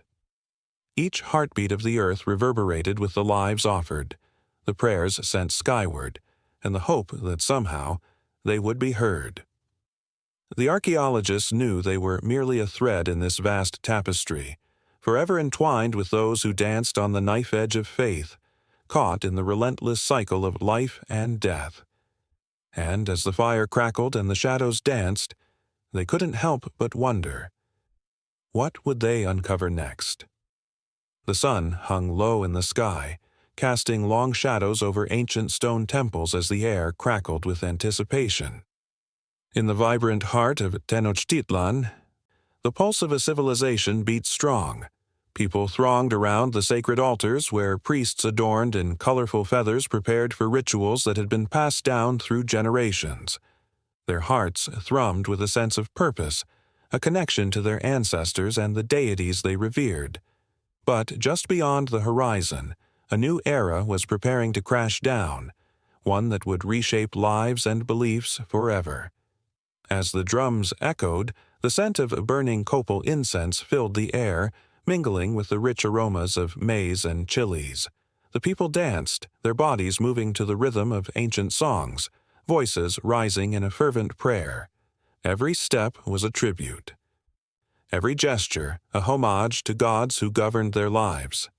The sun, god Huitzilopochtli, was particularly exalted, his strength vital for the sun to rise each day and for crops to flourish. But the very essence of this sacred ritual was about to be torn asunder. In a distant land, far from the vibrant streets and towering pyramids, men in gleaming armor were preparing to set sail. Led by Hernán Cortés, a man driven by greed and glory, the expedition was fueled by dreams of wealth and conquest. They were not just after gold. They aimed to subdue entire worlds, to erase the spirituality of a culture that had thrived for centuries. With the conviction of a fervent missionary, they justified their quest as one of salvation, but what they brought was destruction.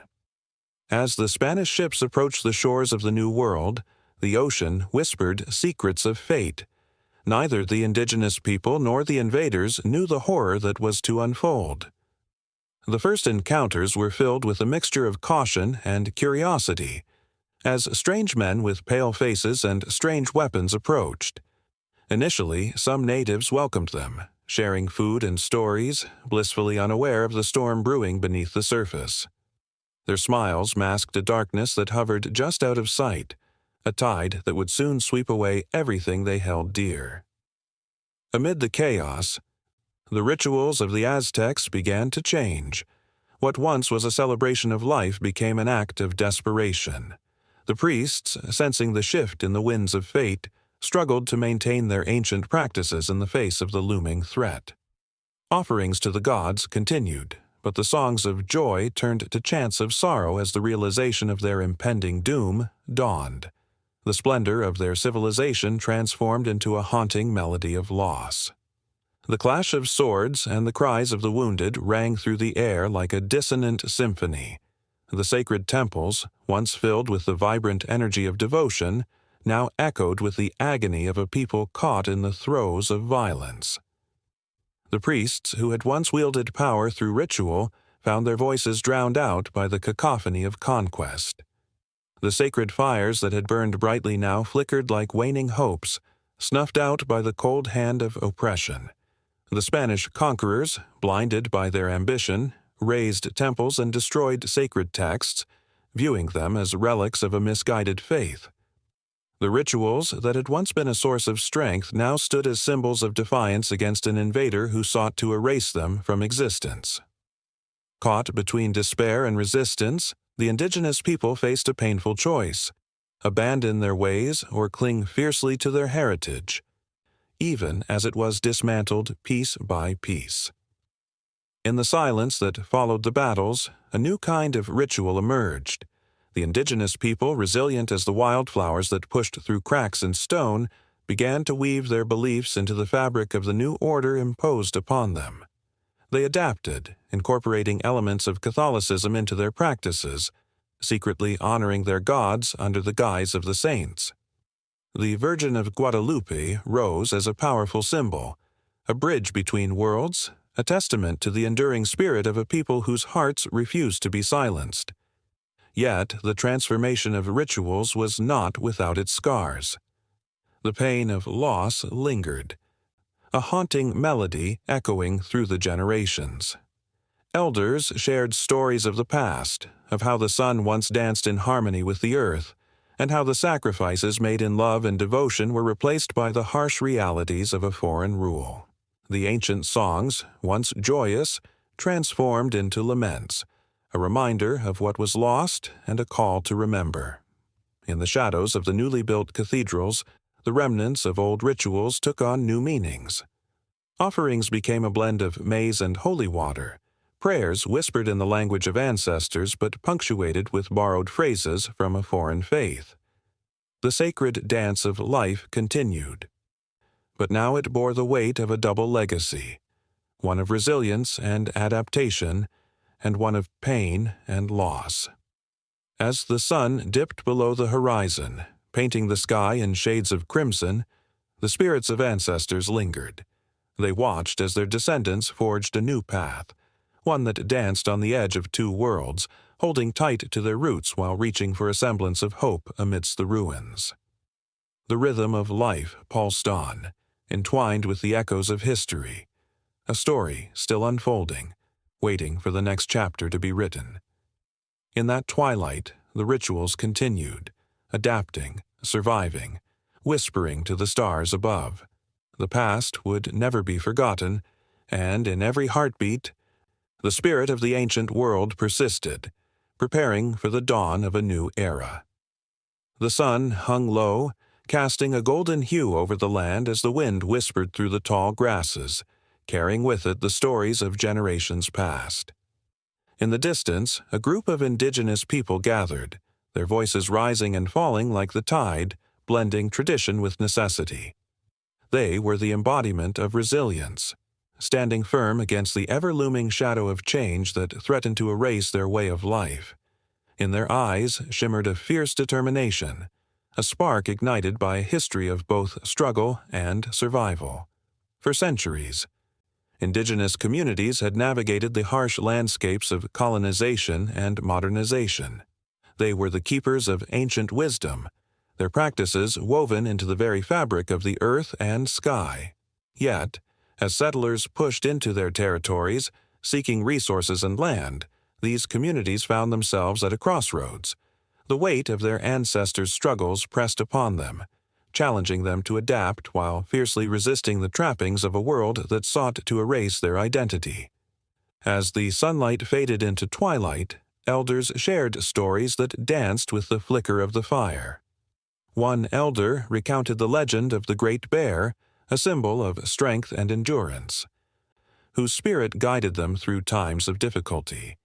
As she spoke, the listeners could feel the pulse of their heritage thrumming in their veins, reminding them that they were part of something larger, a legacy that would not be extinguished easily.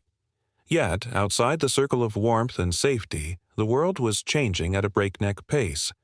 Missionaries arrived, preaching a new faith, often accompanied by a harsh judgment of indigenous beliefs. They brought with them a sense of superiority, dismissing the sacred rituals and vibrant cultures that had thrived for millennia. The echoes of hymns clashed with the haunting songs of the past, creating a tumultuous cacophony that threatened to drown out the voices of the ancients. And yet, in the face of this encroachment, many indigenous people stood tall. They began to weave their own narratives, blending old practices with new ideas, creating a rich tapestry of resistance and adaptation. They took the teachings of the earth, the knowledge of medicinal plants, the rhythms of the seasons, and infused them with new meanings, crafting a survival strategy rooted in both heritage and innovation. In the quiet of their homes, families would gather, passing down skills and customs that had once been at risk of being lost. The art of basket weaving became a symbol of both resistance and survival. Hands deftly working with reeds and grasses, each weave a statement of perseverance. These baskets were no longer merely functional, they became vessels of identity, adorned with symbols that spoke of their history and hopes. Outside, the land itself bore witness. Fields that had once been vibrant with crops specific to indigenous practices were now overshadowed by foreign agriculture. Yet in forgotten corners, seeds of ancient grains were planted, proud warriors fighting against the tide. As the plants pushed through the soil, they were a vivid reminder of the indigenous connection to the earth, a bond that would not be severed merely by the arrival of new methods. Conflict was inevitable. The tension between tradition and the demands of a modernizing world often erupted into visceral confrontations. In one town, as settlers attempted to claim a sacred site for development, indigenous leaders rallied their people. Voices rose, fierce chants echoing through the trees as they stood their ground, inspired by the spirits of their ancestors. The clash was raw and emotional, every pulse of the drum resonating with the heartbeat of the land. In that moment, they were not just fighting for a piece of earth, they were fighting for their very existence. As the dust of battle settled, it became clear that the fight for identity was not merely about land, but about the soul of a people. It was here that the most beautiful adaptations took root. Cultural practices began to evolve, blending traditional teachings with contemporary expressions. New art forms emerged, painters and musicians creating works that encapsulated both struggle and hope. They sang of their ancestors and the futures they envisioned, melding the past with the present in a symphony of resilience. Amidst this transformation, education became a powerful tool. Elders sought to reclaim the narrative, teaching younger generations about their history, language, and customs. Schools were established where indigenous children learned their culture, not in isolation, but alongside the realities of the world outside. They learned to navigate both worlds, armed with the wisdom of their ancestors and the tools of modernity. This blending became a beacon of hope, illuminating pathways for the community's future. Yet the journey was fraught with emotional weight. Each step forward was shadowed by the loss of friends and family to the pressures of assimilation and despair. Grief hung heavy in the air, a constant reminder of what had been sacrificed. But through the pain emerged a fierce commitment to honor those who had come before. Ceremonies were held to celebrate lives lost, their laughter echoing in the hearts of the living, fueling an unquenchable spirit to carry on. And so, the cycle of resistance and adaptation continued, a powerful rhythm that pulsated through the very essence of indigenous culture. It was not merely a fight to preserve the past, it was about breathing life into a future that honored the past while embracing the possibilities ahead. Each generation rose with the unwavering determination to carve out a place in a world that often sought to silence them. As the night deepened and stars twinkled like distant dreams, the fire crackled, casting shadows that danced around the gathering. The air was thick with emotion, the stories shared forming an invisible thread connecting every person present. Together, they stood firm, knowing that their roots were intertwined with the struggles and triumphs of those who had come before. In that moment, the essence of their being, resilience, adaptability, and unwavering spirit, fueled their commitment to continue the fight, carrying the torch forward into the unknown. Their stories would not end here. They would ripple into the future, inspiring generations yet to come who would stand, just as they did, unyielding against the tides of change. A chill swept through the crowd as the sun dipped below the horizon, casting long shadows over the sacred ground of Tenochtitlan. The atmosphere was thick with anticipation. This was not an ordinary day. It was a day of offering, a day where the boundaries between the earthly and the divine would blur. The people gathered, hearts pounding, eyes wide, as they prepared to witness a ritual that would shape their fate. At the center of the bustling city stood the towering Templo Mayor, its steps stained with the history of countless ceremonies, but today would be different. The high priest, adorned in resplendent feathers and glimmering jewels, stood atop the stairs, his voice ringing out like thunder, calling the gods to witness their devotion. But it wasn't just worship, it was power, raw and unyielding. Each chant echoed the heartbeat of a civilization that thrived on blood, sacred blood. In the minds of the Aztecs, blood was not merely a life force. It was a precious offering that nourished the gods and, in turn, sustained the empire. It was a currency of cosmic significance. The crowd felt every pulse of the drums as they reverberated through their chests, matching the rhythm of the ancient dance of life and death. Each beat signaled that the time had come for the ultimate sacrifice, a moment that linked the mortal world to the heavens. In the dim light of the temple, the chosen victim, a young warrior, stood bravely before the priest. He had been honored for his valor in battle, and now he accepted his fate with reverence. The warrior's spirit soared with pride even as he faced the jagged obsidian blade. The act was not just one of gore, it was the embodiment of loyalty and strength. The crowd fell silent, hanging on to the moment, understanding instinctively that this act would reinforce the power of their rulers.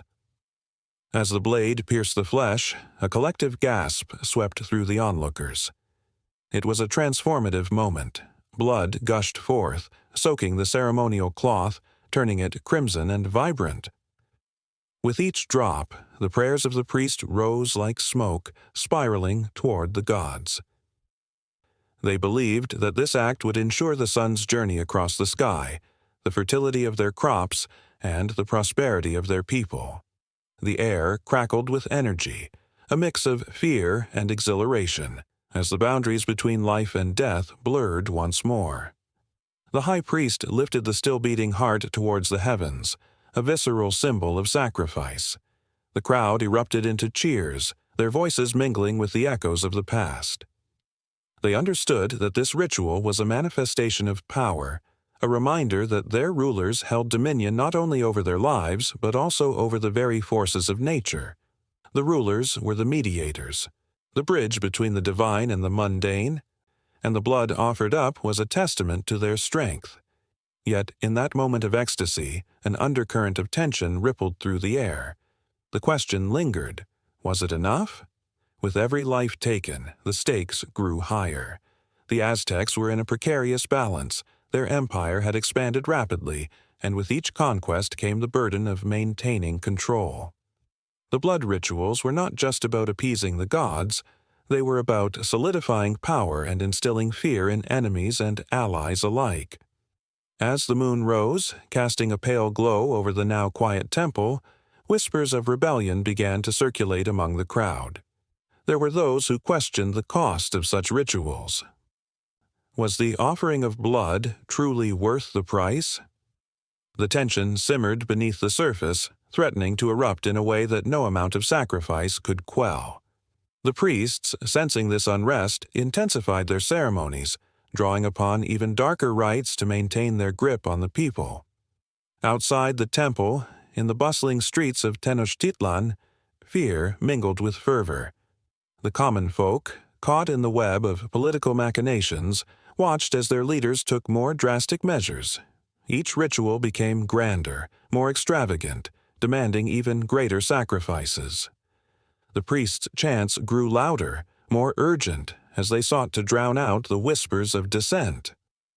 Each ceremony was not just a display of devotion, but a desperate call to the gods for reaffirmation of their power, a desperate plea to keep the empire from crumbling. And as the empire expanded, so did the need for fresh blood. The Aztecs turned to their neighboring tribes, their conquests marked by the promise of power and the requirement of sacrifice. The sound of drums echoed across the land, a haunting melody that heralded both glory and doom. It became clear that the blood rituals served a dual purpose. They were both a means of sustaining the empire and a weapon of fear against those who dared to resist. Tensions escalated as the rulers, intoxicated by their power, began to demand more than their people could give. The blood rituals, once a source of unity and strength, now became a haunting reminder of the cost of dominion. In the shadows, dissent festered, and conspiratorial whispers grew louder. The balance of power trembled on the edge of a knife, held precariously by the very traditions that had built the empire. With each passing year, the heavy weight of expectation bore down on everyone, leaders and commoners alike. The rituals continued, the blood flowed, but the specter of betrayal loomed. The gods, once seen as allies, now became a source of dread. What if their demands were insatiable?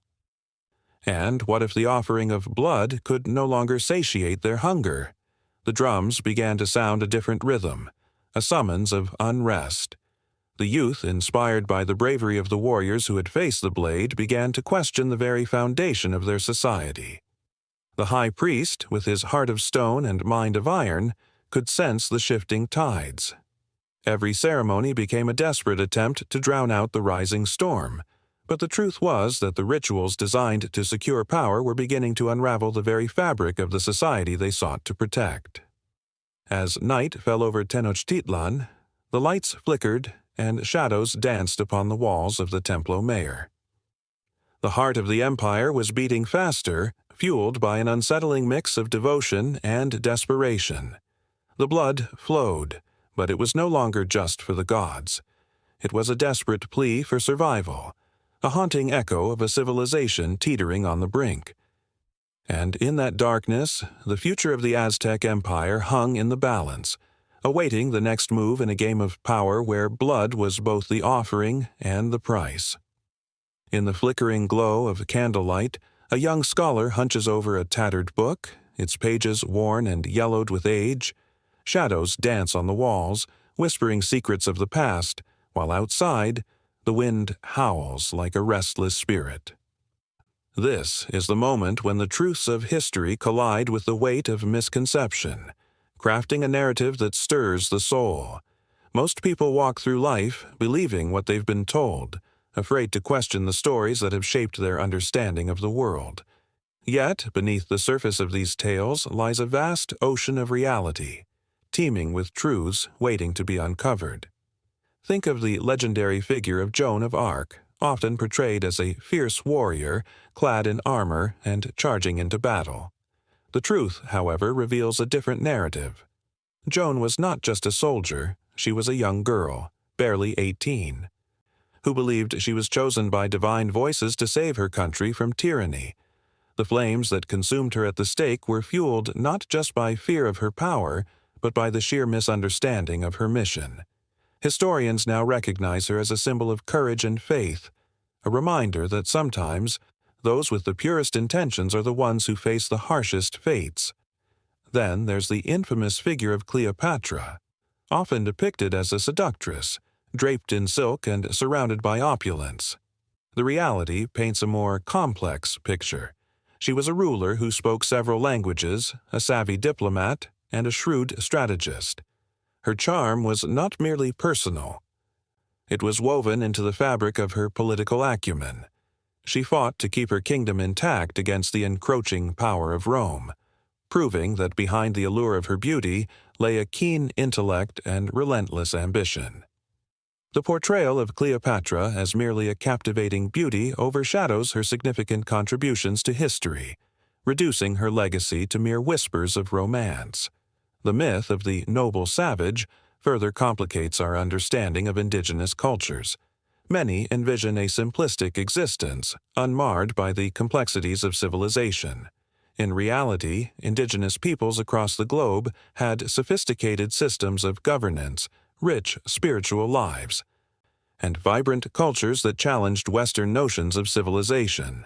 The truths behind the myths reveal societies that thrived in harmony with their environments and fostered deep connections among their communities. To dismiss their complexities is to rob them of their humanity, echoing through history as a haunting reminder of the biases that persist. As the candle flickers, the scholar turns to the story of the Vikings, another group shrouded in myth. Often depicted as brutal raiders, these seafaring people were also traders, explorers, and settlers. They navigated vast oceans, connecting continents long before the age of exploration officially began. The Viking legacy is steeped in culture, with rich sagas that highlight their values of honor, loyalty, and family. Each runestone tells a tale not just of conquest, but of community and craftsmanship, revealing that their journey was about more than pillage. It was about survival and identity. Consider the narrative surrounding the Black Death, a catastrophe that swept through Europe in the 14th century. Many believe it was merely a time of despair and suffering, yet it spurred profound changes in society. The plague led to labor shortages that empowered workers, ultimately contributing to the decline of feudalism. As fear gripped the hearts of millions, the human spirit, resilient and unyielding, found ways to adapt, survive, and innovate. The very fabric of society shifted, revealing a tapestry of progress woven from the threads of tragedy. The legend of Napoleon Bonaparte paints him as a towering figure, a man of unmatched ambition and military genius. Yet the reality is far more nuanced. Napoleon's meteoric rise was marked by a series of miscalculations and overreaches, culminating in his dramatic fall from power.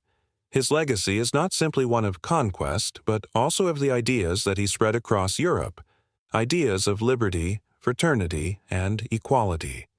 The paradox of his reign lays bare the dual nature of ambition. It can both elevate and destroy. In another corner of history, the American Revolution is often romanticized as a battle for freedom, with heroes gallantly fighting against tyranny.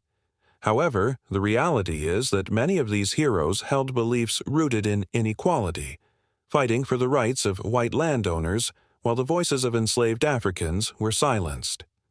The Revolution set the stage for a nation founded on principles of liberty, yet the echoes of its contradictions still resonate today. The fight for freedom was not a singular narrative, but a cacophony of dreams, ideals, and painful truths. The flickering candle casts long shadows, illuminating the delicate balance between myth and reality, a dance that has shaped the course of history. As the scholar continues to read, each revelation becomes a thread weaving through the fabric of time, linking generations in a shared pursuit of truth. The weight of these misconceptions can feel suffocating, yet each truth uncovered offers a glimmer of hope, a reminder that understanding is built on the courage to question and the humility to listen. The myths that have persisted through the ages are not merely stories. They are echoes of humanity's collective consciousness, reflecting our fears, our desires, and our struggles. Each myth holds a sliver of truth. But to accept them at face value is to risk losing the richness of our shared history. The tension between what is believed and what is real creates a tapestry that invites scrutiny, urging the curious to seek out the deeper stories that lie beneath the surface. As the candle burns low, the scholar realizes that history is not a linear path, but a winding road filled with twists and turns. The myths of yesterday shape the realities of today, and the truths of today will, in turn, become the myths of tomorrow. With each turn of the page, the promise of revelation hangs in the air, drawing readers deeper into the intricate web of stories that define human experience. The lingering question hangs like mist in the air.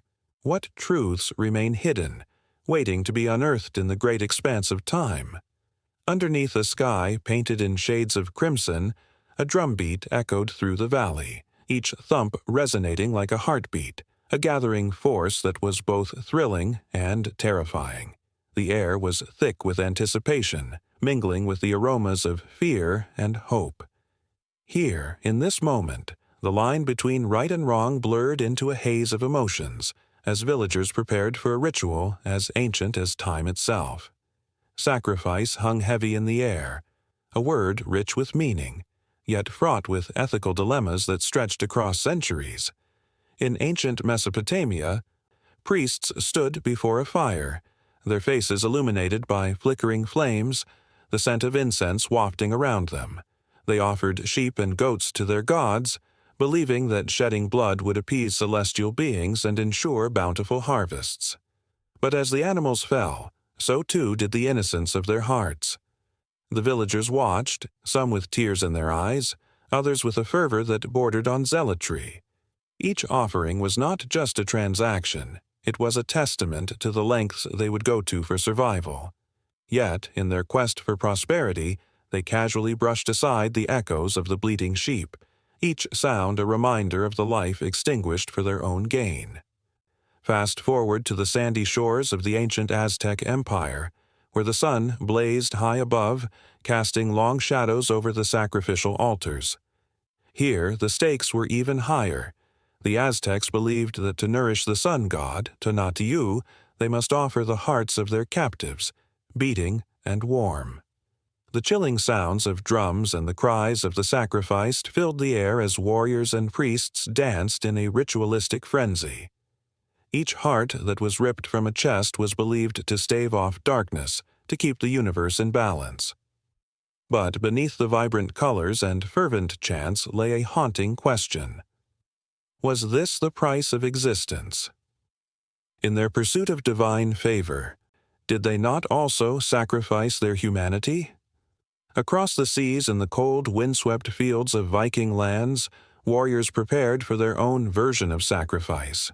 As they sailed into battle, some believed that dying gloriously would elevate them to Valhalla, a paradise for those who fought bravely. They spoke of sacrifice with a sense of honor, believing that their death would bring glory to their family name and protection to their kin. Yet, as they laid their lives on the line, what of the families left behind? The mothers, the children, did their tears not cry louder than the clashing swords? Would the honor bestowed upon the fallen be enough to drown out the cries of grief that echoed through the longhouses? In more recent history, the echoes of sacrifice take on a different tone. Soldiers, young and old, marched into the unknown, driven by a sense of duty and an unwavering belief in their cause. The trenches of World War I were filled with the weight of sacrifice, as men charged into battle with a mix of bravery and desperation. Each life lost was wrapped in ideals of freedom and justice, yet behind every medal pinned to a uniform lay the haunting faces of those who would never return home. The letters written to mothers, sisters, and brothers contained words of love and longing, but the reality was stark, the cost of war was steep, and the price was often paid in blood. As the dust settled after the fight, the world grappled with the aftermath. The concept of sacrifice began to shift, intertwining with philosophical debates on ethics and morality. Was it noble to lay down one's life for a cause? Or was it merely a tragic cycle of violence, where sacrifice begets more sacrifice? The ideals of honor and duty were pitted against the brutal reality of loss, creating a cacophony of emotions that lingered long after the fighting ceased. In every corner of history, the act of sacrifice has woven itself into the fabric of humanity, carrying with it the weight of decisions made and lives changed forever. The ethical implications pulse like a living organism, growing and evolving, challenging every generation to reassess their values and beliefs. Each culture, each era has placed its own lens over the act, coloring it with shades of reverence, fear, or cynicism. The very nature of sacrifice has been reshaped over time, reflecting the society from which it emerges. Through the ages, the question remains: when does sacrifice become exploitation? As the drumbeat of history continues to resonate, each echo calls out to be heard. Each life lost demanding recognition. The sacrifice of a few for the benefit of the many is a recurring theme, one that raises uncomfortable questions about power, privilege, and the cost of progress. In the narratives of sacrifice, the complex web of ethics is laid bare, revealing stories of both heroism and horror. As the sun dipped below the horizon, casting a golden glow that slipped away too quickly, the stories of those who sacrificed, whether willingly or forced, linger in the hearts of those who remember. A young mother clutching her child, a soldier writing a final letter, a priest holding a sacrificial knife, all of them entwined in a rich tapestry of hope and fear, love and loss. Each sacrifice speaks to the depths of human emotion, the choices that haunt us, and the price we pay for the lives we lead. The whispers of the past intertwine with the present, urging those who listen to confront uncomfortable truths about sacrifice. The drumming fades, but the echoes remain, a reminder that in the shadows of history lie lessons yet to be learned, stories yet to be told. It is in this space where emotions collide and ethical dilemmas arise that the true implications of sacrifice come alive, dancing on the edge of understanding, waiting for the next chapter to unfold. The air was thick with tension as the crowd milled anxiously, a sea of faces lit only by flickering flames that threw shadows across the ancient stone walls. Somewhere in the distance, the rhythmic beating of drums rose like a heartbeat, echoing through the night. It felt as if the past had emerged from the shadows, whispering secrets to those brave enough to listen. In modern times, the Aztec blood rituals, once shrouded in mystery and reverence, have resurfaced in ways that are both unsettling and captivating. These ancient ceremonies, where offerings of blood were made to appease gods, have sparked a renewed fascination. They dance at the edges of contemporary culture, lingering on the lips of artists, filmmakers, and writers, transforming the macabre into something almost glamorized. As stories of sacrifice and devotion find their way into popular media, the narratives twist and turn, creating a potent blend of horror and beauty. Imagine a film where a protagonist, entangled in the throes of passion and despair, ventures through a modern urban landscape that mirrors the sacrificial altars of the Aztec Empire. Each heartbeat, each drop of sweat, becomes a tribute to lost traditions, a haunting echo of lives once lived for a greater cause. The audience sits enraptured, their hearts racing, transported into a world where the sacred and the profane collide. Yet these reinterpretations are not without their critics. Scholars and purists stand at the gates arguing that the true depth of Aztec rituals is being diluted, packaged, and sold to a society hungry for thrills. They see the blood rituals as powerful communions between the living and the divine, steeped in spirituality far beyond the mere spectacle. The essence of what was once a deeply sacred act is transformed into a mere storyline, a moment of cinematic shock, a fleeting thrill washed away by the next scene. In the realm of fashion, the imagery of Aztec sacrifice emerges, splashed across runways and billboards. Designers, with a flair for the dramatic, adorn models in vibrant colors reminiscent of the warrior's garb, hues that tell stories of battles fought in the name of the sun. The symbolism, though rooted in a rich heritage, becomes a canvas upon which modernity splashes its bright, careless brush. The models walk with an air of confidence, strutting forth in garments that echo the past while firmly planted in the present. But are these creations a homage or a desecration?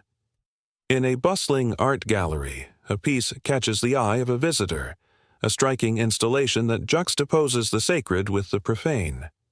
Blood-red paint flows down the canvas, mimicking the rivers of sacrifice that once streamed through the temples.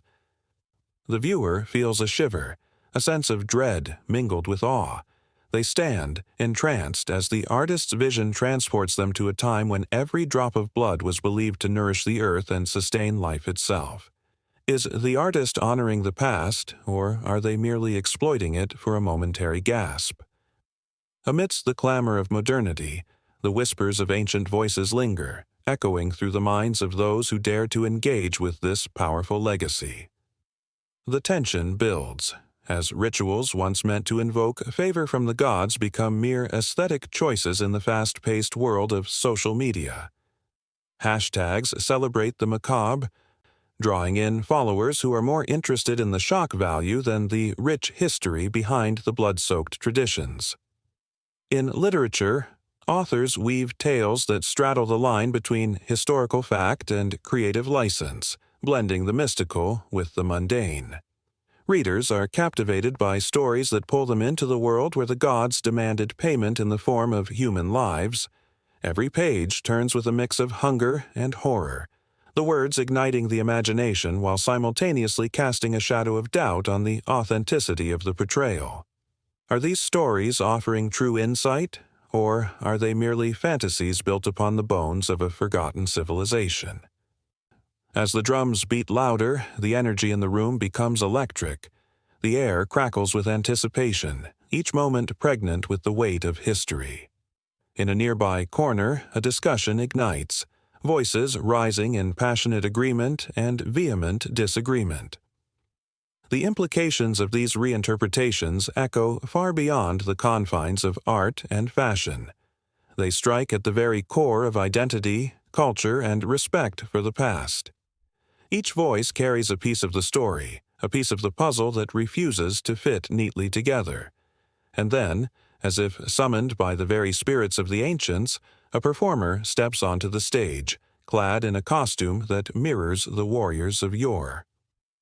The audience holds its breath, caught in a spell, as the ritual unfolds before them.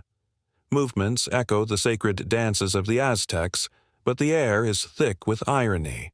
This is not merely a reenactment. It is an invitation to confront discomfort and revel in the shadows of history. The dance, both beautiful and haunting, embodies the struggle between honoring tradition and recontextualizing it for a new generation. Nervous laughter trickles through the crowd, mingling with gasps of awe and horror. The line between reverence and exploitation blurs, leaving everyone to ponder their own role in this dance with history. As the performer twirls, the flickering firelight reflects off their skin, creating an illusion of blood that weaves in and out of focus. In that moment, the past breathes, alive in the present, reminding all who watch that the echoes of sacrifice resonate through time, forever altering the way we see ourselves in the tapestry of history. The crowd is left holding its breath, suspended in a moment that feels both achingly familiar and disturbingly foreign. The connection to ancient rituals has never felt so close, yet it remains tantalizingly out of reach, like a whisper in the dark. The drums continue to beat, a relentless heartbeat, as the stories of the Aztec blood rituals stand poised on the brink of a cultural renaissance, echoing through both time and space. Ready to be interpreted, transformed, and reimagined once more.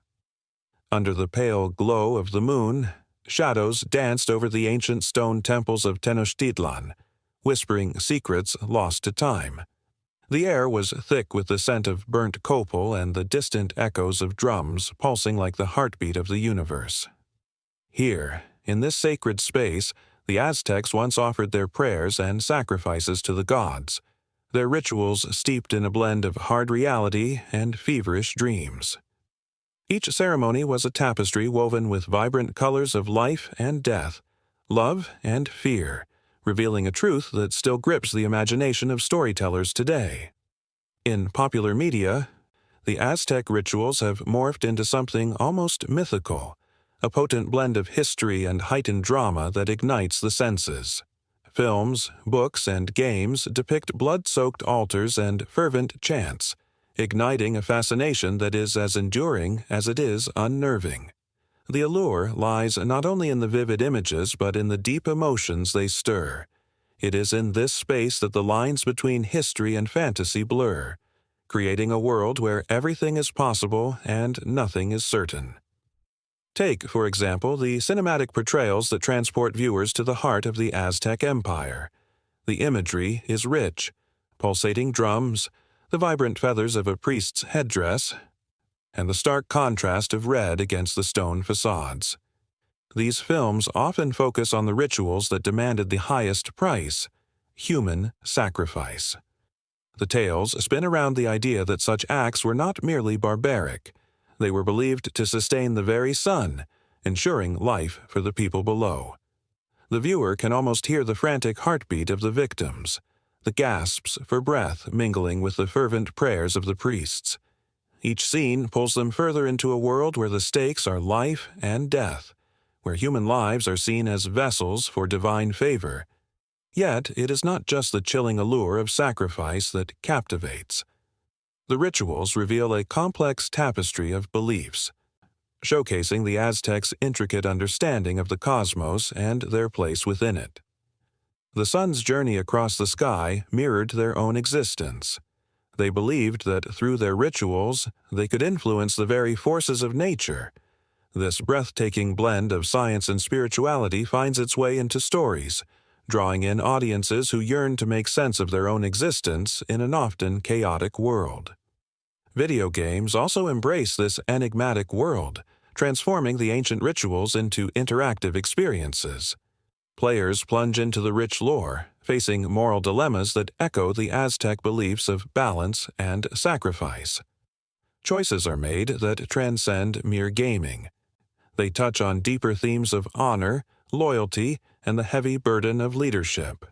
As players wield a sword in the shadow of the temple, they feel the weight of history pressing down upon them. Each swing becomes a reflection of the past, and the lines between the player and the Aztec warriors blur in a haunting dance of power and responsibility. The fascination is also evident in literature, where authors weave narratives that resonate with contemporary issues. The Aztec rituals often serve as a parallel to modern-day struggles, exploring themes of colonization, identity, and survival. These stories breathe new life into ancient traditions, inviting readers to ponder the price of progress and the sacrifices made along the way. The characters, caught between two worlds, mirror the internal conflicts many face today, their struggles echoing through the ages. Every depiction of Aztec rituals carries a weighty mix of reverence and horror, an emotional roller coaster that takes the audience on a visceral ride. The fear of the unknown looms large, yet the beauty of the rituals shines through, a dance of chaos and spirituality that beckons. There is a thrill in witnessing the raw power of humanity, the desperate plea for connection with something greater than oneself.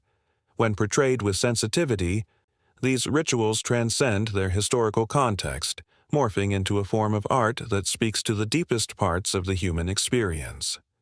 As shadows fall over the temples, the air electrifies with anticipation. The calls of the priests rise in a crescendo, inviting the audience to feel the pulse of a civilization that thrived on the edge of fear and hope. The reverberations of ancient chants echo through time, resonating within the hearts of those who seek meaning in their own lives.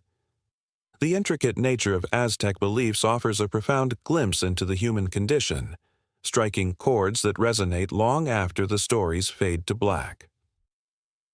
This relentless fascination with Aztec rituals hints at a deeper yearning, a quest for understanding in an ever-changing world.